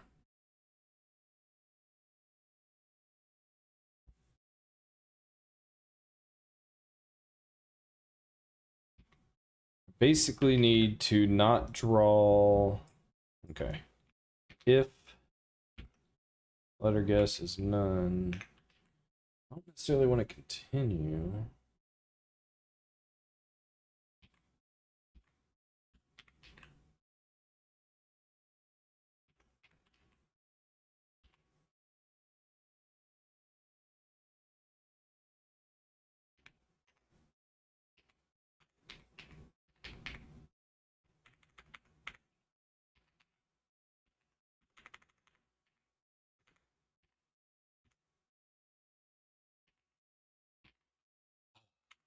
Raylib's default font is so weird. Let's try 32.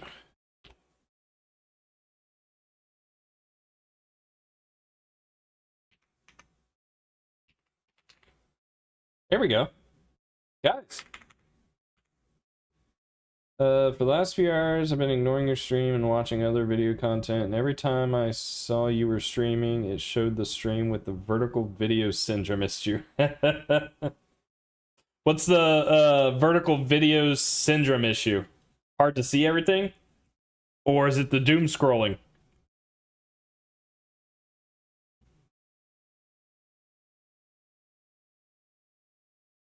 Okay, this is the good. I think this is good pausing for getting this into Git. The phone version.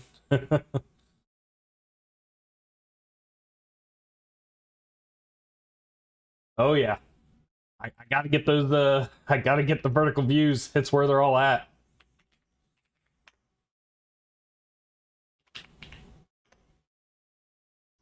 Okay. So let's create a new repo. Let's call it CPP Wordle. I know. Original. Let's make it public. MIT. C++. Great.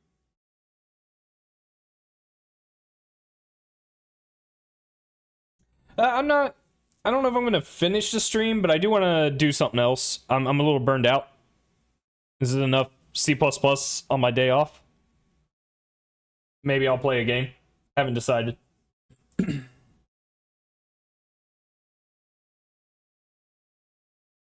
still want to look into getting access to the Twitch API to pull down chat messages so we can use that to interact with any application I make. Play Factorio. I don't know if I've ever played Factorio. That's like a simulation game, right? You just continuously build on top of stuff. Oh my god. Are you trying to get me addicted to something?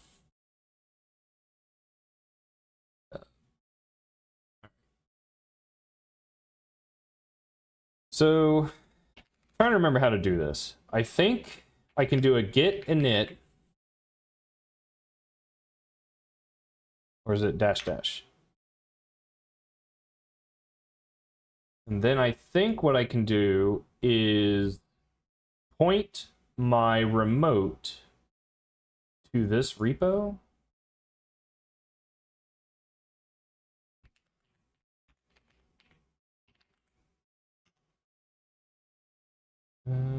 Or get remote add. That's what it is. Get remote add. I think it's like this. Main? Origin main? I don't. It's not a valid remote name. Am I doing this wrong?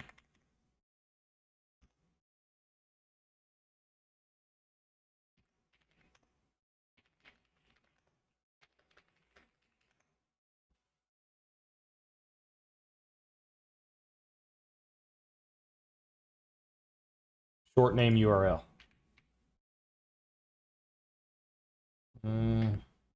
So what's short name? Get add origin.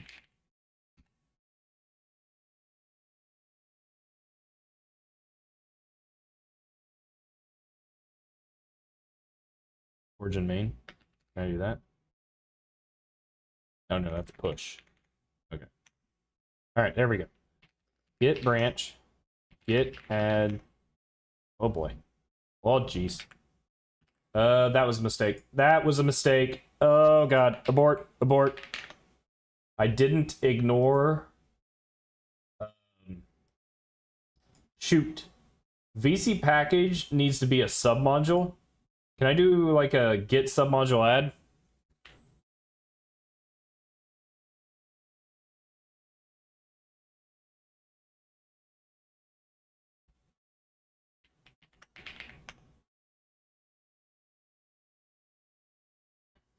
I know what I can do.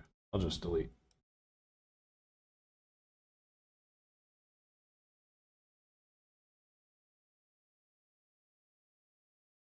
What were you trying to do, Mr. K? I I I haven't figured out, or I haven't spent any time getting commands set up for chat, but maybe I should. Now that more people are stopping by to say hi, it might be worth my time getting that set up. Really haven't had a need up until now. Okay.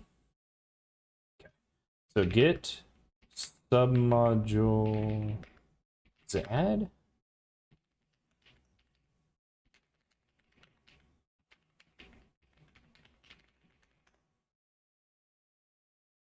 Yeah, there we go. Ooh, this will have the newer version of Raylib. So I don't know if it's still bugged. It might be. Let me try. It's still showing up. I thought. Oh, wait. I need to add. I know what it is. I need to add modules. No, it's added. I didn't think that shows up.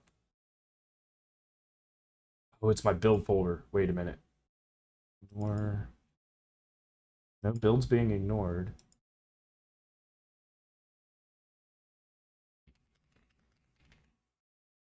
Oh no.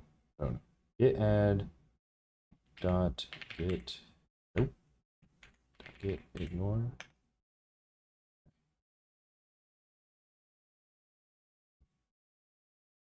Why is it showing up? Thousands. Oh, deleted. Deleted. We're good. We're good. I think I just need to stage changes. Yep. Sweet. Oh. Ooh. That's VC package. I need to the stage. I need to undo, I think. Okay.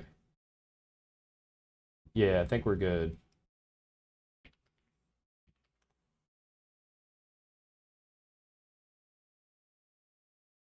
I don't need this.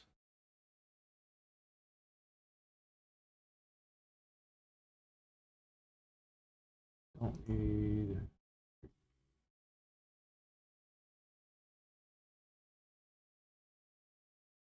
Attributes should be line endings. That's good.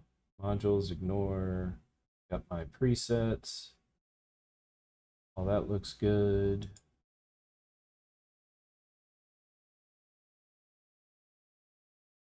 Let's that. That looks good. Okay. Initial commit. Ooh, I'm on master. I didn't think master was a thing anymore. That's not gonna work. Hang on. Git branch, git checkout dash b main. Okay, now I'm on main. Initial commit. Boom. Publish. Dang it. Git push. Git push dash u origin main.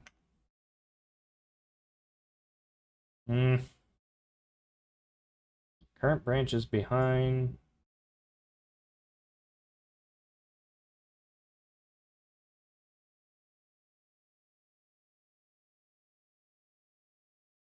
We can fix that. Everyone, look away. Yeah.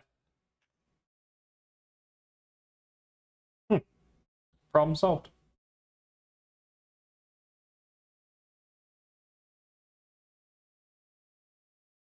Get branch dash M. I've never used M. I don't know. I'll have to look that up. Okay. So this is a good stopping point for this. I want to build it one more time. Oh, I want to make sure it works with the newer VC package. And see if Wordle plays nice. So it's going to sit here and build, pull down new dependencies.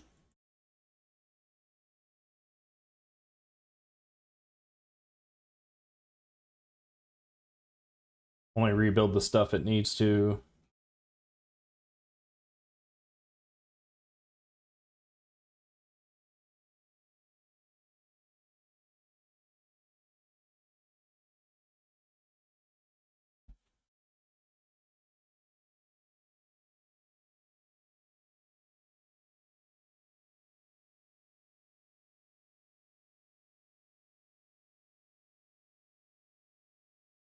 So this is basically like, this is what I'm doing during work. He hangs out there. I hang out here, listening to music, writing some code, cat in the back.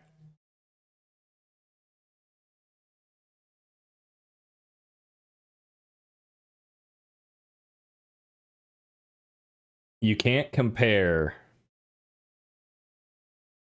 Odin compilation of my Wordle implementation with what we just saw here. What we saw here was dependencies building and everything else under the hood to pull all that down. My project was right here. But yes, C++ is known to have slower build times because of everything it has to parse compared to modern languages. That's just one of the issues. Oh my god, my cat. I was trying to see if the mic would pick him up. I don't think it does.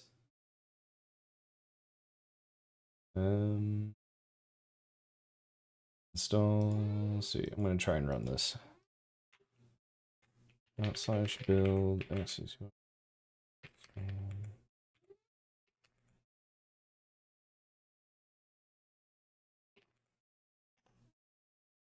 Yeah. So the Raylib bug is still there, but I know what it is now, so maybe I can just fix my implementation to use it, which is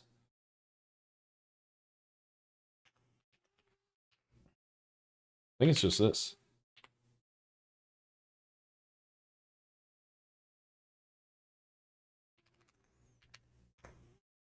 Ah, crap. It's not.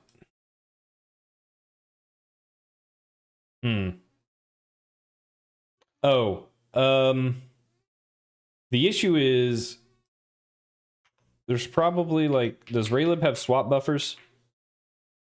It's whatever Raylib does under the hood and in drawing, you have to manually call yourself to fix this problem.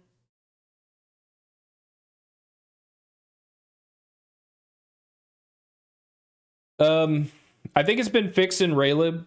It just hasn't made its way to VC package yet.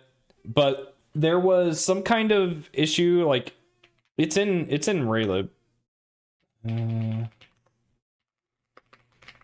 I reported it for the VC package port whenever Raylib 6 came out.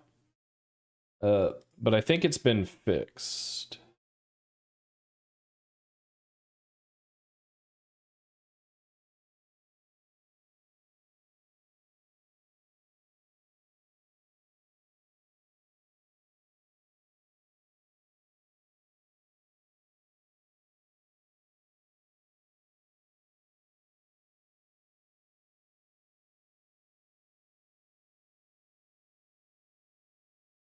God, I'd love to have this one.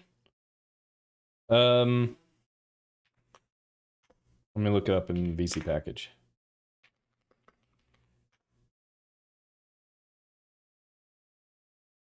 because I reported it. Raylib.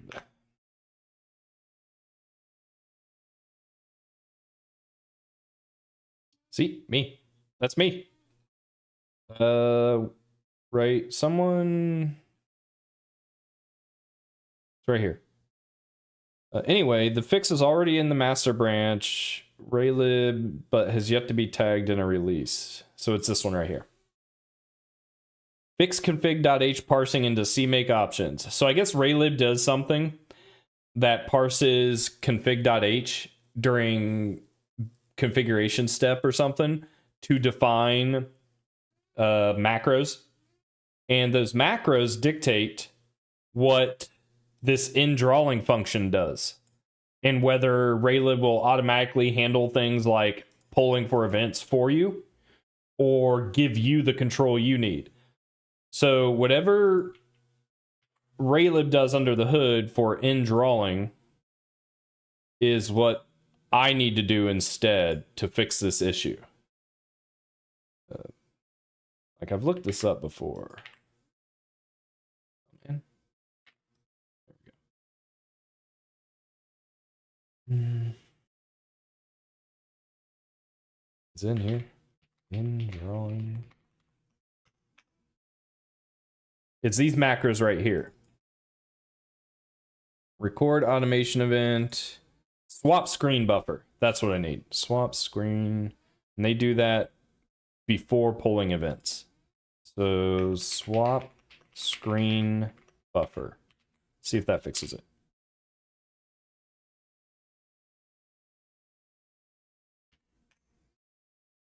Close. Very close. What else? So it's probably more that we're not doing. Probably not doing the timing. Does the timing matter though?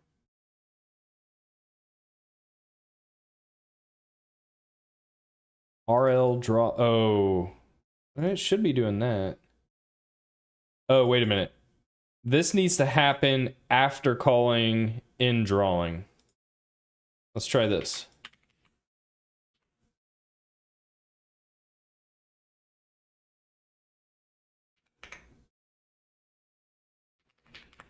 And that is only possible because I am used to reading other people's code.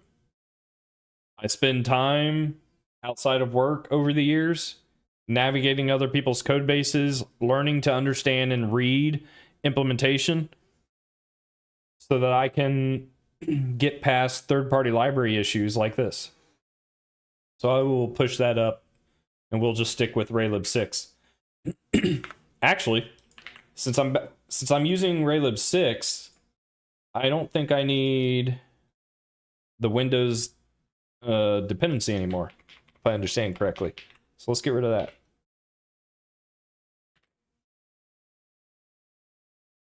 Yep.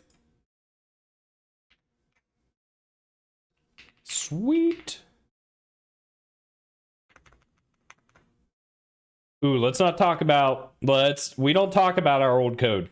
No, we don't bring that up.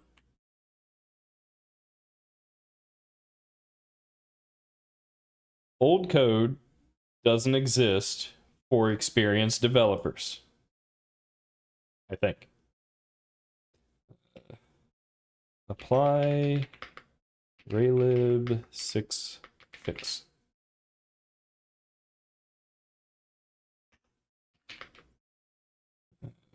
VC, let's do it here.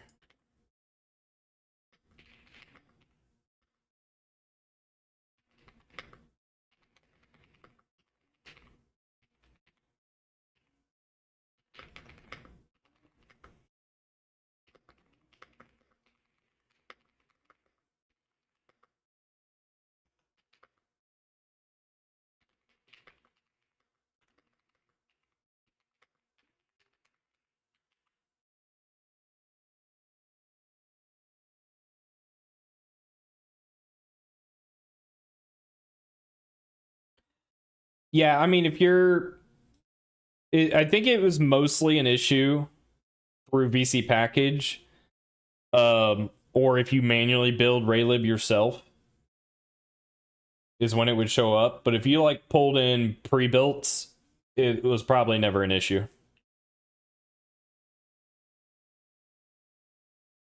And I didn't realize what the fix was, honestly, until just now. Like, I had an inkling, and I knew from reading open tickets that people were tracking it.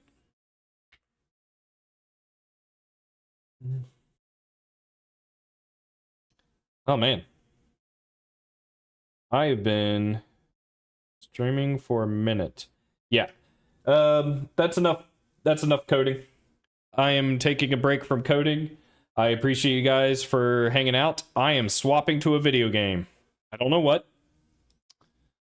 I gotta think about this. I'll play. Oh, hello, chat.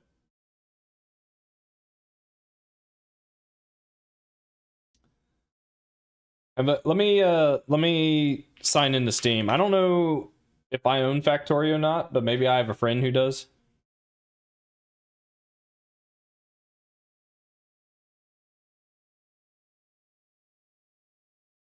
Oh yeah, flickering is some of the most annoying type of like graphic issues to run into. How do I find out if I own a game or not? I feel like have I not tried Factorio before? No, it is not in. How much of the game can I play through the demo? A good amount, I assume.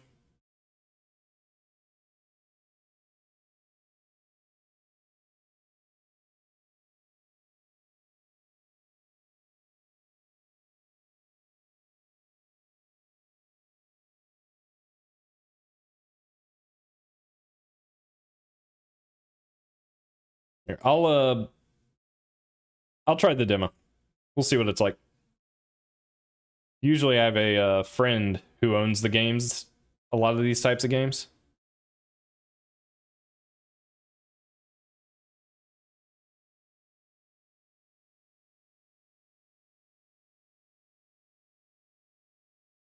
It is downloading. Oh, it's almost done. Jeez. Is Factorio a single developer?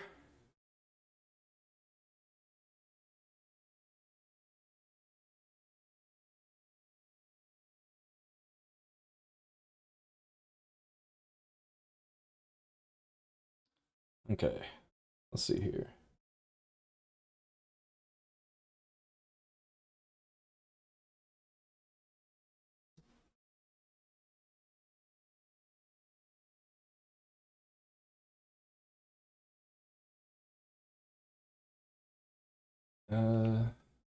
I gotta click on the game. Come on, why is it not showing up? Show up, game. Show up. I command thee. There it is. Let me update some titles here.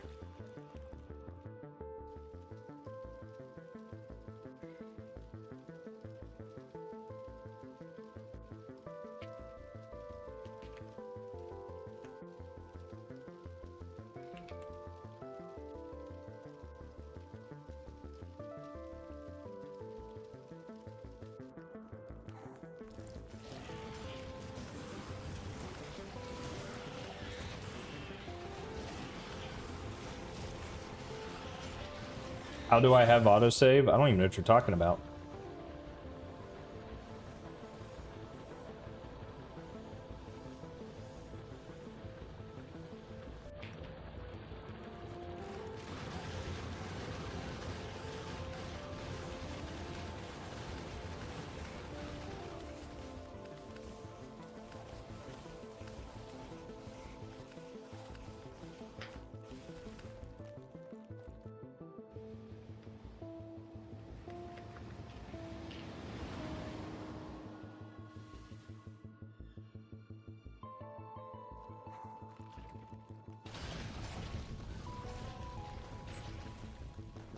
Updating stream title.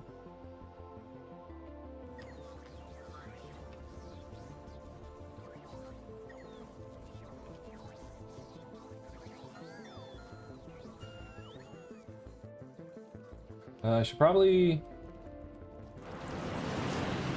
Yeah, I think this game looks familiar. I think I have played the demo before, but I didn't get far. I remember...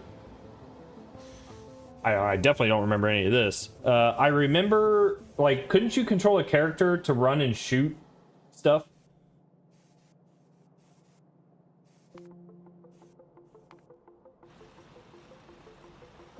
Where's the best place to put me in chat?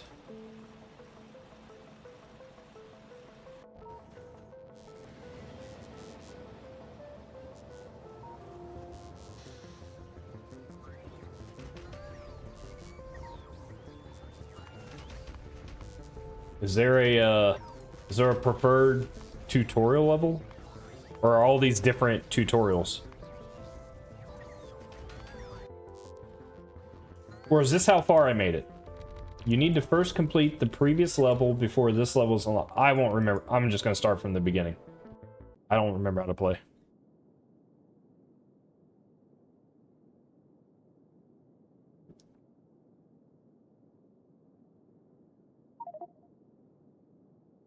I'll probably do this for about an hour, and then I'm going to have to head out.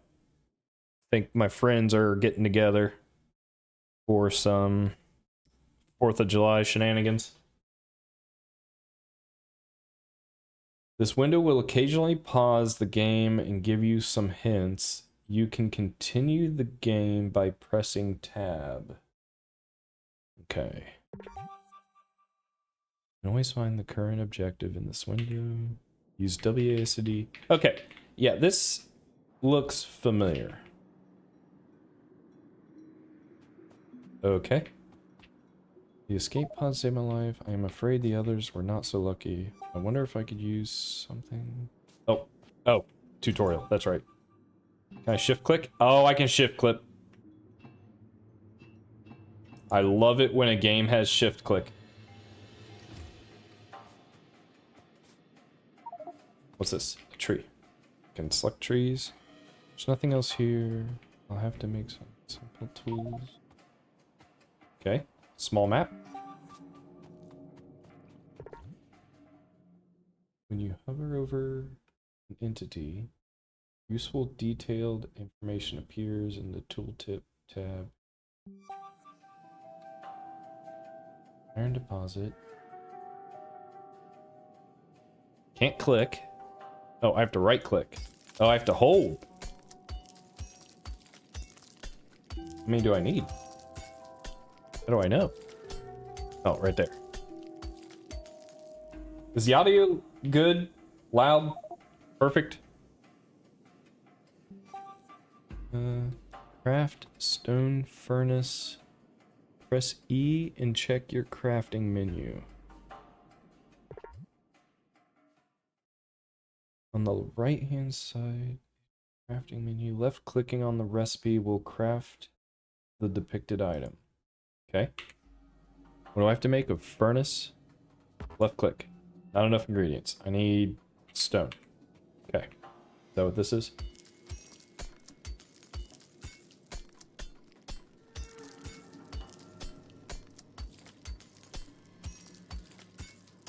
Oh, cool. It tells you what your current total is. I like that. I immediately forgot how to get to the crafting tab. E. This is your crafting queue. Left click on an item in the queue if you want to cancel it. Okay. Build it on the ground near you. How do I... Sure. I keep wanting to... It's E. E. Okay. I need fuel. Give me fuel, give me fire. Give me dabba jabba za. Put the iron ore in the resource slot of the stone furnace. Iron ore. Oh, I can shift click. Put fuel in the stone furnace. Coal or wood? Let me guess. I can do this. Easy enough. Do, do, do, do, do, do. Okay. That's gonna make plates. Feel quite tired from all this mining. I wonder if it could be automated. Yeah, I wonder that too. I keep wanting to hit tab. Iron plates from the stone furnace. I think it's my 7 days to die habit. Craft a burning mining drill. Okay, I can do this. Burner mining drill. Stone furnace. Gear wheel.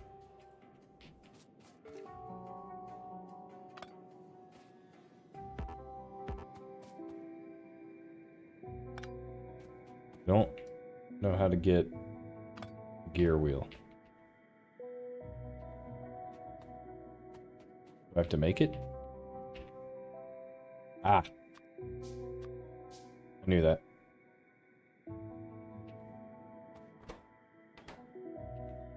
What do I need? Iron plates. Jesus.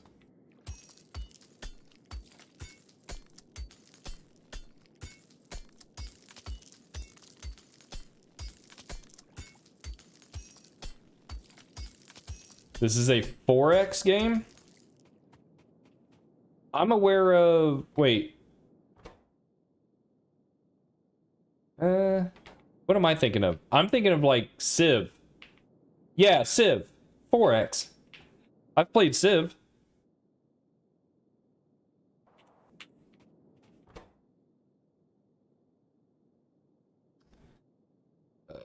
This.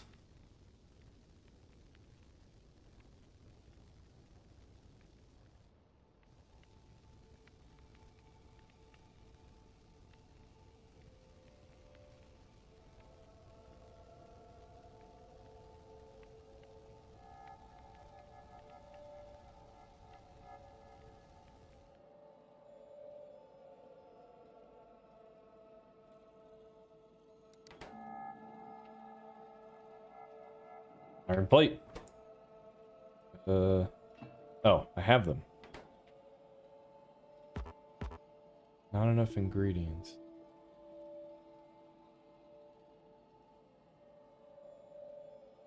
Ingredients, I need a stone furnace.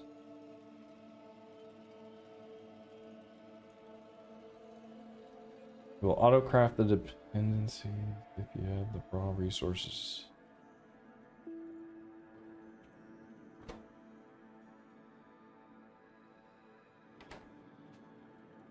I need stone.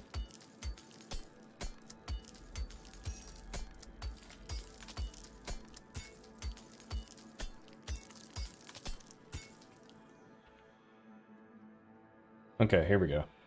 Burner mining drill. Mines raw material from resource deposits. Okay.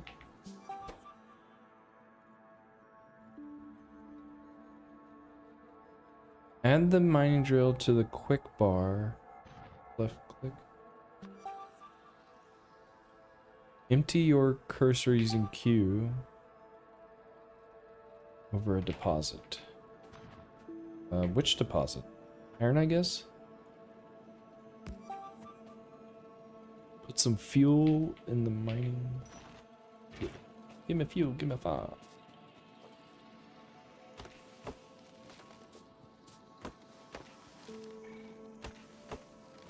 I don't remember this part, but I am starting to recall there being like a belt or something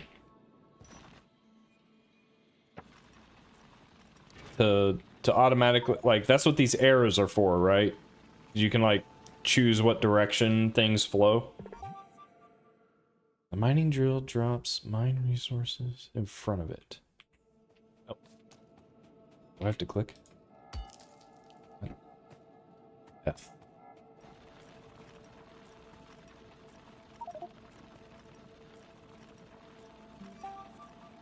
Craft the wooden shafts. I need wood.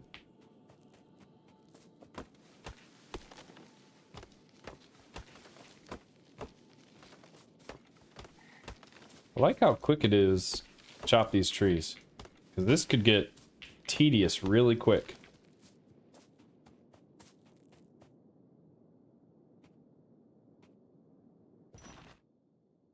Nope, that's not what I'm doing. What am I doing? Chest.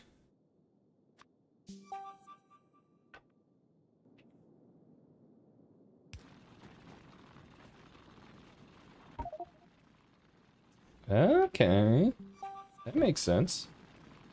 Wait until at least 4 items are in the chest.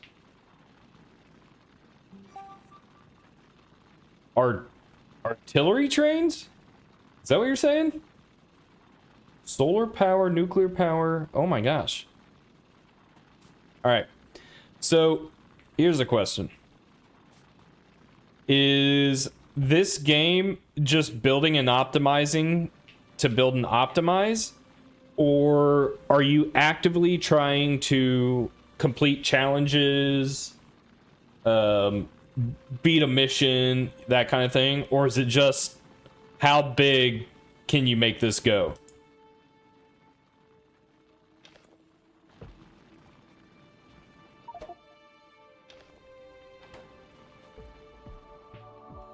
The factory must grow. Oh, something happened. Oh, okay, so that was okay. Oh, yes, I do remember this. I remember this. Because we have to, like, fix all this up. This rings a bell. This machine has run out of fuel. Okay. Let's give it fuel. What's happening? Hover over an inserter to see which direction it will move items. Okay, so you are trying to achieve... Okay. Insert items into or unload items from structures, belts, and containers. Structures, belts. Wait. So what am I supposed to do? What's this? Iron chest. Take all the items from the chest. Was that a gun? Did I just pick up a gun? Close.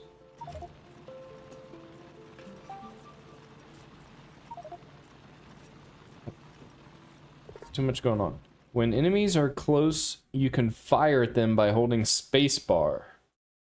Enemy closest will be shot. Okay. Gun is in my bottom left. Oh, wow. I have a 27-inch monitor, so I'm literally oh my god! Oh my god! What is this? Stop, stop, stop, stop. Anyway, I have to, like, look up, down, left, right to see everything. The second burner inserter is reversed. Okay, so I need to...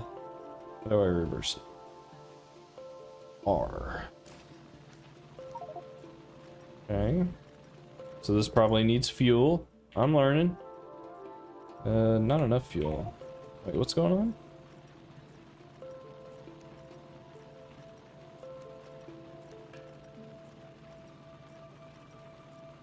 Stone furnace, burner mining drill. I just need fuel, right?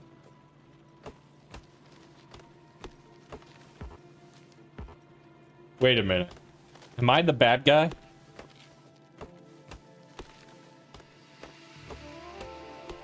Is this a commentary on humans? I don't understand. It has fuel.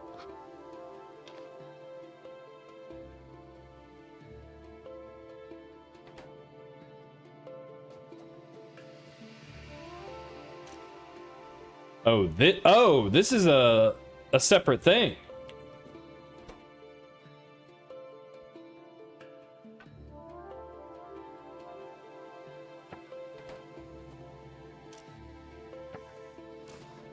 There we go. Okay. What does this need? Fuel?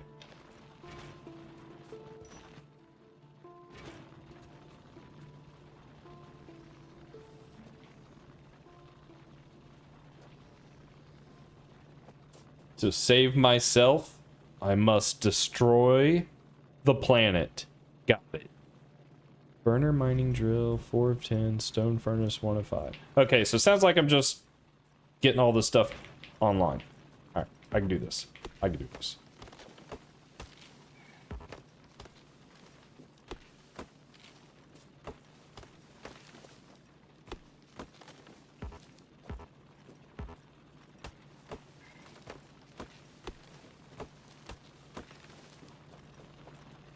Okay. Can I not? You can't.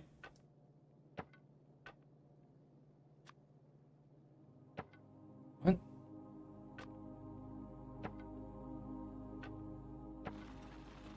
Guess I can't.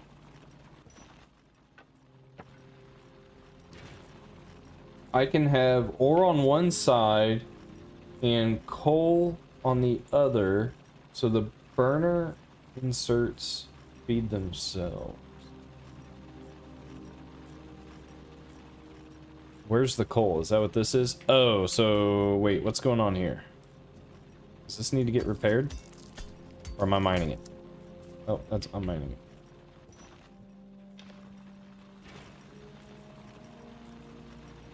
Whee! Oh. Oh.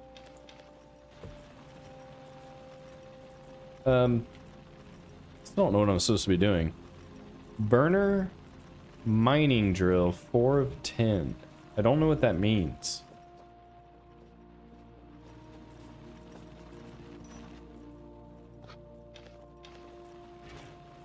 Still 4 of 10. Oh, do I need to make more?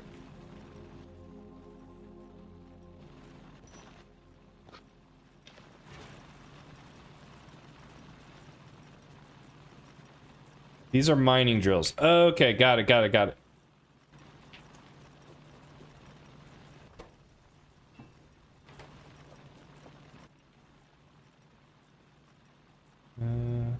Burner mining drill. I need gears.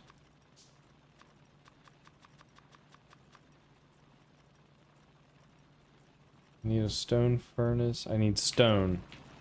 Stone. Over here.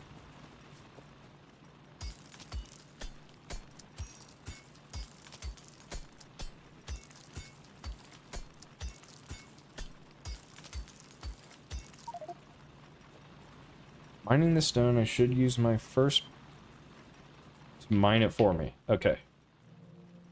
Mining drill. Okay. Guess I... Are these tracks? Guess I'll point it this way. Okay. Then I need a box, which needs wood.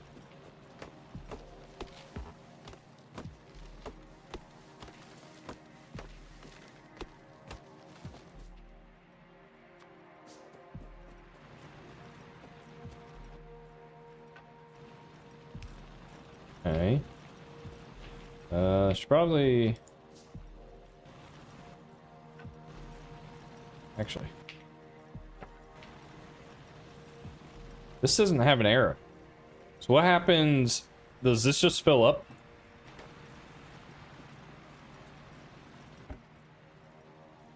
Okay. Know what I'm doing. I need more... Need more stone. Which exists here. More stone means more mining. Which means more stone. It's starting... I'm starting to see.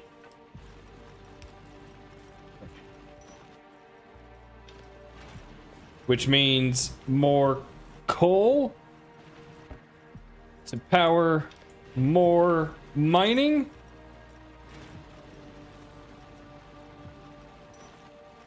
Ooh. Be on his last bit of fuel.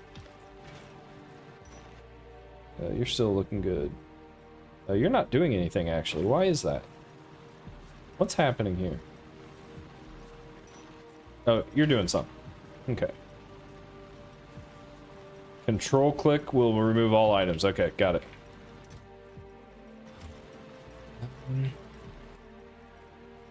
Okay, I can make more. We need more.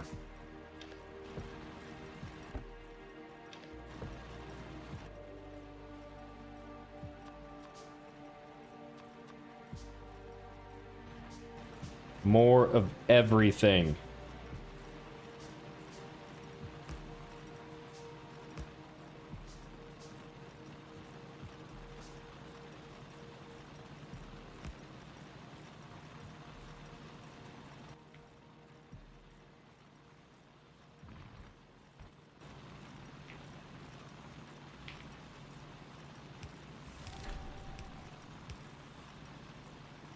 That's kind of cool.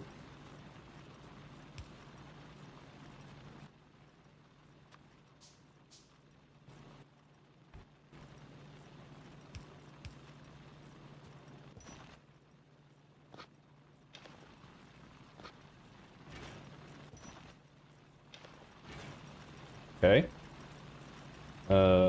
Fuel.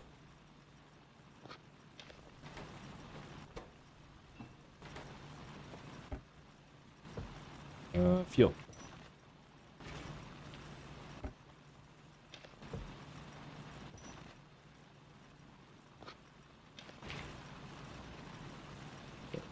Stone furnace. I need 4 more. Holy crap.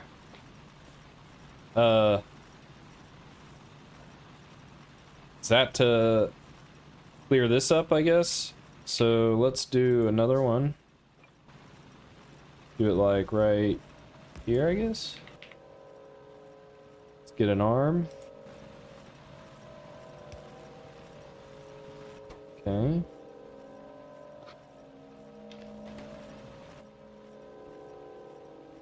Need more stone.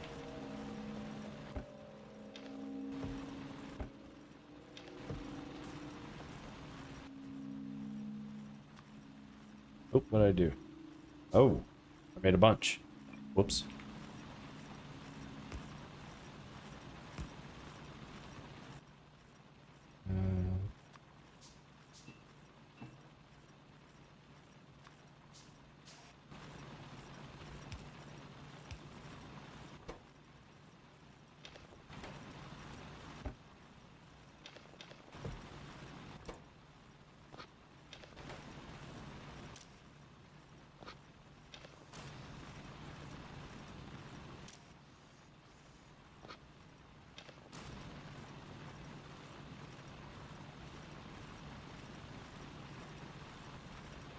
Things get massive to the point you're building robot networks to build massive blueprints.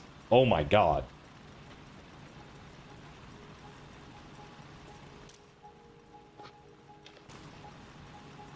I need one more stone furnace. Yes.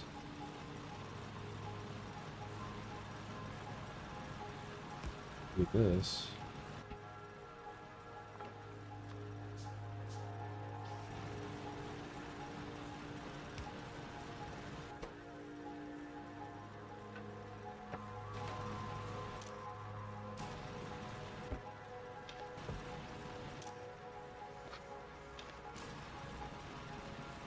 I need one more mining drill.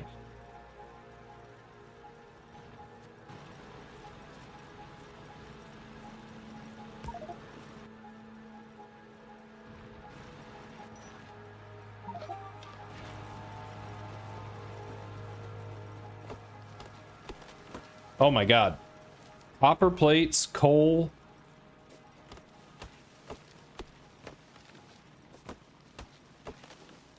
Keeps expanding. And you're kind of like programming systems. That's kind of cool.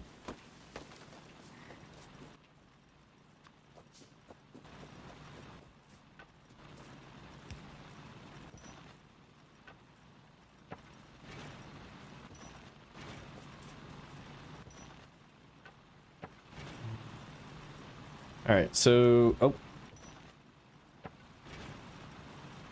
Copper. I gotta figure out how to make copper. Copper is... made with copper ore. So where's copper ore? Oh. Oh. Okay. So what's the best way to do this? Do I just create like a... Okay, let me think. I mine. I have a belt. The belt connects here to smelt. That would allow these two to continue doing work because it looks like these guys are grabbing all of this. So let's... let's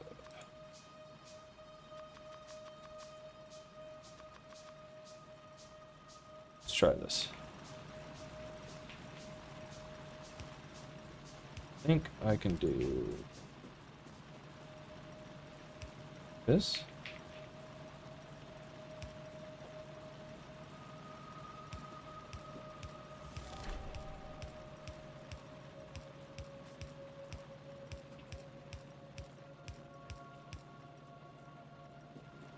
Then I need more fuel because everyone's running out.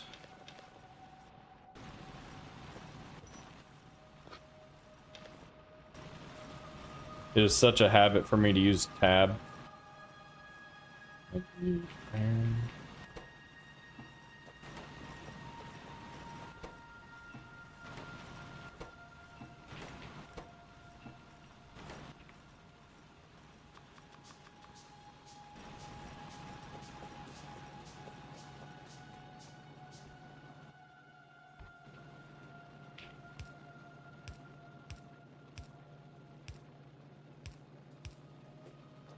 Okay.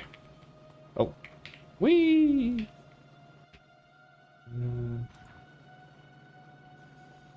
So do I just do... I just do this?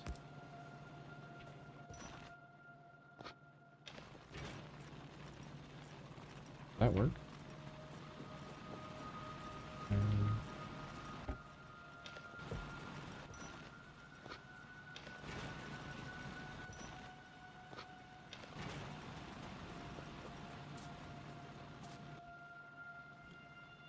Do another mining.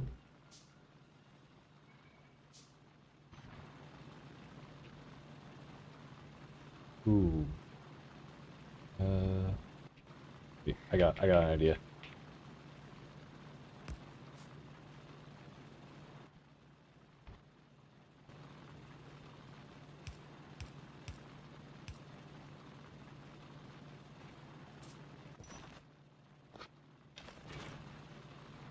Okay. So I need copper plates. Oh. See you, Dal. Take care. Thanks for hanging out. Oh, we got a bottleneck. Guys, we got a bottleneck. I suck. Oh, everything's going wrong. Why is everything going wrong? Can I move?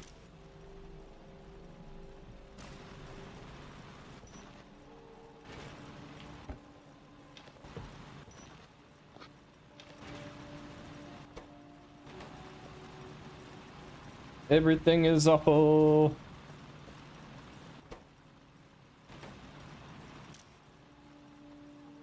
Oh, I don't know why. Use filters. Whitelist. Copper.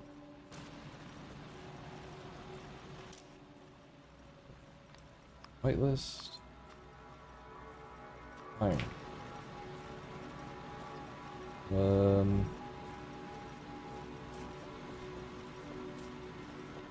Oh, it won't let you mix?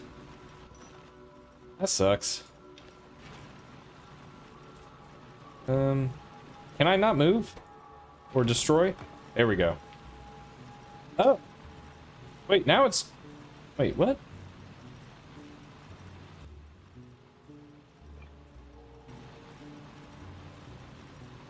Okay, if I do this...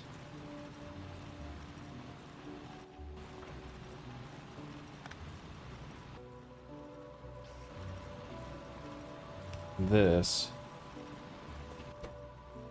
And this.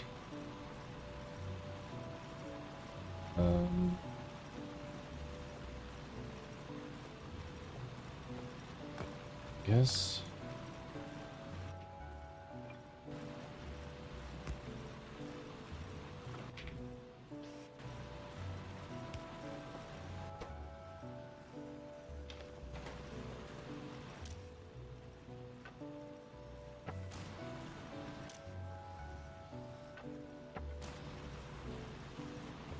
Okay, there we go. That should start making plates.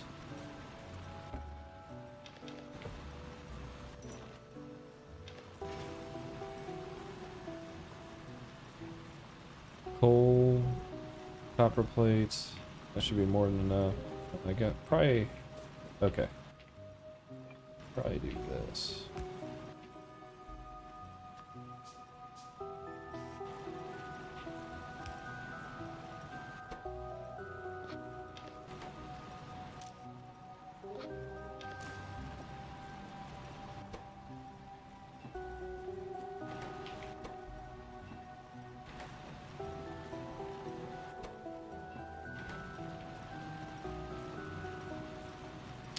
Smelter's internal buffer can only hold one output type. Oh, okay.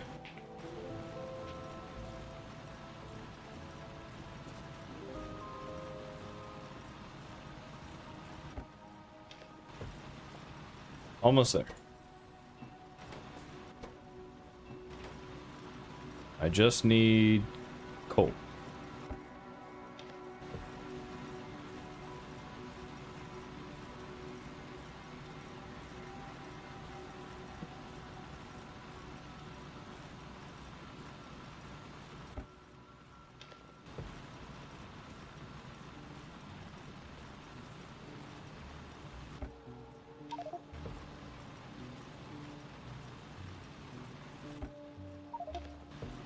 Okay.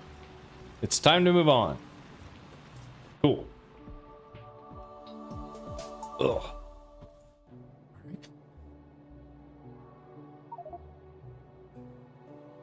Could use some equipment from our crash ship, but first I need to locate it.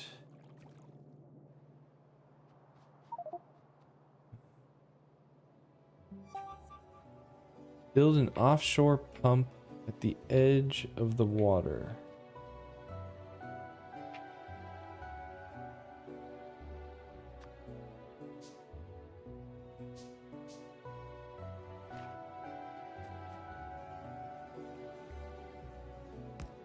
Okay. Build pipes to get the water from the offshore pump into the boiler.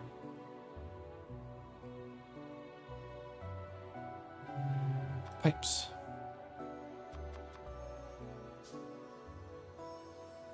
Pipe to ground.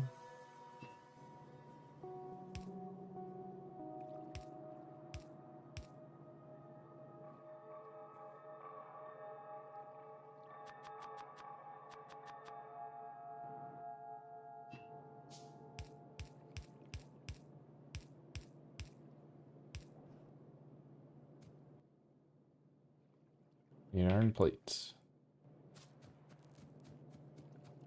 Iron plates require... What is this? Electric mining drill.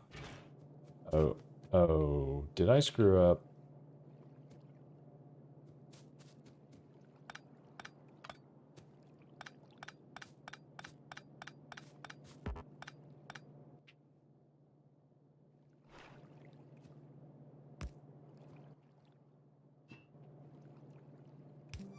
Here we go.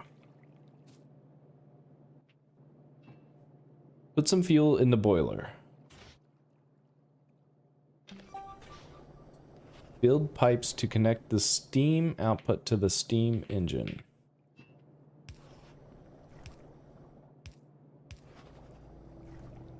Easy enough.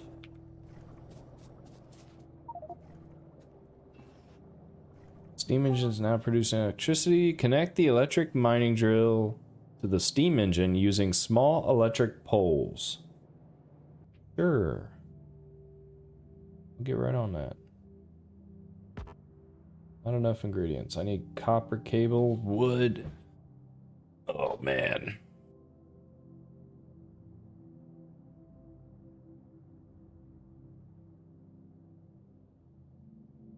Wood, copper cables. So copper cables almost certainly. Oh, I can make. And then I just need wood. I don't like that it's getting dark out. Makes me think monsters are gonna come and get me.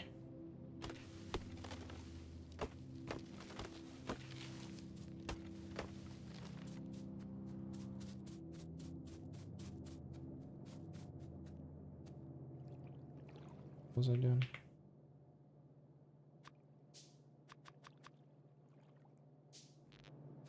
So what do I need to do?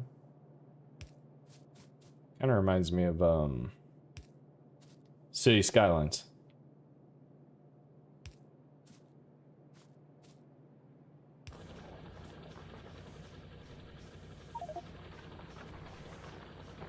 What's the best way? Can I just do this? Nope. Hey, did that not work?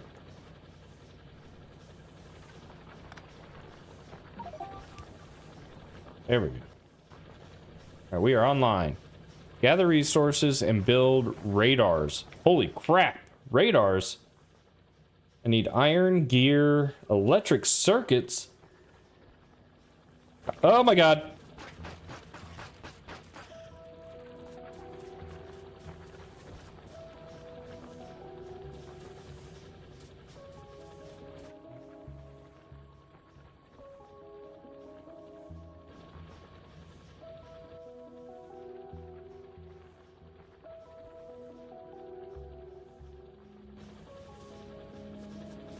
Okay, so that's coal. Here's my mining. Burning. Electric. Oh, I have some. Oh. Let's do that.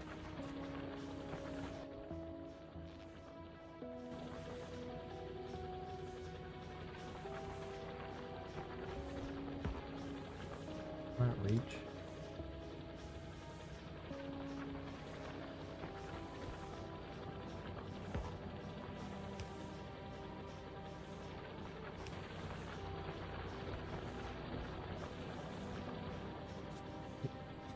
You found me doom scrolling? Ha! Success! That's all I need to know.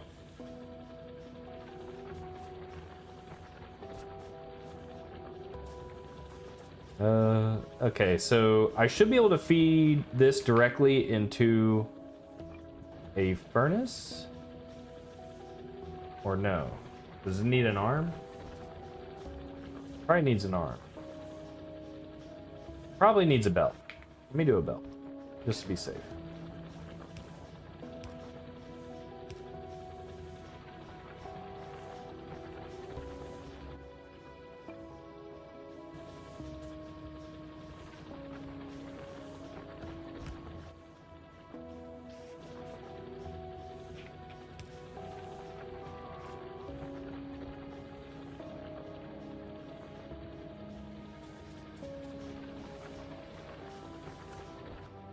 Wait a minute, why is this not on? Did I do something wrong?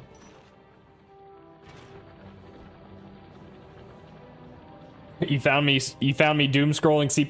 That's awesome.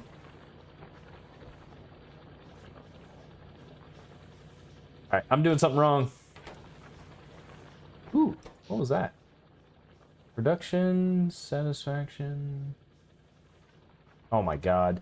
I can tell this game is gonna get detailed. Oh, am I not close enough? Oh! Ah! What the hell? A mine in here. Hi, Trill.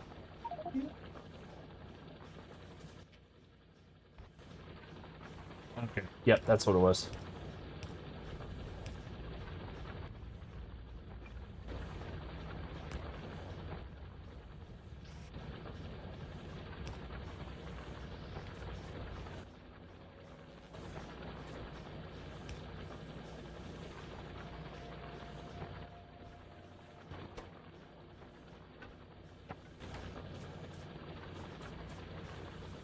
Okay, I don't remember what I'm doing. Radar, which requires a bunch of iron. Gears, electric circuits require iron and copper, so I need more. I just need more.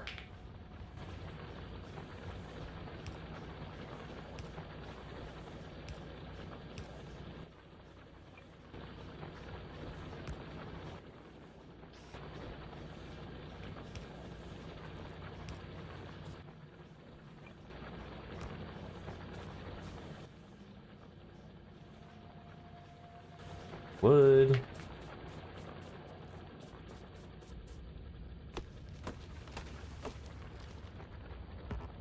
And then come the dreams at night. Oh, you just start thinking about everything you can automate, optimize. I've been there.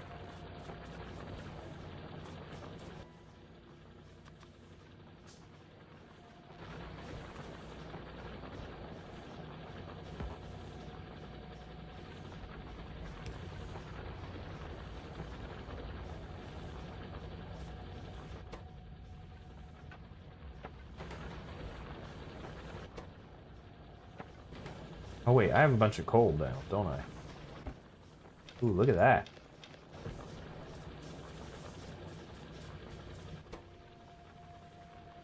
Okay.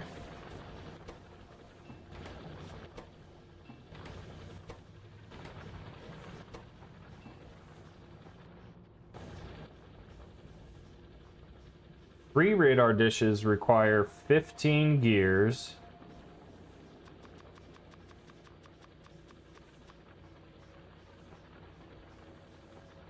Circuits require 3 copper or 5 circuits? What is that saying? I need 5. 1, 2, 3, 4, 5. And then I need iron plates. Oh my god! Stop it! Stop!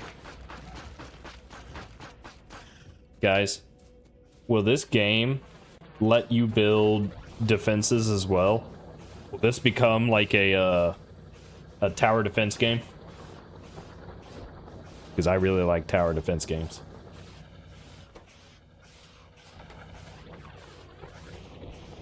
Oh! Hey! Hey! What the hell? They attacked my stuff?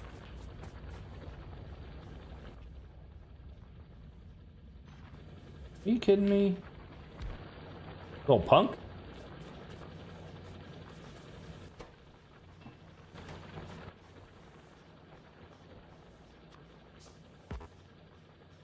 Oh, I need 5 circuits per.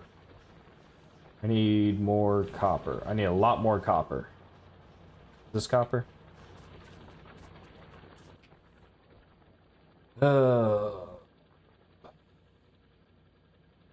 Electric mining drill needs circuits. I'm out of circuits.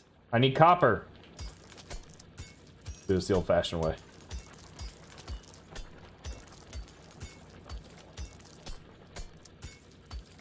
Arm and chest near water for food. Wait, I have to eat?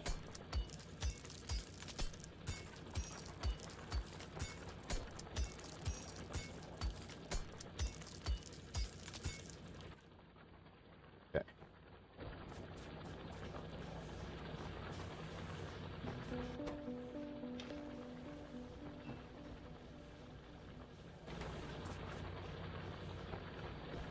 Only for health recovery. Where's my health at?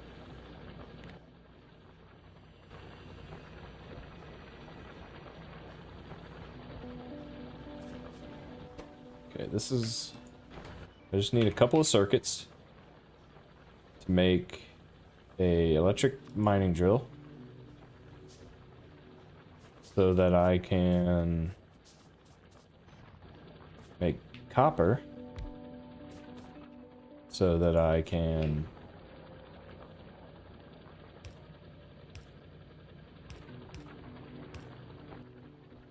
melt.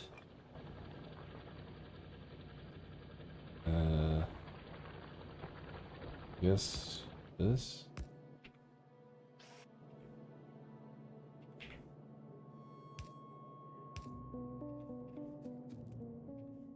I need this. Didn't mean to do that. Nope.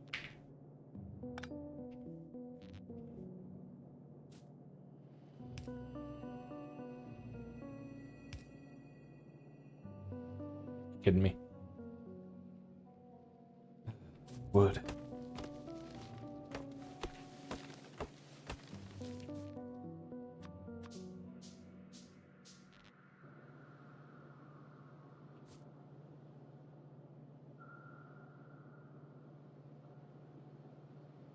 Not really a way to get them both, is there? Ooh. There we go. Okay. Why is that not working? Oh no, I don't have enough power. Do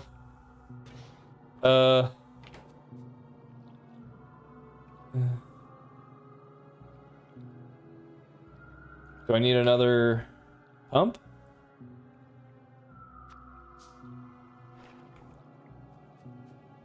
Can I do this?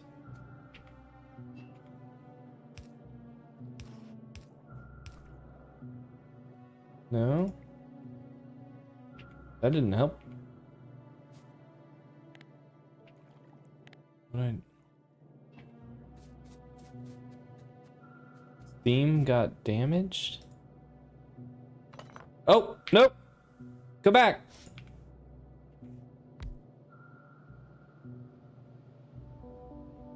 No input fluid.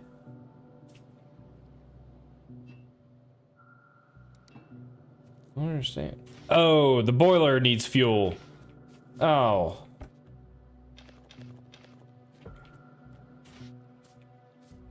That makes sense. All right, we are back online.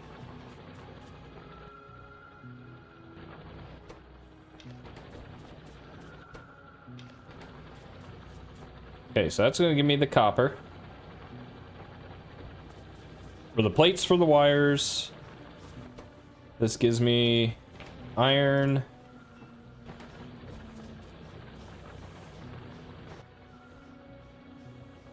Radar. So I need circuits. I need copper for the circuits. I've got plenty of iron. Yeah, so it's just, I think this is my bottleneck.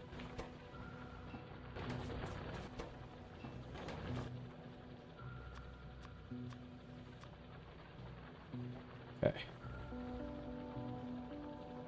Just need 10 of these. There we go. All right.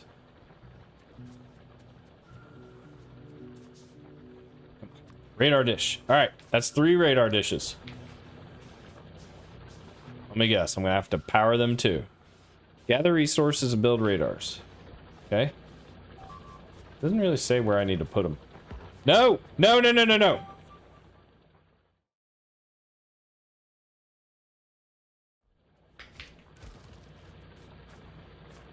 The more I have, the faster I can locate shipwrecks. They consume a lot of electricity. Make sure your energy production is sufficient. Make sure your base production is sufficient.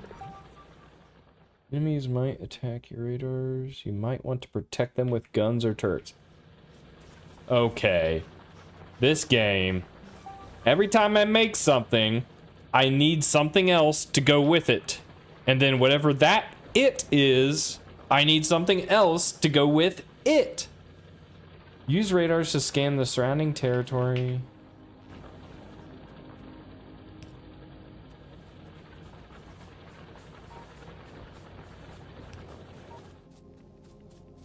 Okay, so this, I think, means I don't have enough power. So, that tells me something. What does it tell me? It tells me I need another boiler? Steam engine.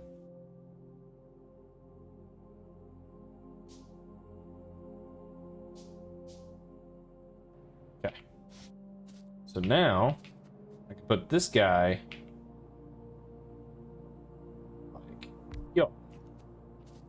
I can undo this.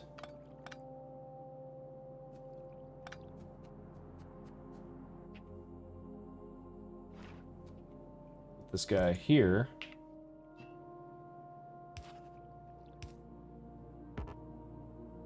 What?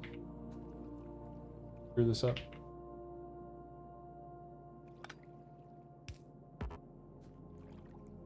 Cannot connect with different fluids? What? Cannot connect system with different fluids. Did I screw this up?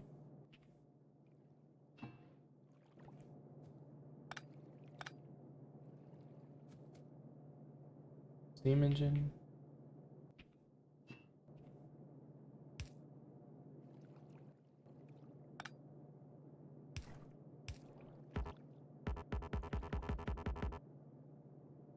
Steam engine needs steam, not water. What? Did I screw something up? Oh, boiler. Oh, come on, guys. I knew that. Okay. Need a boiler. Of course I do. All right. So let's do this. Oh, under attack. Oh, come on. This stupid game. Die! Die! Hey, stop it!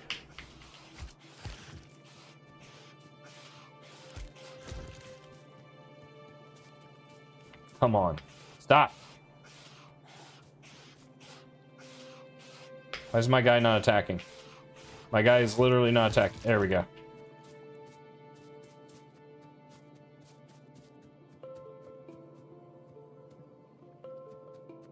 This game is a nightmare. It's like, it's never ending, is it? Trill. What? I know, I've been on here for a lot longer. Just give me a couple more minutes. Just a couple more minutes. Will this connect? See, none of this is... Let's do this.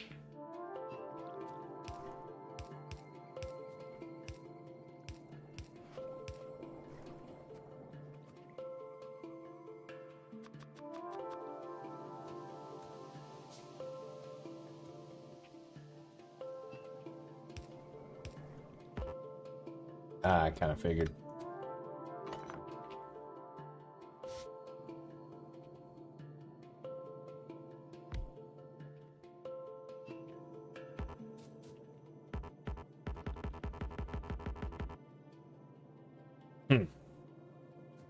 Now what am I doing wrong?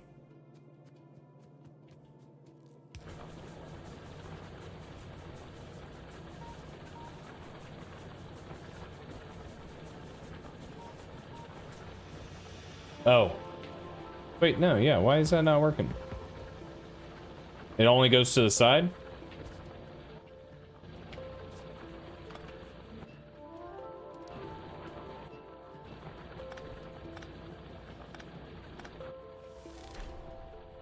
Boiler. Okay, I see. So I should be able to do that. Actually.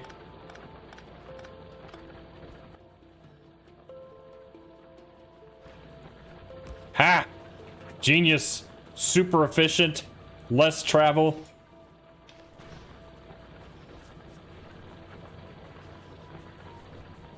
What's this guy crying about?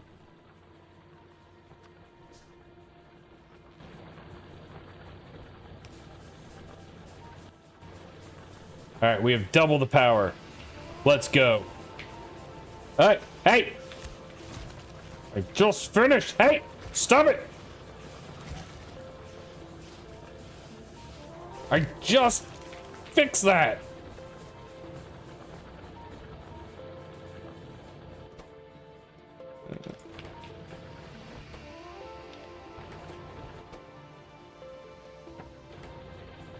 Okay, what was I doing? I need to use the radars to scan the surrounding area. Sector scan. Oh, is it just a timing thing? Make more ammo? Ammo. Uh. I can make a gun. Oh, ammo.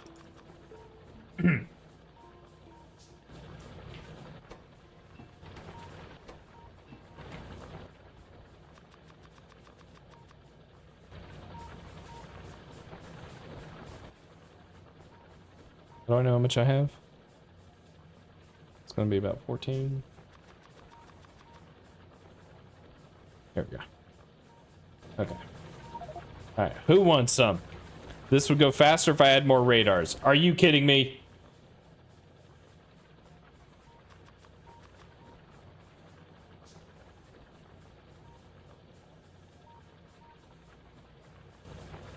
Copper.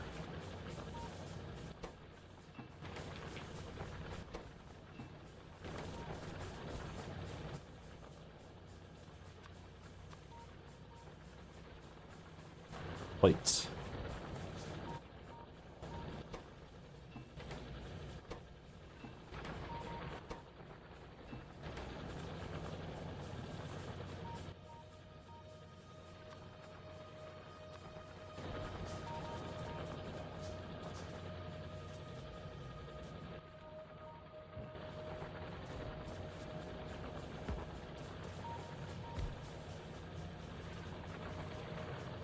Click on my power line to see power production and to see if I need more generation.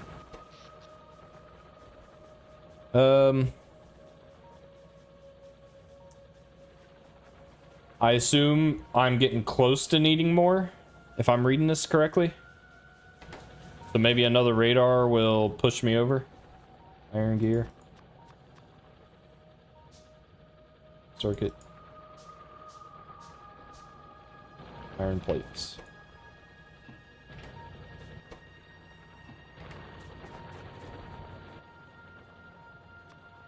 Let's get another radar going.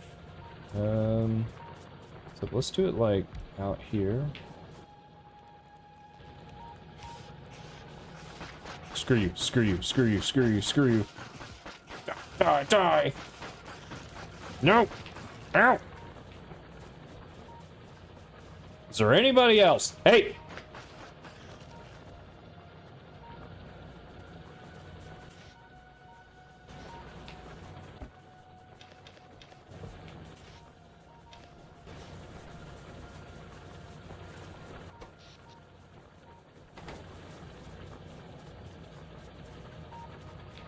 Upgrade to the assault rifle.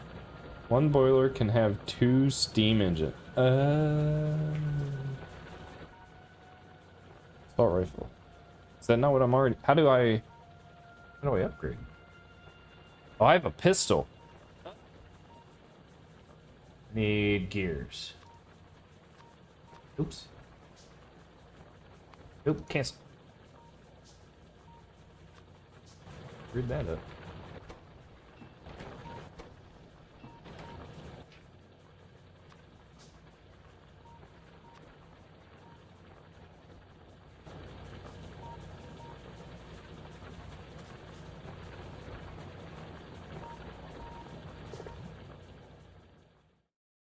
Active one is marked with a green background. Change active weapon by pressing C. I'm pressing C. Nothing's happening. Why is nothing happening? What? Whatever. That should work.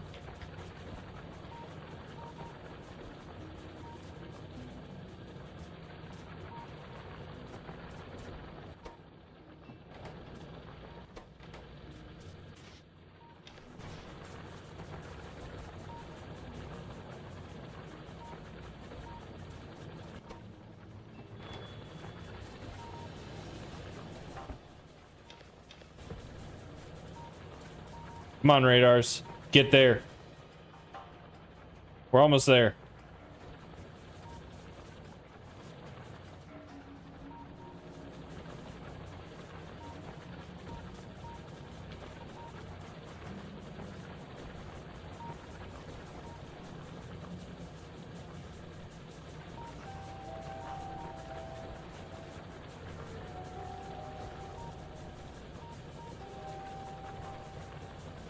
What does that mean? Does that mean it needs repaired or something?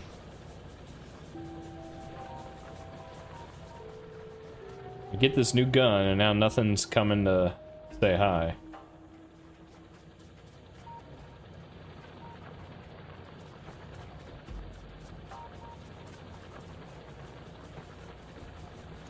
Oh, here we go. Oh, that is so much better. Hey. Who wants some?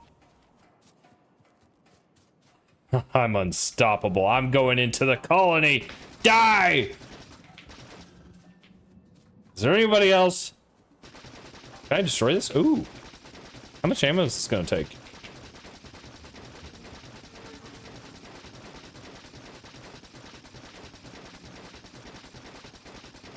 Hey, stop it. Uh-oh. Oh, sorry. Sorry. I lied. I'm not sorry. Problem solved. It's been revoked.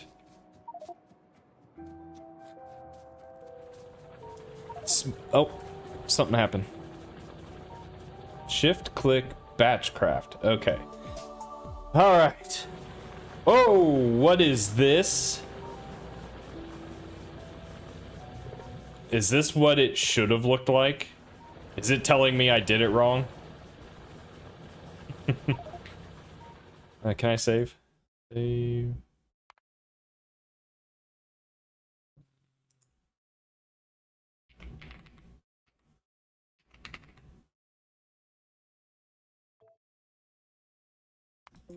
Alright, guys. I actually gotta get going here. I'm heading over to a friend's house to play some games. Board games. Eat some hot dogs. All that fun 4th of July stuff.